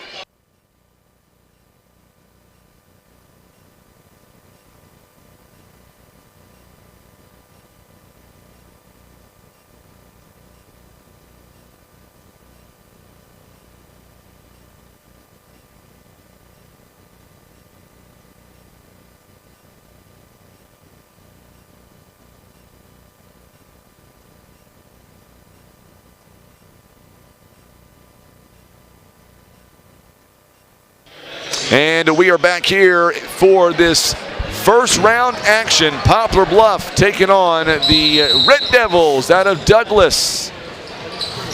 And don't worry, Tim, I was just informed the reason why our numbers are big tonight. They all knew that John Scott was going to grace us with our presence, with his presence. That's exactly what it was, Frankie. Ratings are through the roof right now for John Scott. P.O. Box. Darius Graham, what a move. What a move. Oh, he's having a good game tonight. He Frankie, is. How many has he got? He's got 13. Seems like more than that. Style points. I always said the first one to 50 is going to win. Mules have 50 right now. Good job. Oh, Preston Moore. It went off his fingertips. They're going to give. You know, Preston plays really hard and really well, and he's had a good game, but it seems like he gets called for some chintzy fouls. Yeah. Chintzy, that's another word. Chintzy, I'll look that up. So Preston Moore is going to come out of the ball game, back in at Torrance Williams to cut this down to a 2-point game again. Brittman. Good evening, David Hadley. Glad you are tuning in, my friend. Getting his first taste of Mules basketball this season. You picked the right night to check it out, my friend. 6:52 left. Kentucky 75, Mizzou 59. That's not, no, I read that wrong. My bad. Mizzou that was last 75. Year. My bad. I read that wrong. Yeah, they got 75 points with a little under 7 minutes to go in the game. Man, they're scoring some points this year. They are. Fun team to watch. Thank you, Lee. Keep me updated, my friend. I appreciate that. On the inbound, Torrance Williams takes one dribble, goes up, and no foul called. It'll be a block for Brittman, and he'll go and score and tie the ball game again. I don't like that. Whoop. And now Isaiah Neville can't finish, but he does draw the foul. We are tied at 50 again. A few free throws come in handy. Yes. A few of those 7 or 8 we've missed. Make sure we're going to make these. Hit that share button for us on the opening night. We would greatly appreciate it. We still got one more game to go, too. We're not done. We've got Germantown. They're going to take on Springdale once we are done with this ball game. Do y'all just sleep up here, Frankie? Just keep talking? You should stream all night and just keep talking. Oh, just go straight there. I'm not sure if anybody would listen or not. You might be surprised. There'd be a few weirdos probably 2 in the morning, see what's going on, Big Brother style. Yeah, Big Brother style. 52-48, or make that 52-50 now, rather. So Isaiah Neville is going to take a seat. David Durbin is back in for him. Darius Graham, 13 points. Gavin Rivers, he's got 10. Back-to-back games here for Darius Graham of double figures. He has really had a great season thus far. He has played very hard. Three-point basket taken, no good by Chandler. Ball's going to be taken out of bounds. Last touched, I believe, by Hickman Roberson. I do want to say one thing. I think our officials tonight, they have been top-notch all the way around. As good as officials could be. Absolutely. I think they have been good. Frankly, both really of the games I've watched all of, I think we've had really good officiating so far. It could all go bad at any minute. Yeah, they're just lucky that I'm not double dribble there. They're just lucky I don't have a uniform on to referee a ball game. I'll stay up here. Durden going to come in the ball game now for Darius Graham. Graham, 3 rebounds, 13 points, and 1 assist. I have so many papers up here, it's unreal. I'm not used to a broadcast where papers dominate the table. 153. Dominating the table. It's dominating for sure. An industry term. Torrance Williams gets it back over to Durden for 3. This one's going to hit the front end. No good. What a rebound by Marlon Hickman Roberson, and he draws the foul. You got to like that by Hickman Roberson. Yeah, Marlon's working hard, and in these games, man, when they get a rebound down there in the paint, it's brutal. It is absolutely brutal. He hung in there on that one. He did. Foul going to be called on Jarman Brittman. And now we're going to go to the free throw line for Hickman Roberson. He is 8 out of 15 on the season, 53%. Yolanda says very consistent officiating, absolutely. Got a chance to see this guy come in, Dallas Williams, last Saturday while we were live in Waynesville. Of course, that is the younger brother to Torrance Williams. Marlon made the first one. Second one is up, misses that one. Gavin Rivers, though, with the rebound. Durden for 3, money. Nice shot.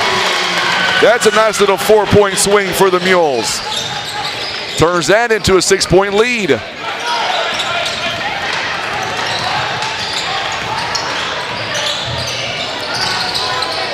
I started to get excited. I looked up thinking we got about 1:18 to go, but we're still in the third. Yeah. Seemed like a long game. Oh, it's going to fall. Seemed like a long game. Count the basket and the foul as Brittman again does it, as Gavin Rivers is going to be called for the foul. And that was on the actual bucket's going to belong to Terrence Holly, as Holly will be the one to get the ball to fall. 56-52 now to make it a 3-point game again. He does not. He misses, but Brittman is going to get fouled in the process. There's one of those blood pressure deals for the coach right there. They get a rebound off a missed free throw and get fouled again. Oof. Oof. That's one of those oof deals. So the Mules, Gavin Rivers called for his second personal foul. Brittman can make this a 2-point game again. It's a 1-possession game right now, 3-point ball game. Let's see about the second free throw. It is on the way, 56-53. And he misses that one, but there's another offensive rebound. Oh, Lord. I call timeout and he buried the three-point play. Right here. That's, wow. That's a weird possession. What was that, about 6 points? Yeah, it's 6 points. 56-56 now. It was a 6-point. Now the Mules are going to wind up and turn it over, it looks like.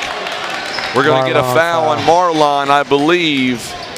That's rebounds off of 2 missed free throws. Oh, Frankie. Man. So now Douglas will be in the bonus, the next foul. Torrance Williams is going to check in for Gavin Rivers. Rivers has 10. Nope. Make that David Durbin who will check out. Still a lot of ball game left to be played, but this game is coming down to the wire, John. 44 seconds here in the third. Chandler maybe got away with the carry there. Shot is too strong anyway. Rebounded by Torrance Williams, and there's a steal by Chandler. 3 ball. Off the mark, no good. Another offensive rebound, though. It's going to go off of Gavin Rivers. They're just out hustling us on the rebounds. Yep. They really are. 22-21 right now in the rebounding category. What was it? 24-21. That seems they've gotten a bunch in the last quarter. That's all came here in this half. Yeah, they got most of those in the third quarter. So now following the inbound, Butler drains a three-pointer, and they've got the lead again. Yeah, that's problematic. They've got the lead again. They have not had it since it was 7-2. That's a good timeout. Yeah, very good timeout by Poplar Bluff. A 30-second timeout here with about 12 seconds left to go. Tell you what, for Poplar Bluff here, they've had a good lead for the majority of this ball game, but hats off to the Red Devils here for clawing back in the ball game, and they have been able to really quiet down the crowd here in this second half. Yeah, a couple of big threes, making their free throws. That one possession, a game like this that's close, one possession with rebounds off 2 missed free throws and getting foul shoot. Yeah, 6 points. The 6-point possession will cause you a headache in a game like this. Oh, but absolutely. Hey, we're still in here, Frankie. No problem. We just don't want to get too much of a blowout here. Keep the fans interested. We wouldn't want to blow them out like, well, I hate to even say it, like some teams do sometimes. You're referring to the last game? I was going to refer to this Missouri-Kentucky game. It's still 4.5 minutes left. Missouri's up 19. So now Durden gets it to Marlon Hittman-Roberson. It's no good. Darius Graham on the putback is not going to be able to connect either. So we have played at 3 quarters. And wouldn't you know it, right now, it is a 3-point game in favor of Douglas. You're watching live coverage of the 35th Annual Poplar Bluff Showdown. It is presented by the Poplar Bluff R1 School District on the Southeast Sign and Graphics Mules Radio Network.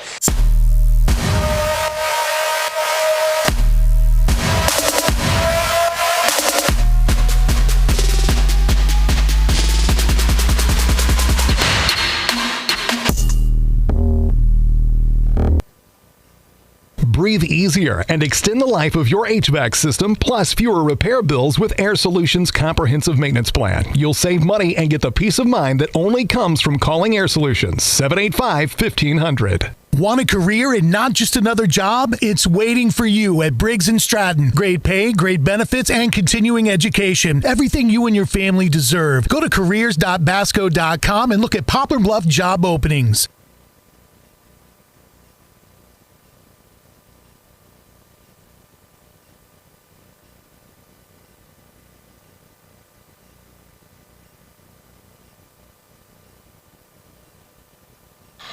All right, so a turnover on the inbound. Darius Graham will turn it over. It is still a 3-point game. We are back here to live action. I'm Frankie Castile alongside John Scott, Tim Hicks, and Chance is working that scoreboard tonight. 7:47 to go here in the ballgame. Mules at one point led by as many as 9 multiple times. But now it is a 3-point swing in favor of Douglas. Chandler. He slips in. He hits hard.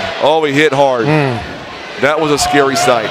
Yeah, it didn't sound good. That did not sound good at all. Good either. Well, he's down. He's able to get up, it looks like, on his own power. Good for him. Nothing malicious there. Lost his footing in the air. Yeah, he seems all right. There we go. Foul going to be called on Brendan Durden. And Chandler's going to go to the free throw line. He'll take 2 free throws. He has not been there tonight thus far. Let's see what the free throws hold here. First one is up. It's no good.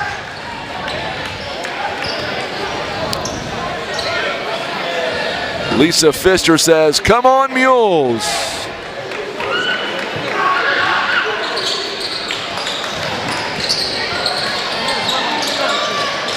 .733, 50 or 60 to 56 now as Chandler makes 1 out of 2.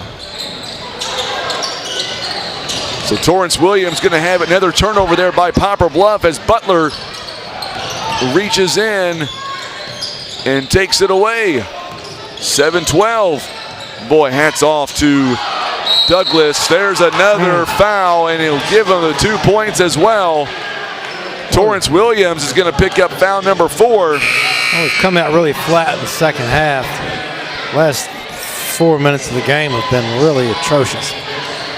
So Darius Graham and Torrance Williams taking a seat. Isaiah Neville back in the ball game now. And I mean that in the most positive way, Frank. Yeah. It's been a tough stretch. It's really the toughest 4 minutes we've had in the season. Free throw is up, and it's good. It's now a 7-point game again. I think Douglas was kind of playing possum on us with their defense in the first half. Durden, that's a big bucket right there for the Mules. They needed that one. He's got 15 points. It is back to a 5-point game again. Or I really like how Durden plays the game. Aggressive, strong. For where he played the first part of the first game this season till now is night and day. He's really got potential to take over the court on any court. It is 63 to 58. Free throw is no good. 5-point game again. Got to get a stop here, Frank. We have to turn defense up just a little bit. Get the rebound.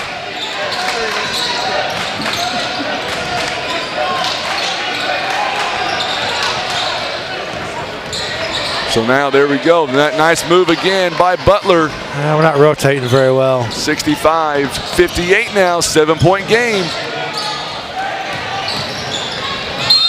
And offensive foul going to be called on Gavin Rivers. 65-58 now the score. Get a little bit of a rush, and there's no need to panic just yet. 7-point game with 6.5 left. There's plenty of time if we can get it together here. We're just kind of rushing a little bit offensively and making mistakes, and then defensively we're not rotating well. And Douglas has really turned it up second half. The coach made some adjustments at halftime. Absolutely did. Got a chance to talk to him during the banquet as well. I see we've got several fans on from Douglas right now watching us on Facebook and YouTube. Glad to have them alongside tonight. Oh yeah, it's great for folks to get to tune in and watch their kids play or their family members or their friends or whoever. Gavin Rivers went for a steal, but it's going to go in the direction of Douglas. 65-58 the score. Hard for people to get away, especially on a weeknight, make a 3-hour drive from Memphis. So it's great people are able to tune in and see these games. It is. Glad they're able to log on with us and chime in when they can. I guess tune in probably isn't the right word. I want to age myself. So now Johnson, top of the key. They lead by 7 here. They lead by a touchdown. Well, they've really come alive. Isaiah Neville's going to be off his foot. Took a little while for him to call that. 5:52 left. That's plenty of time. Couple turnovers. 65-58 now the score. Good job inbounding, getting the backcourt there. Good move inside. This one is not going to fall though, but there's rebound. Another offensive rebound. Get killed on the offensive glass. Johnson could not make the shot, but Brittman, he is there for the offensive board. And that's what has been the Achilles heel so far in the second half for Poplar Bluff, down by 7. Coach Durden trying to keep his team involved. Now the shot clock could come in handy right here. They're going to run clock. Good move, wide open, couldn't finish, but he get another rebound. Count that one and the bucket. Shoot. That wasn't a good series either. I bet this Douglas team does not look like the same team from this morning or this first half. They have woken up, or they have turned it up, or the coach put the fear of God in them, something, because they have certainly turned up their intensity in the second half. Yes, they have indeed. Brittman, 17 points here in this ball game, and it is now a 9-point lead. Isaiah Neville with a rebound. Mules quickly down. Oh, what a good block. Darius Graham, we're going to get a whistle here, and I believe it's a jump. No, they're going to say a foul. I thought it was a jump ball. But they're going to say it was a foul coming up. Shoot free throws. We're going to say a foul on Chandler. You know, we're caught watching just a little bit, standing and watching. It's going to take a good team effort here the last 5 minutes to get back in this game. So Darius Graham at the free throw line. Durden will take a seat. Torrance Williams back in the ball game. And Darius now with 14 points in the ball game. He was 100% on that one.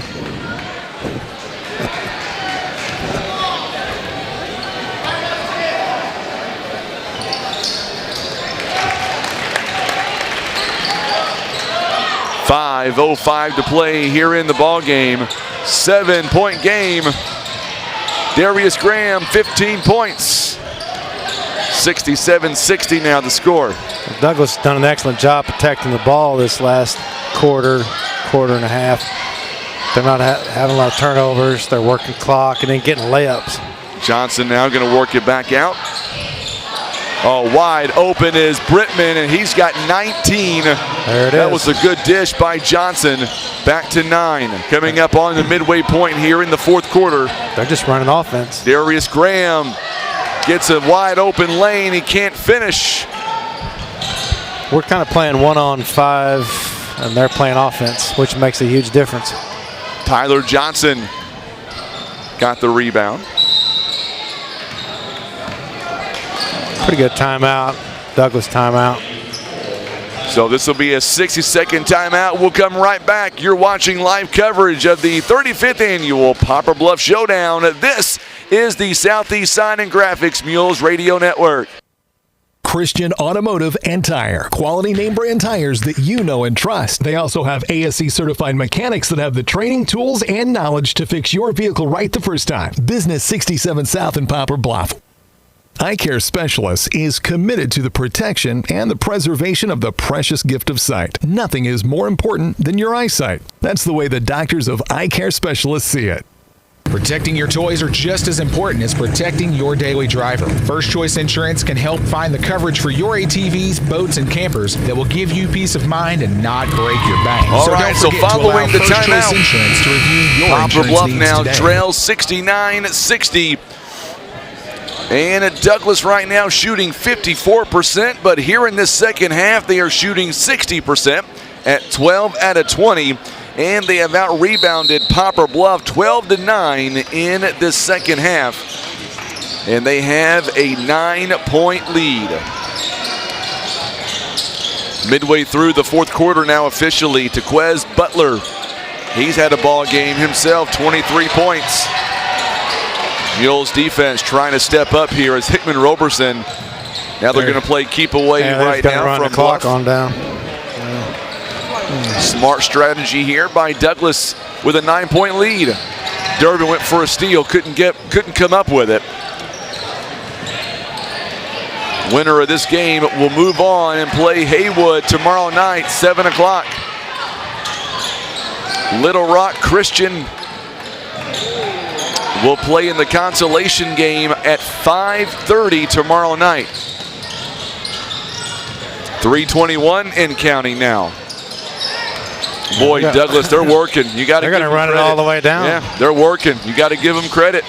Oh, yeah, absolutely. That's perfect. And they run 2 minutes off the clock and get a shot. And Johnson's able to go up with a good shot. 71-60. Mules are biggest deficit, and then a turnover. Ball's going to be on the floor. Jump ball's going to belong to Haywood, or make that to Douglas, rather. Well, Mizzou got that 15-point lead with under a minute left. I feel like I can breathe a little about that. You can breathe a little bit. By the way, Kansas came back in the football game and forced overtime. Well, it'll make it better when they lose and quadruple overtime. Not that I would wish that on anybody. 3:03 to go here in the ball game. 71-60 now. Turnover there as Preston Moore is able to come up with it. Durden goes up, and he's going to draw the foul. So the clock will stop for now. Mules still down by 11 points. Durden is on the free throw line. Preston Moore, Gavin Rivers, and Marlon Hickman-Roberson are all in the ball game. Brittman with his second personal foul. Durden 15 points. First one is up, and it is good. 71-61 the score.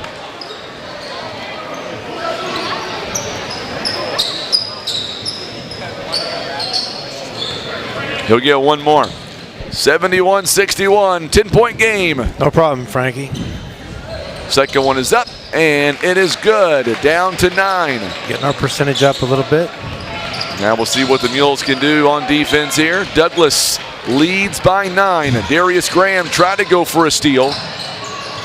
And now, smart thing, the wise thing, Douglas backs it out. What a move inside again. Brittman at 21 points. I don't understand that. It's happened all night. 73-62. Durden for 3. It's no good. We're playing a lot of just one guy trying to do something versus a team that's playing team ball. 88-72. Douglas, or make that Mizzou now. 2:13 to play here in the ball game. Boy, if Haywood, if I should say Douglas, rather, this is a no good shot as Durden comes up with a rebound. If the Mules cannot come back here, 3-point basket by Gavin Rivers, it's no good. Good rebound on the other end by Johnson. DeMario Johnson with a good rebound. They've got numbers. They go in and shoot and score. Trey Johnson. And now it's a 13-point game. I'll give Douglas credit. They are playing their hearts out right now. Great second half. Yes, they did. They made adjustments, whatever happened. Or maybe they were just, I think they were playing possum first half. You know what that means, Frankie? Oh, I know what that means. They definitely have come to play here in this second half. First one is up and good by Rivers. We're going to see Cameron Settle coming in for Hickman-Roberson. Durden takes a seat. Jackson Moore going to come in as well. 12-point ball game. Second one is up, and it's good by Gavin Rivers. 74-65. Making some free throws. We've improved. So Little Rock Christian at 5:30 steps out of bounds. Turnover on Butler.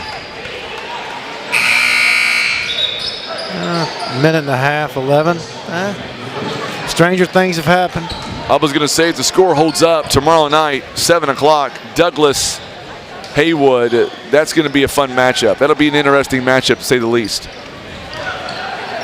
Is that who that's who they'll play. Douglas plays Haywood? Yep. 7 o'clock, we saw Haywood in the early game today. Darius Graham's shot is no good. Putback is up and good for Poplar Bluff. 9-point game with a minute 12. That's doable. Isaiah Turnover Neville with Darius Graham goes up and he will score. It's 7-point game with a minute. 75-68. Let's see it happen, Frankie. So Mules now trying to hang in there. Darius Graham, 17 points. Our broadcast being brought to you by First Midwest Bank, Kevin's Auto Repair, PB Realty, Legacy Farm and Land Specialist. Also being brought to you by Whitworth Gift Chest Jewelers, Russians Towing, Air Solutions, also First Choice Insurance, Poplar Bluff Regional Medical Center. Also by Patriot Auto Glass, Christian Automotive and Tire, Eye Care Specialist, Larry Hillis Dodge, Briggs & Stratton, Scott Law Group LLC, and Taco John's, proud supporters Missouri. Mizzou gets the win, my guy. Look at that, 89-75. Sorry to interrupt you, Frank. No, you're fine. Just giving sponsors some love. No, we don't care about that. Oh, Mizzou okay. beat Kentucky, man. Okay. That's a big win for Mizzou. It is a big win. That's 2 ranked teams in a row. 1:03 to go here in the ball game. 75-68, and we've got a timeout, I believe. Yep, going to be a timeout here. This one taken by Douglas, so we'll step away with them and come right back. You're watching live coverage of the 35th Annual Poplar Bluff Showdown on the Southeast Sign and Graphics Mules Radio Network.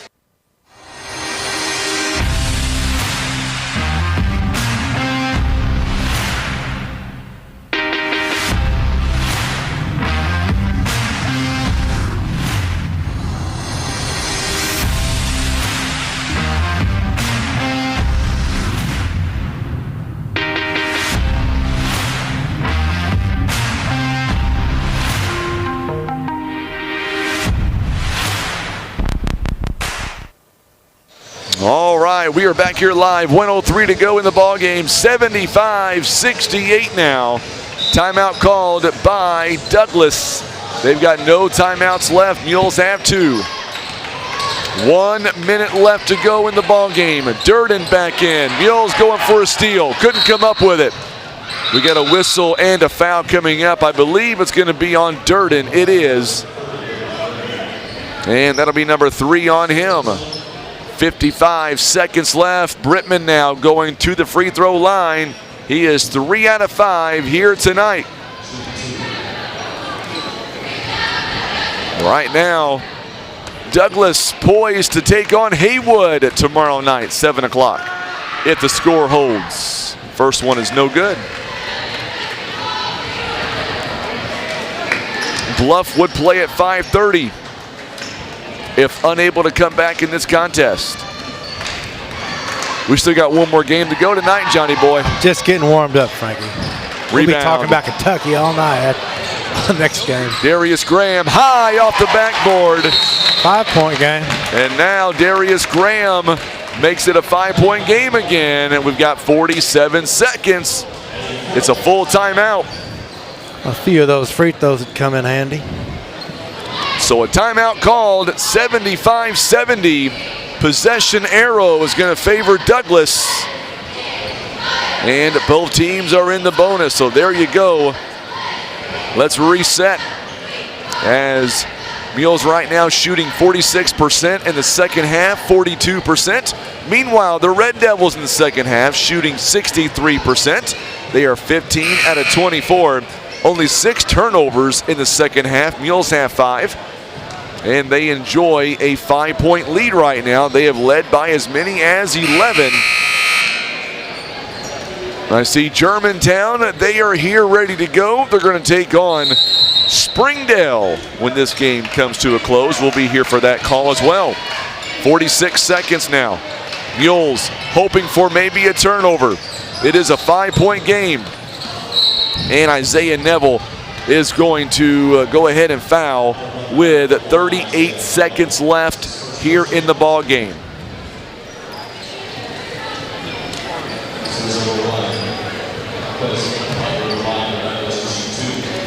So foul was called on Durden, his third. Or make that Isaiah Neville, rather. Throw a little juju on this guy. No, bummer. So the free throw is up and good by Butler. 24 points for him. He has had a sensational ball game. Yeah, wrong guy shooting free throws. Thank you, Timothy. We appreciate that. Loving the new scoreboard, he says. Actually, it's funny because my son is running that scoreboard tonight. And doing an excellent job. He's only finally 12. We got somebody can run that thing. Oh, whatever.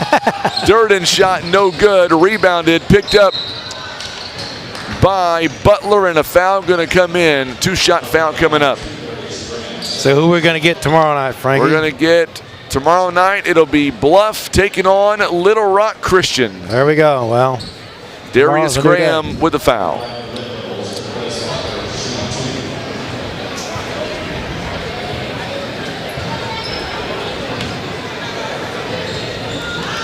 First one is up, and it is good by Butler. 26 points on the night. What a game he has had.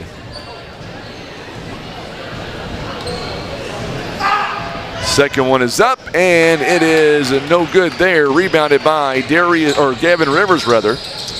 Tomorrow night, Darius Graham, float away three, no good. And a rebound by Johnson. Another foul with 18 seconds.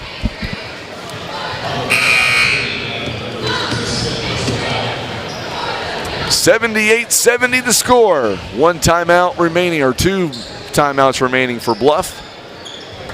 We're going to walk the length of the floor, and Gavin Rivers has just fouled out with his 5th foul. You know, Gavin had a good game. He had tonight. a great game. He's had a good season. He's really grown as a player. Much calmer, much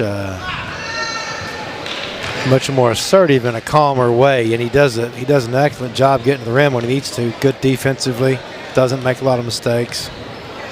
Really developed as a player. Douglas 19 out of 25 from the free throw line. 10-point game. Preston Moore trying to find somebody open. There he goes. He gets it to Isaiah Neville. Neville, the running floater in the lane, and that's going to be the way the game comes to an end. Mules fall tonight in the opening round, 80-72. Congratulations to the Red Devils as they move on to the semifinals tomorrow night. Going to be a good one between Haywood and this Douglas team. It should be a lot of fun. Can't wait for that one. One more game to go, and we'll come back and we'll reset the stage here in just a few moments. Germantown is going to take on a very good team out of Springdale. Should be a lot of fun. John, you going to come back for one more? Oh, yeah, I'm going to hang around and watch these teams. We're going to come back. All right, don't go anywhere. We'll be right back. You're watching live coverage of the 35th Annual Poplar Bluff Showdown presented by the Poplar Bluff R1 School District. And you're watching us live on Facebook and YouTube. We appreciate you joining us on the radio. In the meantime, we'll get you back to live programming. You're watching live coverage. This is the Southeast Sign and Graphics Mules Radio Network.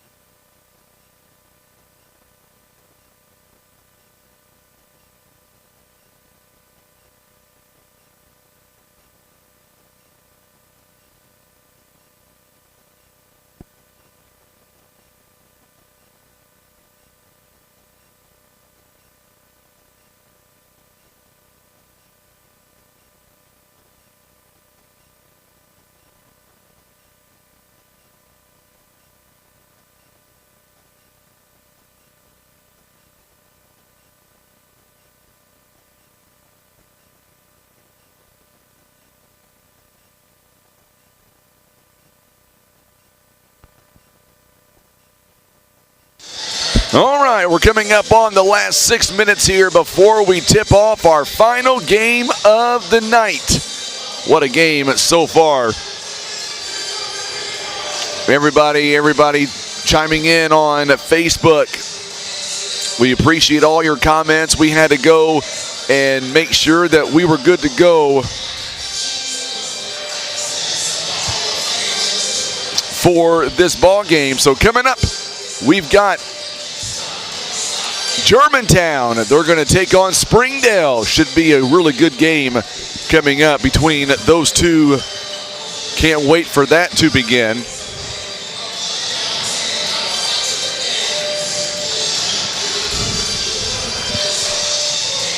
So, there we go. Had to fix that camera shot.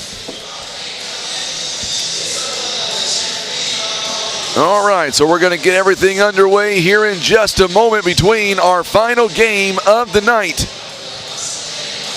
We'll thank our sponsors again, and a big shout out to the Poplar Bluff R1 School District, allowing us to come up here and call these ball games. Our second year doing this too. We did this last year. We had just 6 games total. This year we're doing 8. By the way, tomorrow morning we're going to be going live we're going to be back here live tomorrow morning starting off at 10 a.m.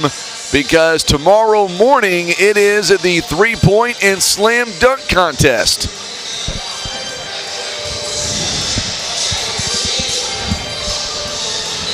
I've got Chance, my son, my youngest, right here beside me. You having a good time so far, Chance? Yep. Pretty good game so far tonight. You're doing a great job on that scoreboard, too. I appreciate your help. You're welcome. You like doing the scoreboard? Yeah. All right, we got one more game to go. You going to go tomorrow night or tomorrow afternoon with me and watch the slam dunk and 3-point contest? Yes. All right, I look forward to it. I'm going to hold you to it. Yeah. No scoreboard then, though, thankfully. Aww. So you can kind of relax. Aww. All right. So coming up, we've got much more as we continue. We will have our starting lineups, and tip-off is on the way next. Final game of the night. Timothy, you're absolutely welcome, my friend. Make sure and come back tomorrow and watch the Mules play. Mules play at 5:30 tomorrow night. Springdale, Germantown, coming up next. You're watching live coverage. It is day 1 of the 35th annual Poplar Bluff Showdown. We are live in Bluff. This is the Southeast Sign and Graphics Mules Radio Network.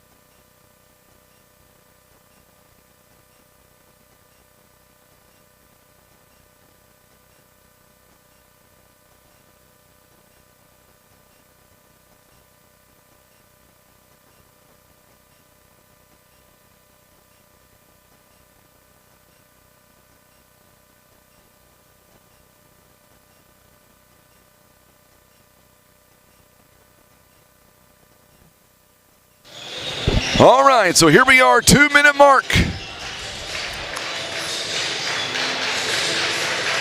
All right, Timothy, I appreciate that, my friend. Look forward to having you back with us during the three-point slam dunk contest. We'll be here for that one, too. Should be a lot of fun. All right, so we are about ready to get underway here in the last game of the night. John Scott is back with me again. So now, John, about a minute and a half to go before we get set for this last ball game of the night. And I'm excited. Should be a good one between both Germantown and Springdale. Yeah, they look like some good teams, Frankie. I'm actually anxious to see this for sure. I am too. Some good-looking athletes out there. Get to watch a game I'm not so vested in, which won't be good or will be good for my blood pressure. There you go. Which helps. I can't get over just the amount of exposure tonight. People from all teams, all the teams. They have been so amazing to, chime on with us and be a part of this. We're so grateful to have everybody here tonight. Tomorrow night, semifinals. Should be a lot of fun, too, then tomorrow, too. Absolutely. Good talent in the tournament this year. Yeah, a lot of good talent.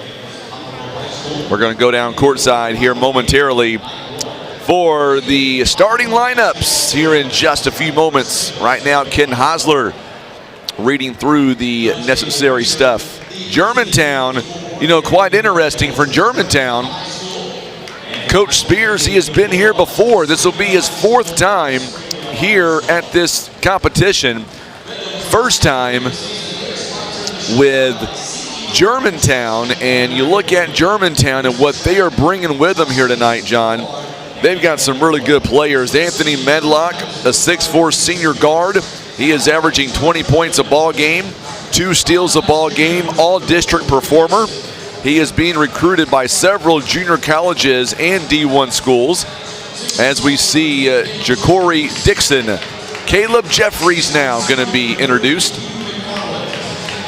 Hugh McFarland, Anthony Medlock, and Cameron Temple, number 23.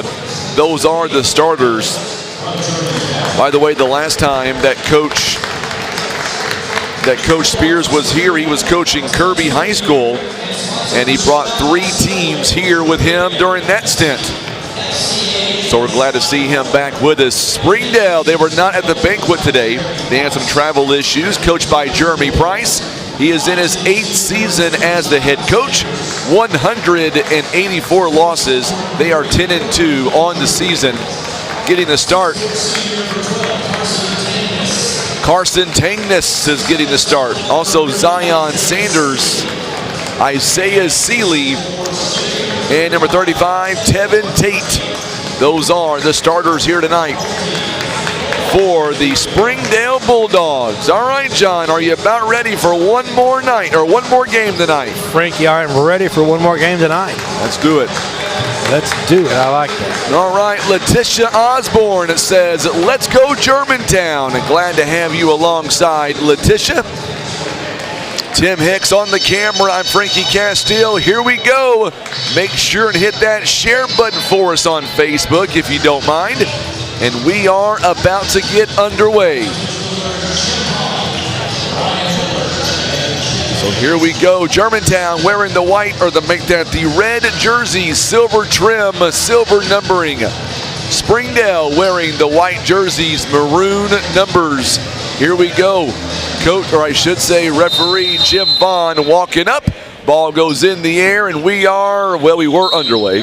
It goes out of bounds, and it's going to belong to Germantown. So Germantown will inbound it right at midcourt. 8 minutes on the scoreboard, and we are ready to go for the nightcap, the 8:30 game. Game number 4 here tonight. What a day it has been so far. Cameron Dunbar says, let's go Springdale. All right, Carmen, glad to have you alongside tonight as well. I've heard a lot of good things about Springdale. Oh, they always have good athletes in Springdale. Good football town, if I remember. Yeah, Can't think of the guy's name. Somebody will know. The guy from Springdale was a quarterback.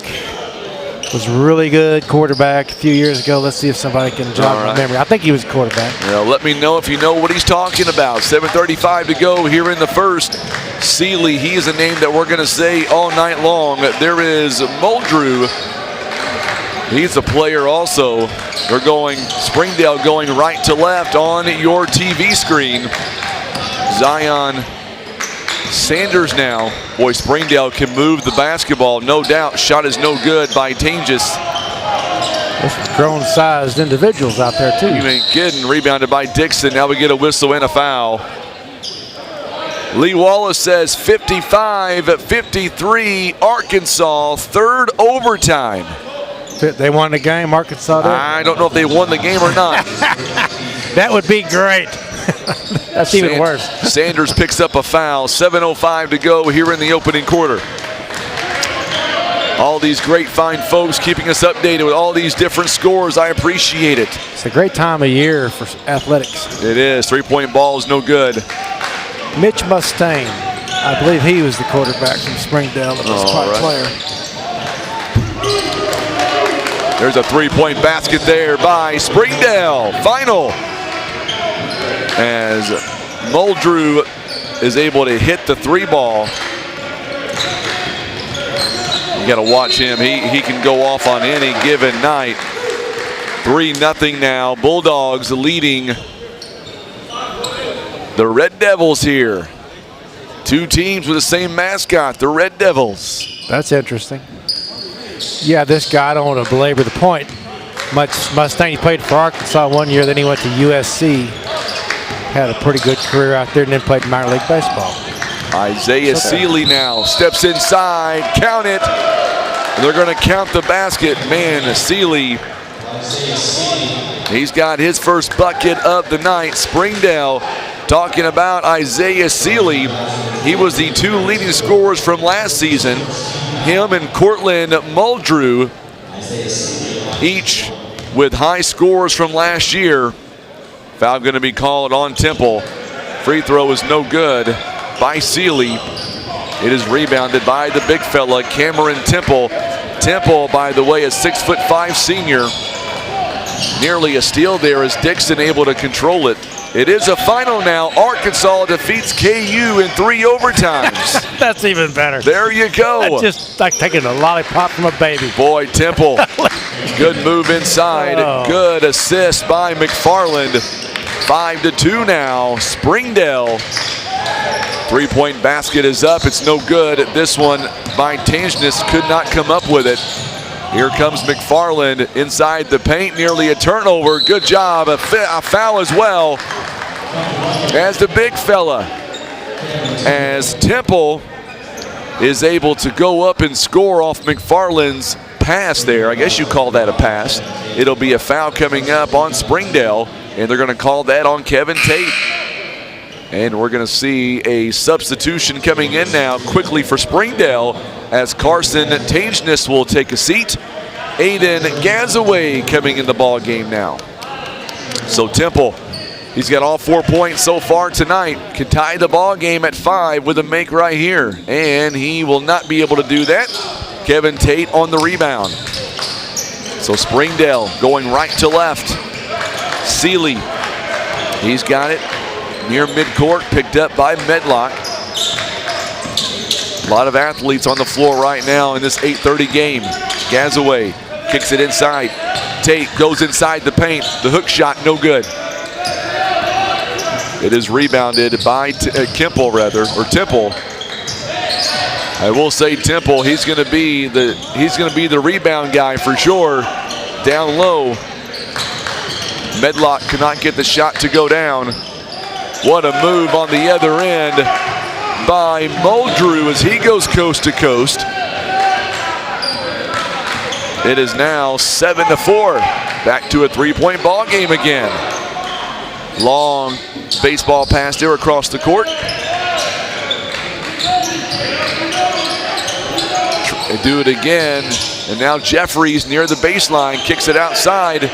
Medlock now. And we're going to get an offensive foul. I believe it's going to be a push-off, and it's going to be on McFarland, I believe. Yep, going to be his first team foul number 2. Each team with 2 personal fouls here in this quarter. You know, Frankie, you mentioned that 2 different teams, the Red Devils, which is it's sad. It reminds me of the Mississippi State coach, you know, Mike Leach, who passed unfortunately recently. He could talk for 15 minutes about that. The fact that there's 2 teams named the Red Devils, and what is a Red Devil, and how would a Red Devil match up with an actual Bulldog? That kind of thing. But it is interesting. I don't know that we ever play any Red Devils in Missouri. I don't know of any team we've played ever the Red Devils. Chaminade. Now we got, are they the Red Devils? They're Red Devils. Look at that. I should have known. I try to block them out. Randy Milloway, yes, Blytheville, they won tonight. They won big, 7-4 the score. Chaminade Red Devils. I remember when they came in here and we gave them all they wanted. They were in the quarterfinals a few years ago. You know, that guy that played down here, that big guy, he ended up going down to Branson. Now he plays for Michigan, or maybe it's Michigan State. Muldrew misses the 3-point basket attempt. On the other end, a 3-point ball by McFarland, no good. Here we go the other direction. Muldrew now, pull-up jumper, it's up and good. Good jumper there inside the paint, 9-4 now. 5-point game.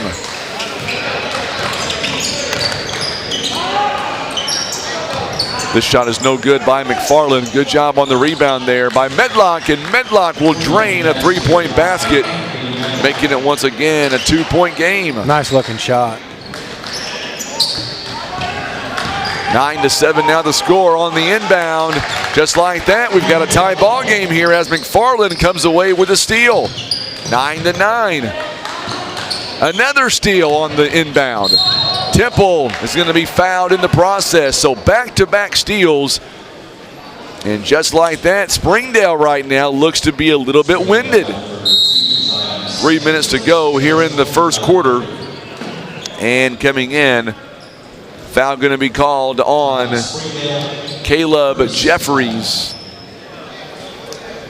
Or correction on that. Sanders is going to be the one called for the foul. And the Bulldogs are going to take a quick timeout, 30-second timeout. Want to thank all of our sponsors again. Want to say thank you to the guy to my left here, the school board president, John Scott. He was a big reason why we were able to get this little project started 2 seasons ago, or last season rather.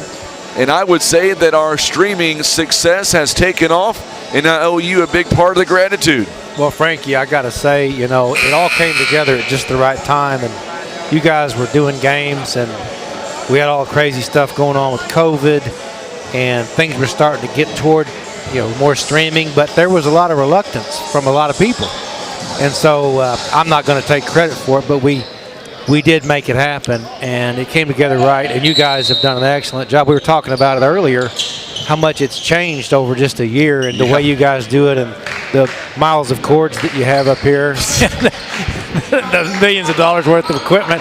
But you know, with the scoreboard now and with all the things that you guys do, and it's certainly it's where it's all headed, and it's better for the kids, it's better for the families, it's better for everybody. And we're not seeing any kind of a drop in attendance at events, which is what people were worried about. If anything, we're seeing more people. They see it live on TV, and they want to come see the game here so they can actually enjoy a hot dog and feel it a little bit more. But no, it's great, man. It really is. It's really good service to provide for people. It's done wonders, no doubt. Foul going to be called on DJ Allen, number 15 for Germantown. 9-9 is the score. This one's got the making of a good ball game here. Seeley going to be fouled as he tucks it away. You know who he reminds me of? The way he tucks the ball reminds me of like a Corey Booker for the Phoenix Suns, the way he tucks that ball in. Yeah, very similar. Very similar. Foul going to be called on Anthony Medlock. That's his first, team foul number 4 now. Basket is no good by Muldrew. Germantown's A.J. Thomas comes up with the rebound. 9-9 is the score right now. Well, Frankie, a bunch of people from Poplar Bluff ran half marathon in Germantown, Tennessee 1 year, and it got really hot. So now we refer to it as Germantown Massacre. Oh, Germantown Massacre. It got hot. It was an early spring race, and it got hot. We were all running a lot back then, and we were going to go tear that thing up, man, and it tore us up. But I like it down. I can't say I've been to Springdale, but I've been to Germantown several times and like the Memphis area. Get down there and have a little fun, hear a little good music, get a little Absolutely. barbecue. I was going to say head down to Bill Street, get some good barbecue. 1:31 to play here in the first quarter. 11-9 the score. The Bulldogs lead by 2. Medlock, long pass over to Jeffries. Jeffries now kicks it back inside to Allen. Allen's shot is no good. Rebounded by Tevin Tate. Long three-point basket is good by Muldrew. He's already got 10 points out of the team's 14. I wouldn't want to try to fight for a rebound with Mr. Tevin Tate. No, Springdale, it was a 9-9 ball game. It's a 5-0 run right now. Make sure and hit that share button for us on social media. Shot is up and no good. Good rebound by DJ Allen. Dixon misses the first opportunity, and Allen comes back with his first bucket of the night. And now it's 14-11. Back to within 3 now. Big audience here on YouTube and on Facebook on a Wednesday night. Almost said Saturday night. You wish it was Saturday night, right? Boy, you're not kidding. 26 seconds. I'm going to bring in the new year the right way. I'm going to be sleeping. As Medlock goes coast to coast. And he winds up and scores it 14-13 now. Medlock has 5 points. 6 seconds and counting here in the first quarter. Long three-point basket. This one no good by Muldrew. Offensive board as Seeley could not get the shot to go down either. So we have played 1 quarter, 3 more quarters to go. It is a 14-13 ball game. You know, we were talking about all the fan participation. I remember last year on the first days of the games, it was like our attendance wasn't bad. It wasn't great, but it wasn't bad. Tonight, I'm blown away by the amount of folks that we've had on YouTube and Facebook, all the comments here, over 200 comments here tonight. Most of them praising your name, John. Absolutely, and, I take full credit. And all the new subscribers that we're getting on YouTube every time we do these big tournaments, it really is exciting stuff. Yeah, people are, getting more accustomed to it. Word gets around. And they have an opportunity. They see they can sit there on their big screen at home and watch a very well produced game that they can watch live. And let's face it, there's not a whole lot of good stuff on regular TV anymore. So they can sit here and watch some good basketball, see their family play. Word gets around, people do it. I get comments all the time from people all around who've listened in and watched the game for a little while or watched the whole game. What I did during the showdown today, I had to get up and make a little speech about the streaming process. I told people the whole entire banquet, I said, if it glitches, if it messes up, we're going to blame Tim Hicks. I made that very clear. I said if it goes well, I'll take responsibility. No. But if it goes poorly, it's all Tim's fault. Yeah, there's something else somewhere. Exactly. So here we go. Back to live action here. 14-13 in the second quarter now. And we're going to see Tangus now. He'll inbound it. Possession arrow now favors Germantown. On the stoppage there. Seeley goes inside the paint. Shot is no good. Good rebound taken by Medlock. Running floater is no good. They tried that same play as DJ Allen. He tried it. It just would not fall this time. Gazaway, he'll take this open shot. It's no good. Boy, what a good job by Tevin Tate there on the rebound. He is just an absolute stud when it comes to the offensive rebounding part. And we've got a substitution coming in now for Germantown. Hugh McFarland back in the ballgame for Ja'Cory Dixon. 7:31 to go here in the first half. We got a chance to talk to Coach Spears from Germantown. A very nice guy. I talked to Coach Price via text message from Springdale. He got me everything I needed and then some. and I appreciate him. Going to be a foul coming up here, it looks like, on Germantown. No, it's going to be on Springdale. My apologies. Tevin Tate, rather. It's going to be his second personal foul. So now we're going to see Steven Totson coming in at number 23. Totson, he is a 6'5 senior. We're going to replace, or Totson rather, a 6'2 sophomore rather. 7:12 to go here in the first half. It is a 14-13 game. Good move by Medlock. It just would not fall. It's going to go out of bounds at last touched by Germantown, and it's going to stay with Springdale. Now Darian Webb in the house here. Boy, I missed that guy playing. Oh yeah, we could have used him tonight. Great player, good effort, good leader on the court. He's a very good leader on the court. It's one thing we kind of need, I think, with our team is somebody to kind of step up and take charge of the team. And I think Durden, as a sophomore, he might be able to pull that off. A couple more of those dunks like he had tonight. He surely got my attention. Yeah, he can lead me on a deal like that for sure. Joshua Davis wears number 1, calling for the foul. That's team foul number 5 for the Red Devils. Seeley now. Good job by the Red Devils. Double team, a 3-point basket in the wing is up and good by Tangus. Boy, Dotson with a good pass, 17-13 now. Good pass play by Springdale.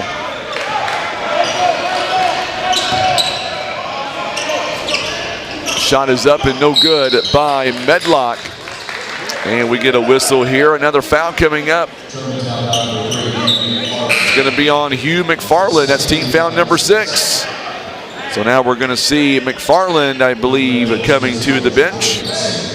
He just checked in a moment ago. He'll be back out. Ja'Cory Dixon. Dixon now. The Bulldogs now going to be in the bonus the next time they're fouled. They'll be shooting some free throws. What a move by Seeley. He's got 6 points. Boy, that was nice. Muldrew on the assist. Yeah, these teams can play, both of them. Pretty evenly matched. I think so.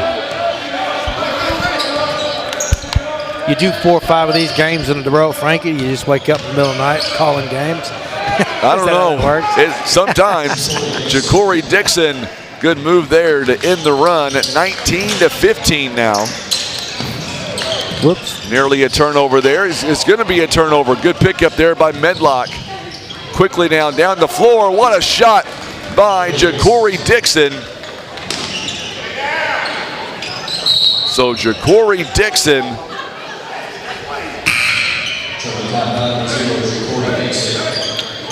19-17 now. And Dixon is going to be called for the personal foul. So coming out of the ball game is going to be Medlock. Medlock is out. Chance Terry is coming in, number 24.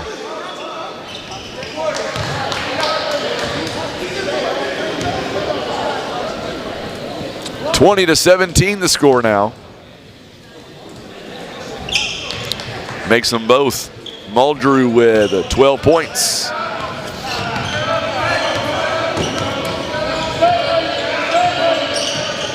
So Dixon, bounce passes outside, and we're going to get a travel called on Joshua Davis.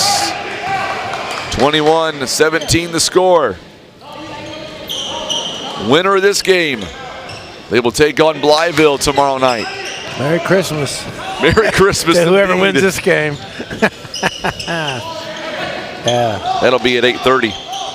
Late game tomorrow. It's Thursday night. Thursday night. I forgot what day it is. My bedtime is at 7 o'clock on a Thursday. They got to speed these games up. It is kind of late, I must admit. DJ Allen called for his second. Luckily, I'm still on Christmas time, so. Isaiah Seeley, he's got 6 points already, 3 rebounds here in the ball game. He's 0 for 1 on the charity stripe, and he makes that one 22-17, 5-point game.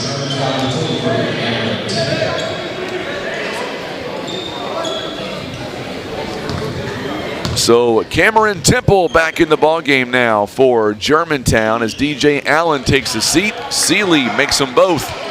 Largest lead of the game. It's now 6, 23-17. Shot is up. It's no good. Oh, good. Yeah, good job there on the steal by Chance Terry. Euro step. Euro step is up and good. I think that's what that was. That would be that. Whatever that. I think that just means a walk, but they can cover a lot of ground with a Euro step. Yes. I never was so good at it. 23-19 the score.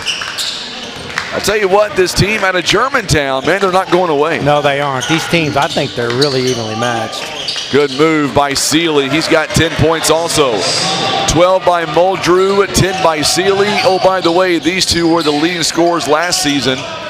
Three-point basket is up and good by Joshua Davis. I like that number 1, Joshua Davis. Yeah, I like the way he plays. Yep, that was good. A.J. Thomas on the assist. Back to within 3, John. Yeah, that kid number 1, he's a stout player. Can we see an overtime in round 1?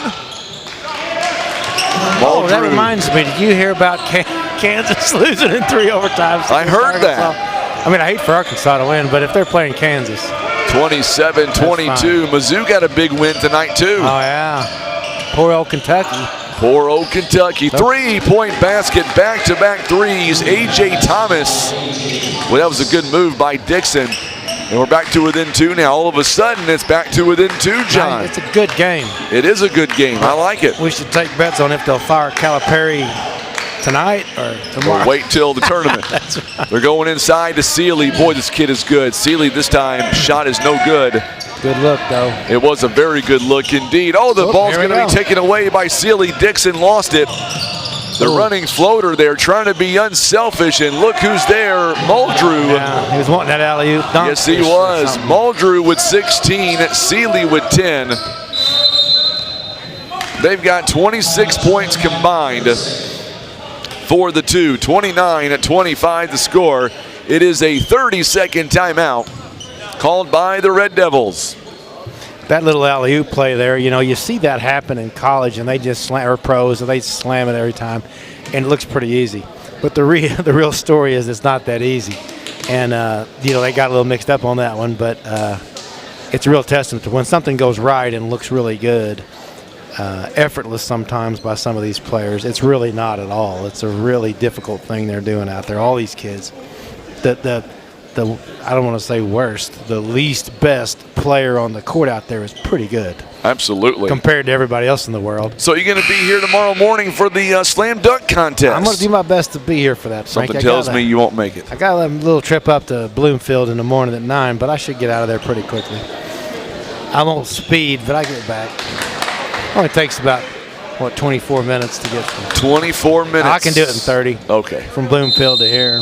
Big audience here tonight on YouTube watching this game. A really good game right now. Springdale, Germantown. I like being able to call a game, John, where you and I have nothing vested in the game. Good job by Medlock that time. Medlock, he is able to knock down that shot. And just like that, we are 2 points down again. Yeah, it's a good game. And like you say, I mean, like sometimes you watch a team play and you can easily see which one you might want to win the game because for whatever reason. But these two teams are pretty much interchangeable. They're very much, and they're entertaining to watch. Yeah, 29-27. Good move, a foul on the floor. Oh, they're going to say he stepped out of bounds. It'll be a turnover on Joshua Davis. Not very many turnovers here in the game. Springdale with 6, Germantown with 6. 29-27 to score. I'm telling you, man, this game, this first half has been quite entertaining thus far. Joshua Davis. Temple still out there. Make that Chance Terry. 3-point basket. It does go in for Tangus rather. 32-27 to score.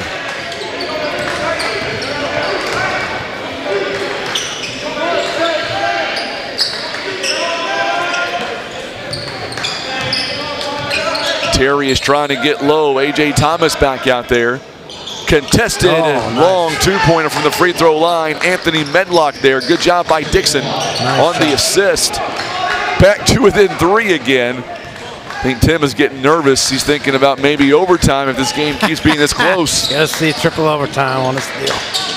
Well, there was a triple overtime in football, I guess. Well, y'all leave all your stuff plugged in up here? Or no? Yeah. I guess school's not in session, so no, we'll leave it up. Anything crazy happening. Yeah, we'll leave it up.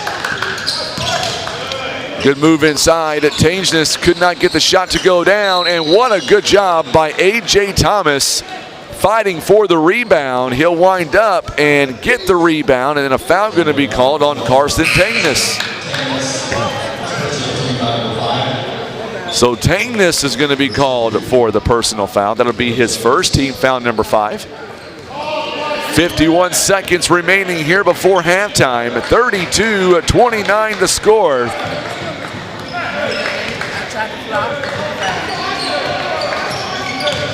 So Medlock near the free throw line. What a move by Medlock. He's got 11, and we are a one-point game again. 32-31. Crystal Going says, let's go Germantown. Seeley could not finish the shot. Rebounded pick up by Davis.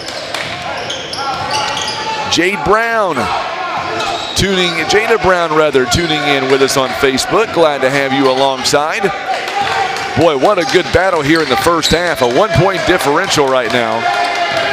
You hear the crowd getting into it. 3-point basket along the outside. A.J. Thomas. And that is a lead for the Red Devils here before halftime. What a first half, John. Oh, good game. By Germantown and Springdale. So far, one of the better entertaining games of the first half. Yeah, that was a good game. Nice tight score.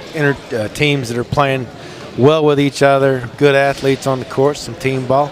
I like it. It's a good game. I'm glad I hung around. Yeah, me and you both. Is this the time where I say thanks for tuning in? We'll see you tomorrow night. That's right. Got to beat the traffic. Got to beat the traffic out of here. No way. We're going to come right back. Don't go anywhere. We'll be back for the second half in just a moment. It is a 34-32 ball game. Germantown leads by 2. You're watching live coverage of the 35th annual Poplar Bluff Showdown presented by the Poplar Bluff R1 School District.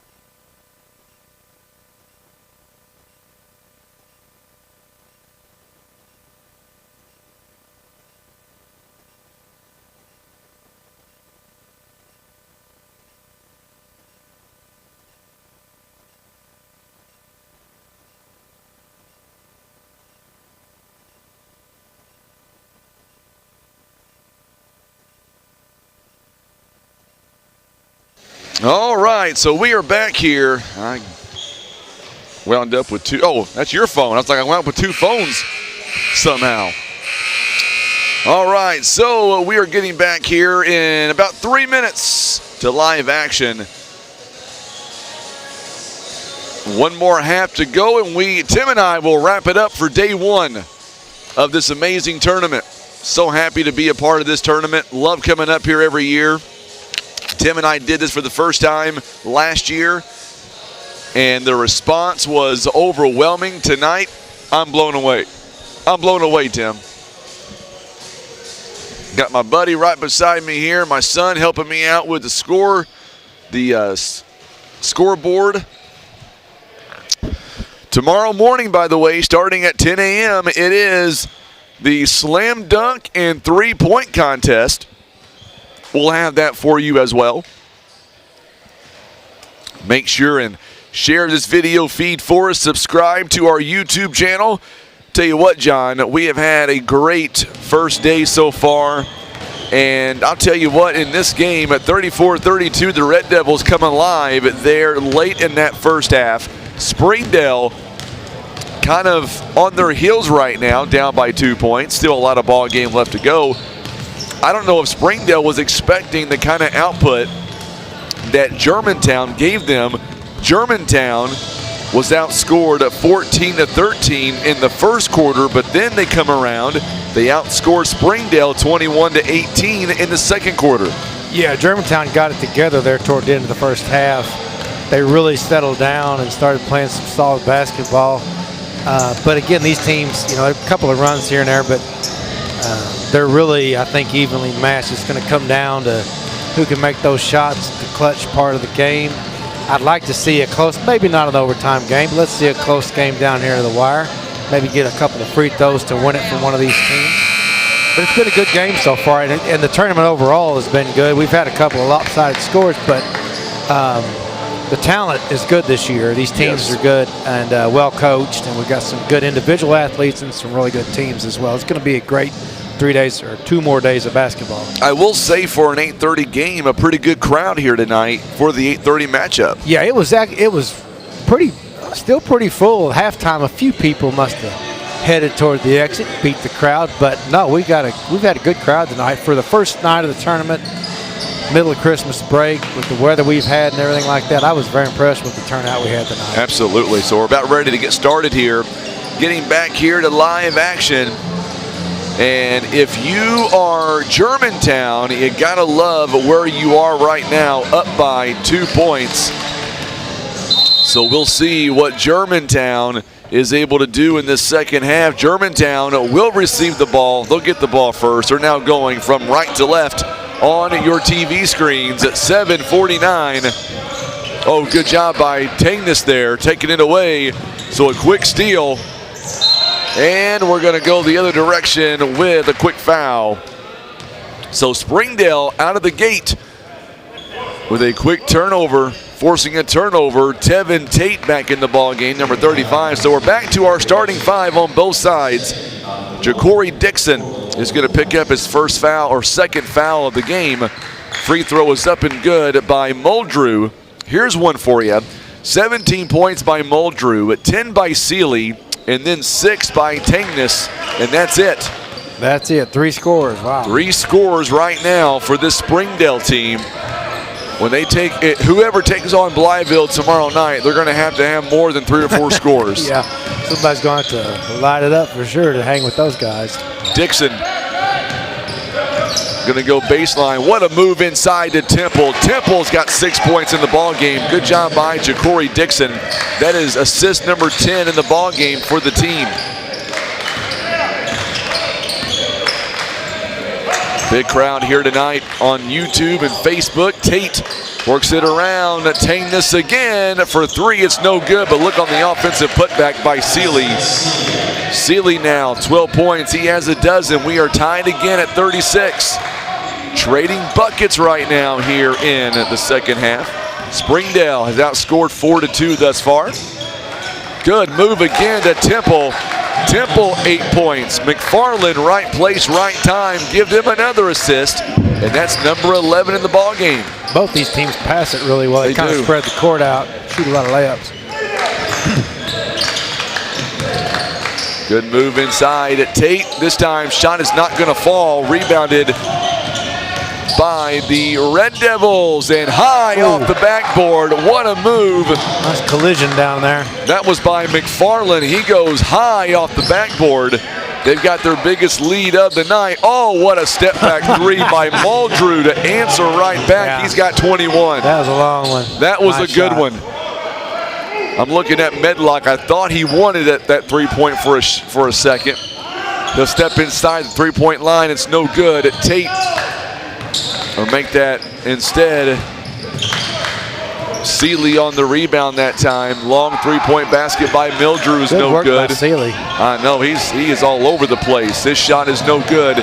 Here comes Medlock outside. Three-point basket is no good by Jeffries. Seeley on the rebound, and Muldrew up ahead. He's got 23 points. And just like that, the Bulldogs are back in front. It's a 5-0 run. Seeley's working well this last few possessions. Yes, really, he is. That was really a good hustling. move. That was some good play, 41-40. I love games like this where it's back and forth. Oh, yeah, yeah. Three-point basket. Look at the back. Temple, the big man, 11 points on the night. Temple, by the way, Temple, a 6'5" senior, drains a three-pointer. They're back on top by 2. Guess they don't have his weight. I bet he's stout. Whatever it is. Three-point basket is no good by Seeley.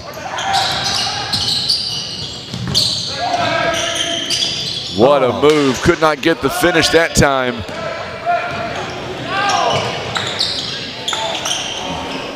Muldrew misses the shot. He knows it. So Dixon.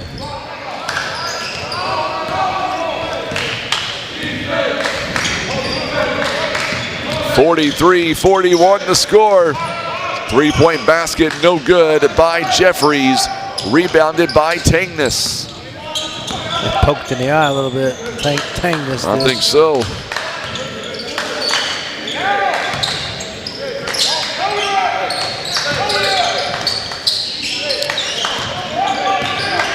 Four-minute mark here in the third.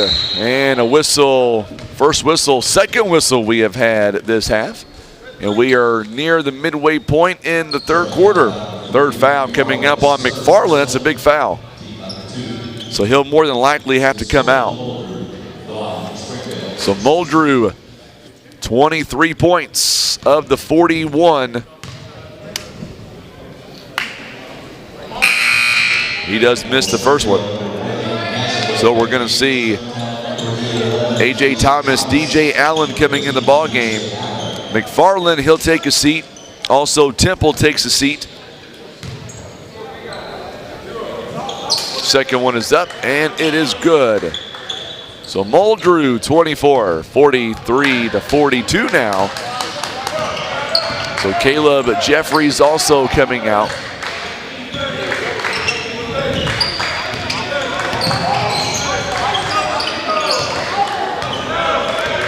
Nope, Hugh McFarland, he stays in.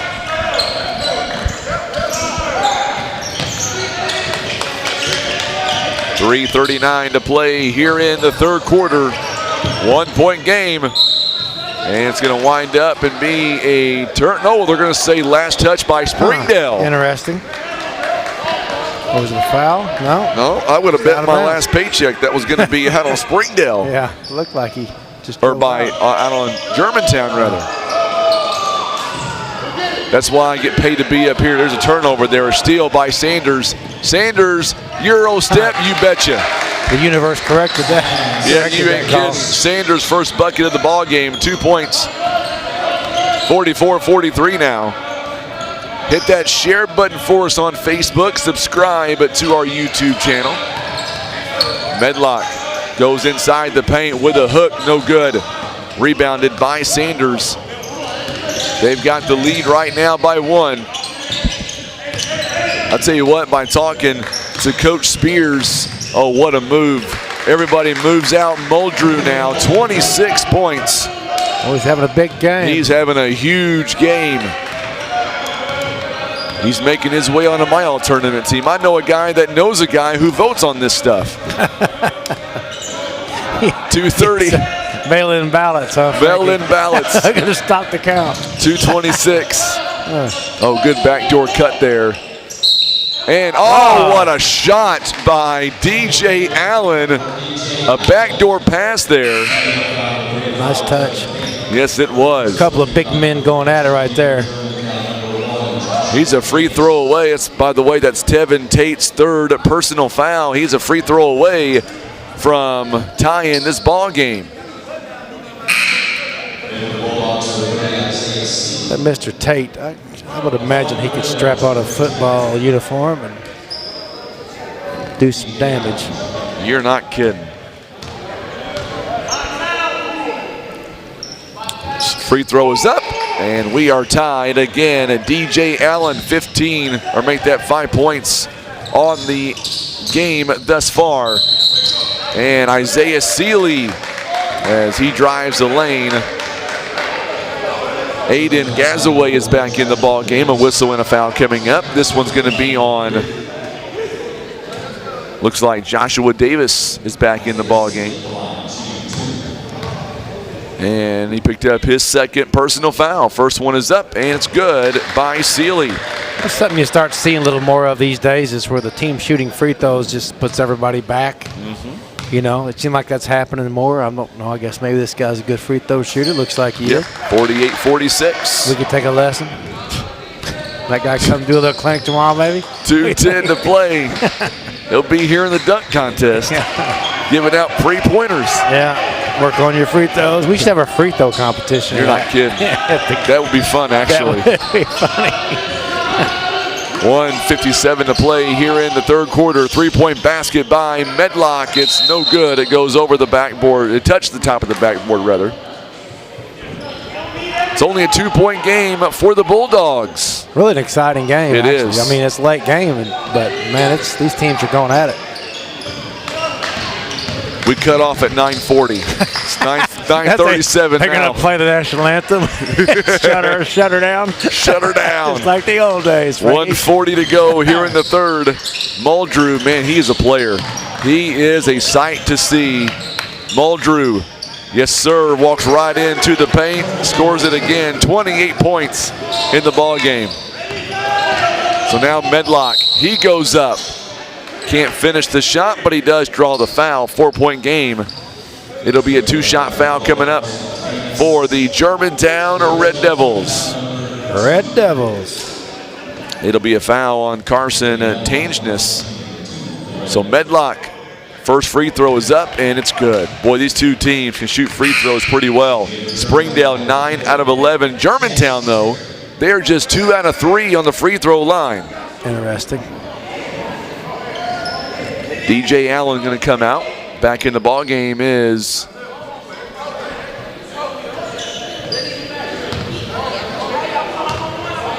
Hugh McFarland stays in. Second one is up, and it's good by Medlock. And it's back to within 2 again. Boy, these two get up by 4. Hugh trips down. Back in the ball game is Chance Terry. There's a good shot. Boy, Muldrew, he is just such a force. On the other end, Medlock, he will drain another shot. Nice shot, Medlock. 52-50. Medlock 15 points. Muldrew's got double that at 30. With a quarter to go. With a quarter to go. He may hang 40. I wonder what the record in here is. I'll tell you here in a few minutes. Count the basket and the foul as Isaiah Seeley, he is able to power his way in for the foul.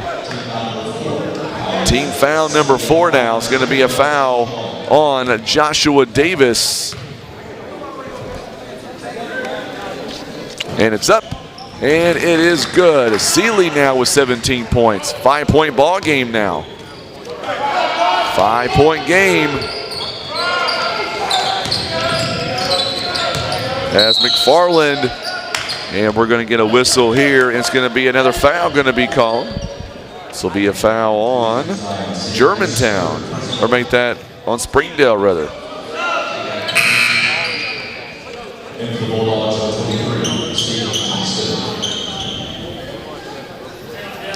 So a foul going to be called on Sanders.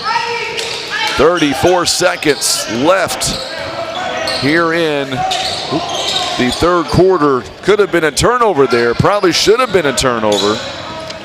Very fortunate to get the ball back. These Red Devils are lucky. Yes, they are. 20 seconds. Shot is, or I should say Medlock gets it over to Terry. And Terry could not finish the shot. Nice pass. Caught him a little off guard. Muldrew, there's the alley-oop. Oh, he missed it. Oh, Sealy could not get the shot to go. McFarland at the buzzer, it's no good. That was a flurry of activity. That was a huge flurry of activity there. All right, so we'll be back. You're watching live coverage. It is a 5-point ball game. We're coming right back live in Poplar Bluff. This is the 35th annual Poplar Bluff Showdown. It is presented by Poplar Bluff R1 School District.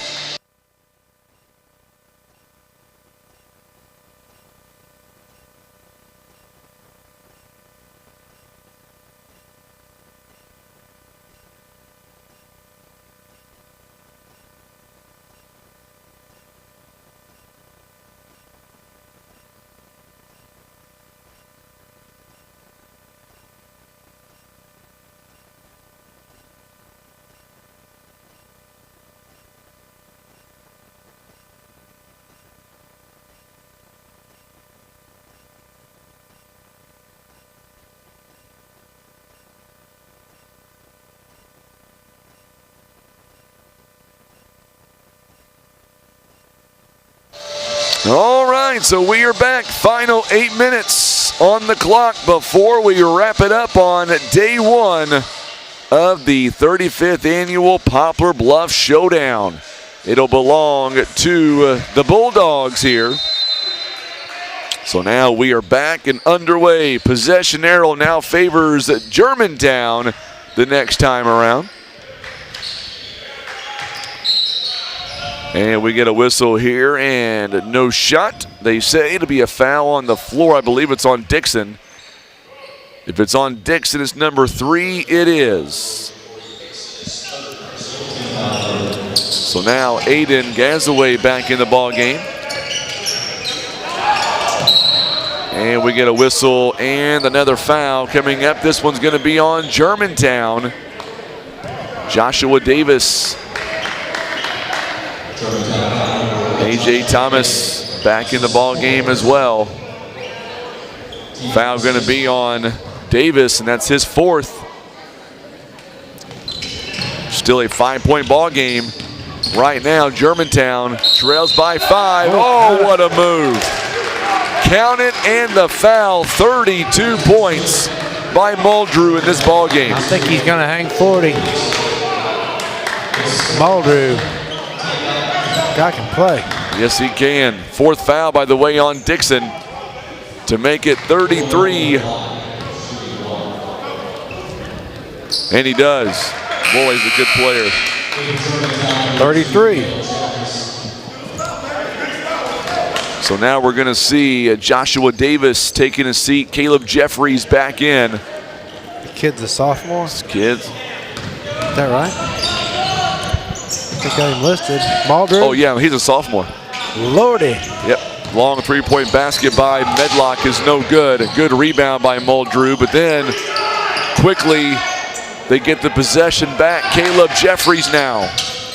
The winner moves on to take on Blytheville tomorrow night at 8:30. Boy, they had some loud fans here tonight. It was a lot of fun when they were in the house. Jeffrey's shot is no good. Rebound, what a good move by Dixon. Makes it a 6-point game again, 58-52. 6:54 and counting. Sealy splits the defense. He's got 19 points. He's a good player too. I like Sealy. By the way, he's also a sophomore, in case you're wondering. I was just going to look. Looks like Springdale's going to be in good shape for a while. Yes, they are. Sealy, a 6'6" sophomore. Got a whistle, a timeout here called, this one by the Bulldogs. They're going to have 3 timeouts left. It'll be, I believe, a full timeout. So looking at the bracket tomorrow, Johnny boy, what game? Obviously, we can't talk about the 8:30 game yet. Out of the first 3 games, what game excites you? Well, it's going to be that Mule game and whatever Christian. Right. Little Rock Christian. Little Rock Christian. Mighty Mules. Poplar Bluff. Bounce back. Mules got to regroup, Frankie. 5:30 on that day. I'll tell you what game I'm looking forward to. I'll tell you, I'm looking forward to that Haywood and Douglas ball game. I think it's going to be a loud environment. Yeah, that'll be a good one. And then whoever plays Blytheville. Yeah, that'll be fun to watch Blytheville play either way. That'll be at 8:30. Really, they're all going to be good games. They all will be. Be a lot of fun. Tomorrow morning we start at 10 a.m. on the dot. We're going to do a slam dunk and 3-point contest. I think Tim is going to enter himself in the 3-point contest. He's going to make it rain. We have a hot dog eating contest too. That's hot dog eating contest. Good move at Medlock for 3 along the outside. Oh, nice. Saw that one go. Boy, that was a good move. Good job by Corey Dixon. Look up at the score now, folks. It is a 5-point ball game again. Muldrew, how do you stop this individual? You really don't. And you don't. And that's going to be 4 on McFarland, I believe, if it's on him. A lot of fouls. That's his 4th. 6:27 to play here in the ball game. Muldrew, 33 points. Free throw is up. It's good. He is 7 out of 8. Zion Sanders now going to come in the ball game.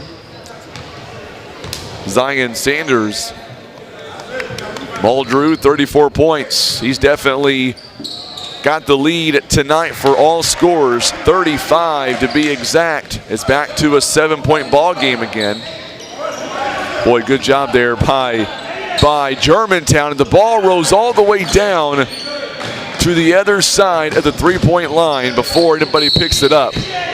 Dixon powers his way in, so about 2 seconds roll off the clock. Make it 3 seconds, and he's able to draw a foul. They're trying to torture you guys, Frank, with all these fouls. Did you know, we ever made it where at that Waynesville game, I heard this, at the end of the Poplar Bluff game, the other team started fouling a bunch, right? I heard about this. And the whole deal was the referees had to be at another game in another town that night, and the coach was so mad at him. It was the home coach. It was the Waynesville coach. He was telling his team to foul to drag the game out so the referees would be late. I thought that is next level devious. I kind of admired it, to be honest with you. It made no sense. You know, we had them beat down 15 or whatever, and they just started fouling. Yeah, I heard about this actually. Couldn't think of it. It was absolutely sublime. I loved it. I'll give that guy hats off to that guy. Germantown takes a timeout, so we'll step away with them. 6:22. It's a 5-point ball game again. You're watching live coverage of the 35th annual Poplar Bluff Showdown. It is presented by Poplar Bluff R1 Schools.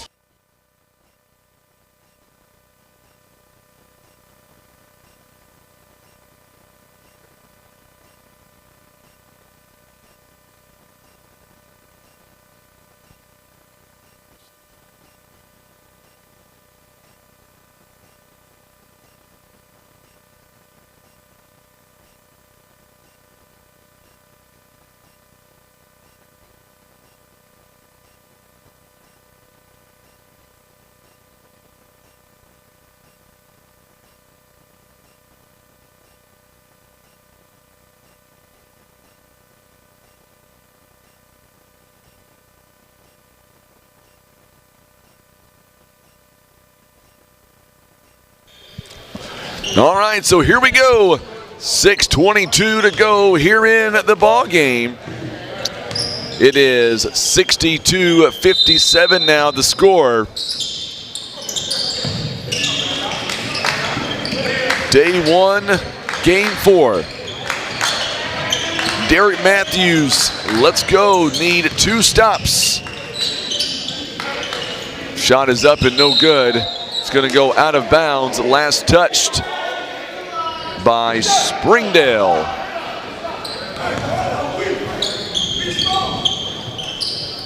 So there's 1 stop. And once again, this is a good strategy here by Germantown. They let the ball go all the way across midcourt before they pick it up. It gives them valuable seconds, and just like that, Medlock again is able to make this a 1-possession game again. 62-59 the score.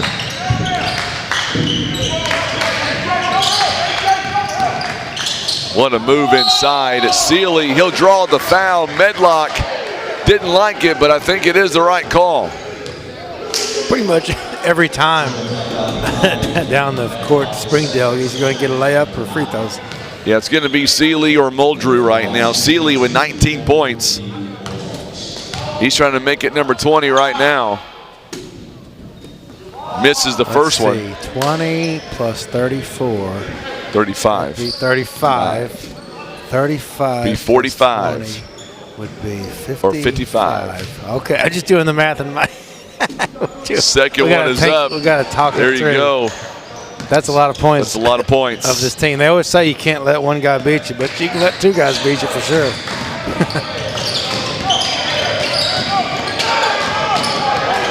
This team reminds me of it. There's another steal by Sealy.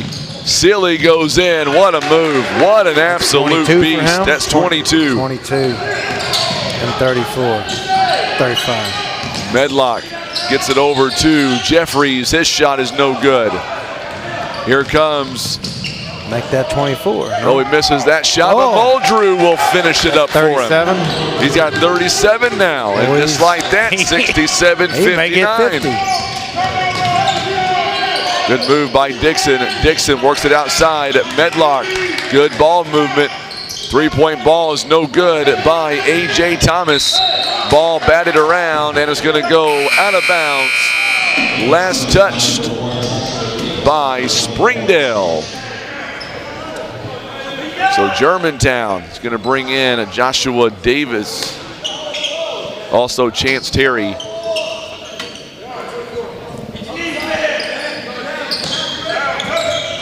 .454 to play. In the blink of an eye, it was 62-59. A 5-0 run. Oh, what a move. Oh, Sealy. That looked kind of clean to me. Is going to be called for the personal foul.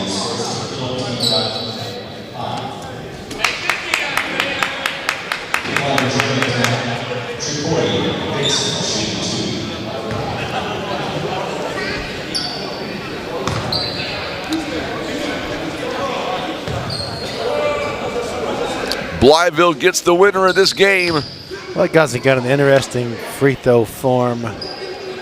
The way he shoots that. He's right-handed. Let me look at this again. Right-handed. Got his right leg kind of back. That's interesting. Makes 1 out of 2. Muldrew with the rebound. 37 points for Muldrew in this ball game. 39. How do you defend that? You have to take a charge. Nobody wants to do that. Shot is up. It's going to go out of bounds. Last touch by Springdale. He might score 50. We get a little overtime action. Yeah. Cortland Muldrew, 8 rebounds here, or 7 rebounds rather in the ball game. Jeffrey's shot is no good. We can bring a cot up here and just have a slumber party. Sealy for 3, drains it. He's got 25. These guys are machines, My goodness. These two are fun to watch. Basically just they each have, one scores one possession and they alternate and the other scores the next. I'll tell you what though, Germantown's been a lot of fun to watch here tonight too. Oh yeah. I know they're down by 12, but they have been fun to watch. They hung with them. Yes, they did. Pretty well, but it just got away from them there. These guys are too much. Sealy started picking up a little bit of slack. Yep.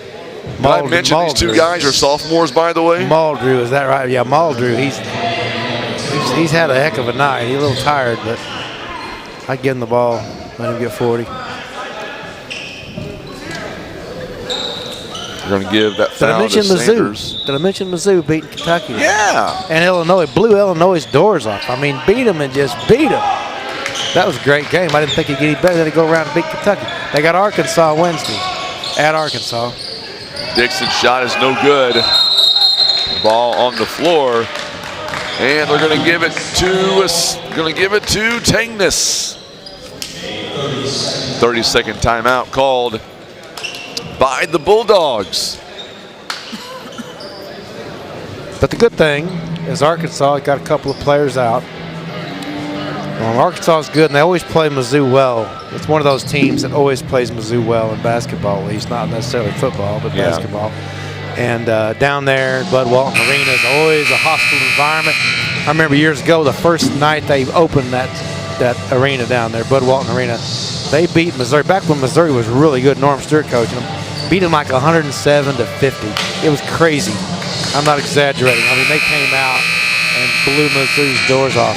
So hopefully we can return the favor. I don't think it's going to be anything like that, but if we can go on the road and have a scrappy, tough game against a weakened Arkansas with a couple of players out, you just never know. Absolutely. I think they're, 13-1 now, Mizzou? That's I think so. Quite a change from last year. The only loss came against who? Well, I don't remember. I did watch that game all the way, though. And I'll give them credit. You know, we were a little bit overmatched on that deal. Yeah. Muldrew now. Speaking of overmatched, most people get overmatched with Muldrew. He is just fun to watch. 3:21 to play here in the fourth quarter. 72-60. Winner gets Blytheville tomorrow night.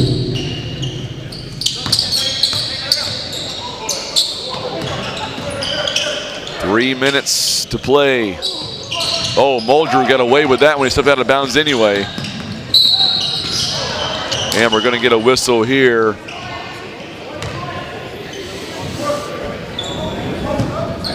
It's going to be a foul, I believe, on Sanders. It's his fifth. So he is just fouled out.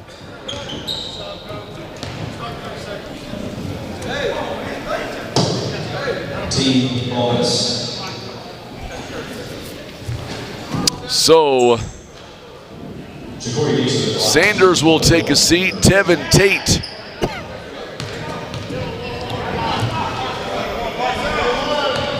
Free throws coming up here by Dixon. Yo, John Sunvold used to always say the only thing that matters about shooting is making baskets. So your form doesn't necessarily matter as long as it goes in. As long as it goes in. But I'm not sure about that free throw deal. 72-60. Seeley now turn around inside the paint. It's no good, but he'll draw the foul. And I believe this one is going to be on Dixon. That's his fifth. He is just fouled out as well. A lot of fouls. So Dixon is gone. Cody Dixon now. Where's number 10? We'll check in. Dixon for Dixon. 72-60. Also coming back in is going to be Hugh McFarland. It's been a good game. It's been closer than the score. These teams are pretty evenly matched, but man, at the end of the day, these two players are just too much. When you have Muldrew, who is sitting at 39, Seeley sitting at 25, it's difficult. Yes, it is.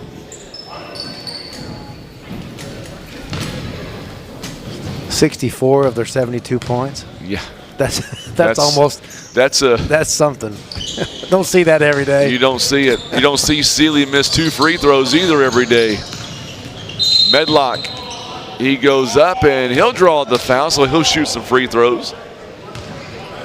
That'd be an interesting stat is when was the last time a team had two players score 30?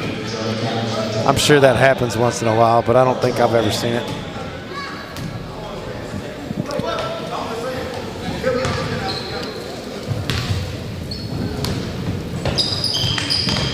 Saw that NBA guy that I won't say his name right. Doncic, whatever his name is. Yeah. Had 62 20 and 10 triple-double, 20 rebounds, 60 points. Never been done ever in the history of the NBA. And when they told him at the end, he didn't really know how many points he had. They told him at the end, he said he was tired. They asked him how he felt. He said tired. Cartel Manning steps in, or he checks in for the first time. Wears number 25 for Germantown. Cody Dixon picks up his first personal foul.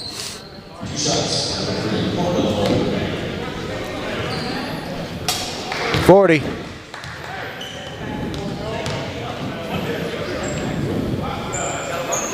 73-62 now the score. 41. No, you meant 41. 41. Now he's getting up there into some business.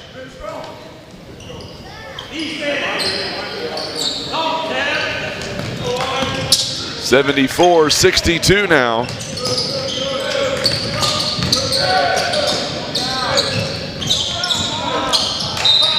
And it's going to be a turnover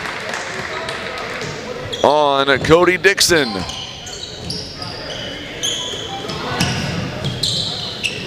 So tomorrow night, unless something happens, Springdale will take on a very good team out of Blytheville. Muldrew misses the first opportunity, somehow gets his own missed shot. I'll tell you what, he's going to be... Shoot it, kid. Got 41. Make that 43. Wow. Yeah, no doubt.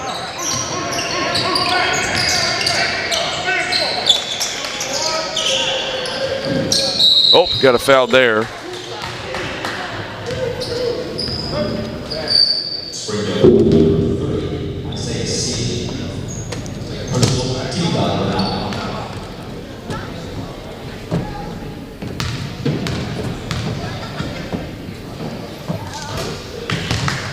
Foul going to be called on Seeley there, his second. Did you get some of those good chicken dumplings, Frankie? I did. I bet. Yeah, man, it was all that snow hit, and it was cold, and it was Christmas, and whew, I can't eat like I used to. It takes a while to recover from that. So Caleb Jeffries knocks down both free throws, 74-64. Walk. 76, rather, 64. I'd call a walk on that.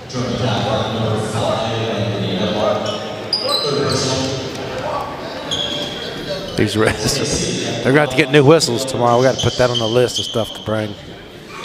Called a bunch of fouls tonight in this game. So Seeley,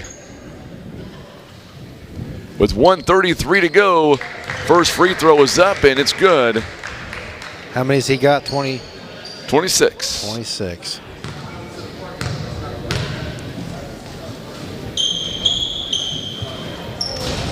And knocks them both down.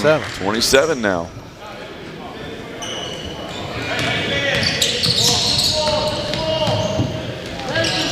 Medlock could not get the shot to go down.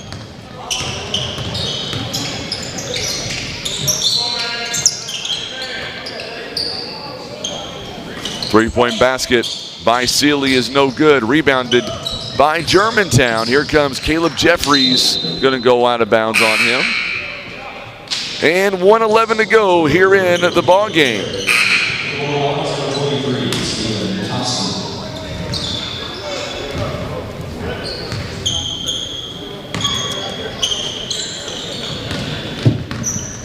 So Muldrew now kicks it outside. 1 minute to play here in the ball game. It's a 14-point ball game. Muldrew nearly lost it, somehow able to handle it. Him and Seeley, only sophomores.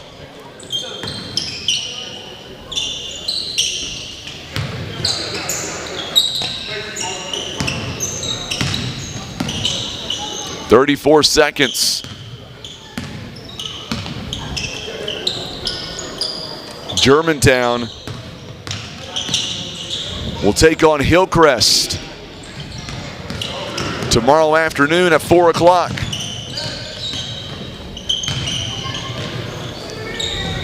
Three-point basket is up. It's no good. Rebounded by Gazaway. And 7 seconds. So we'll go over the bracket one more time as this game will come to a final as Springdale is able to hold on 78-64. So now tomorrow at 4 o'clock it's Hillcrest and Germantown. At 5:30 it is Little Rock Christian against Poplar Bluff. And then in the semifinals it is Douglas taking on Haywood, and then Blytheville takes on Springdale. Tomorrow night for night 2 of the 35th annual Poplar Bluff Showdown. Also tomorrow starting at 10 a.m. we'll be back with you on Facebook and on YouTube. It'll be the 3-point contest, slam dunk contest.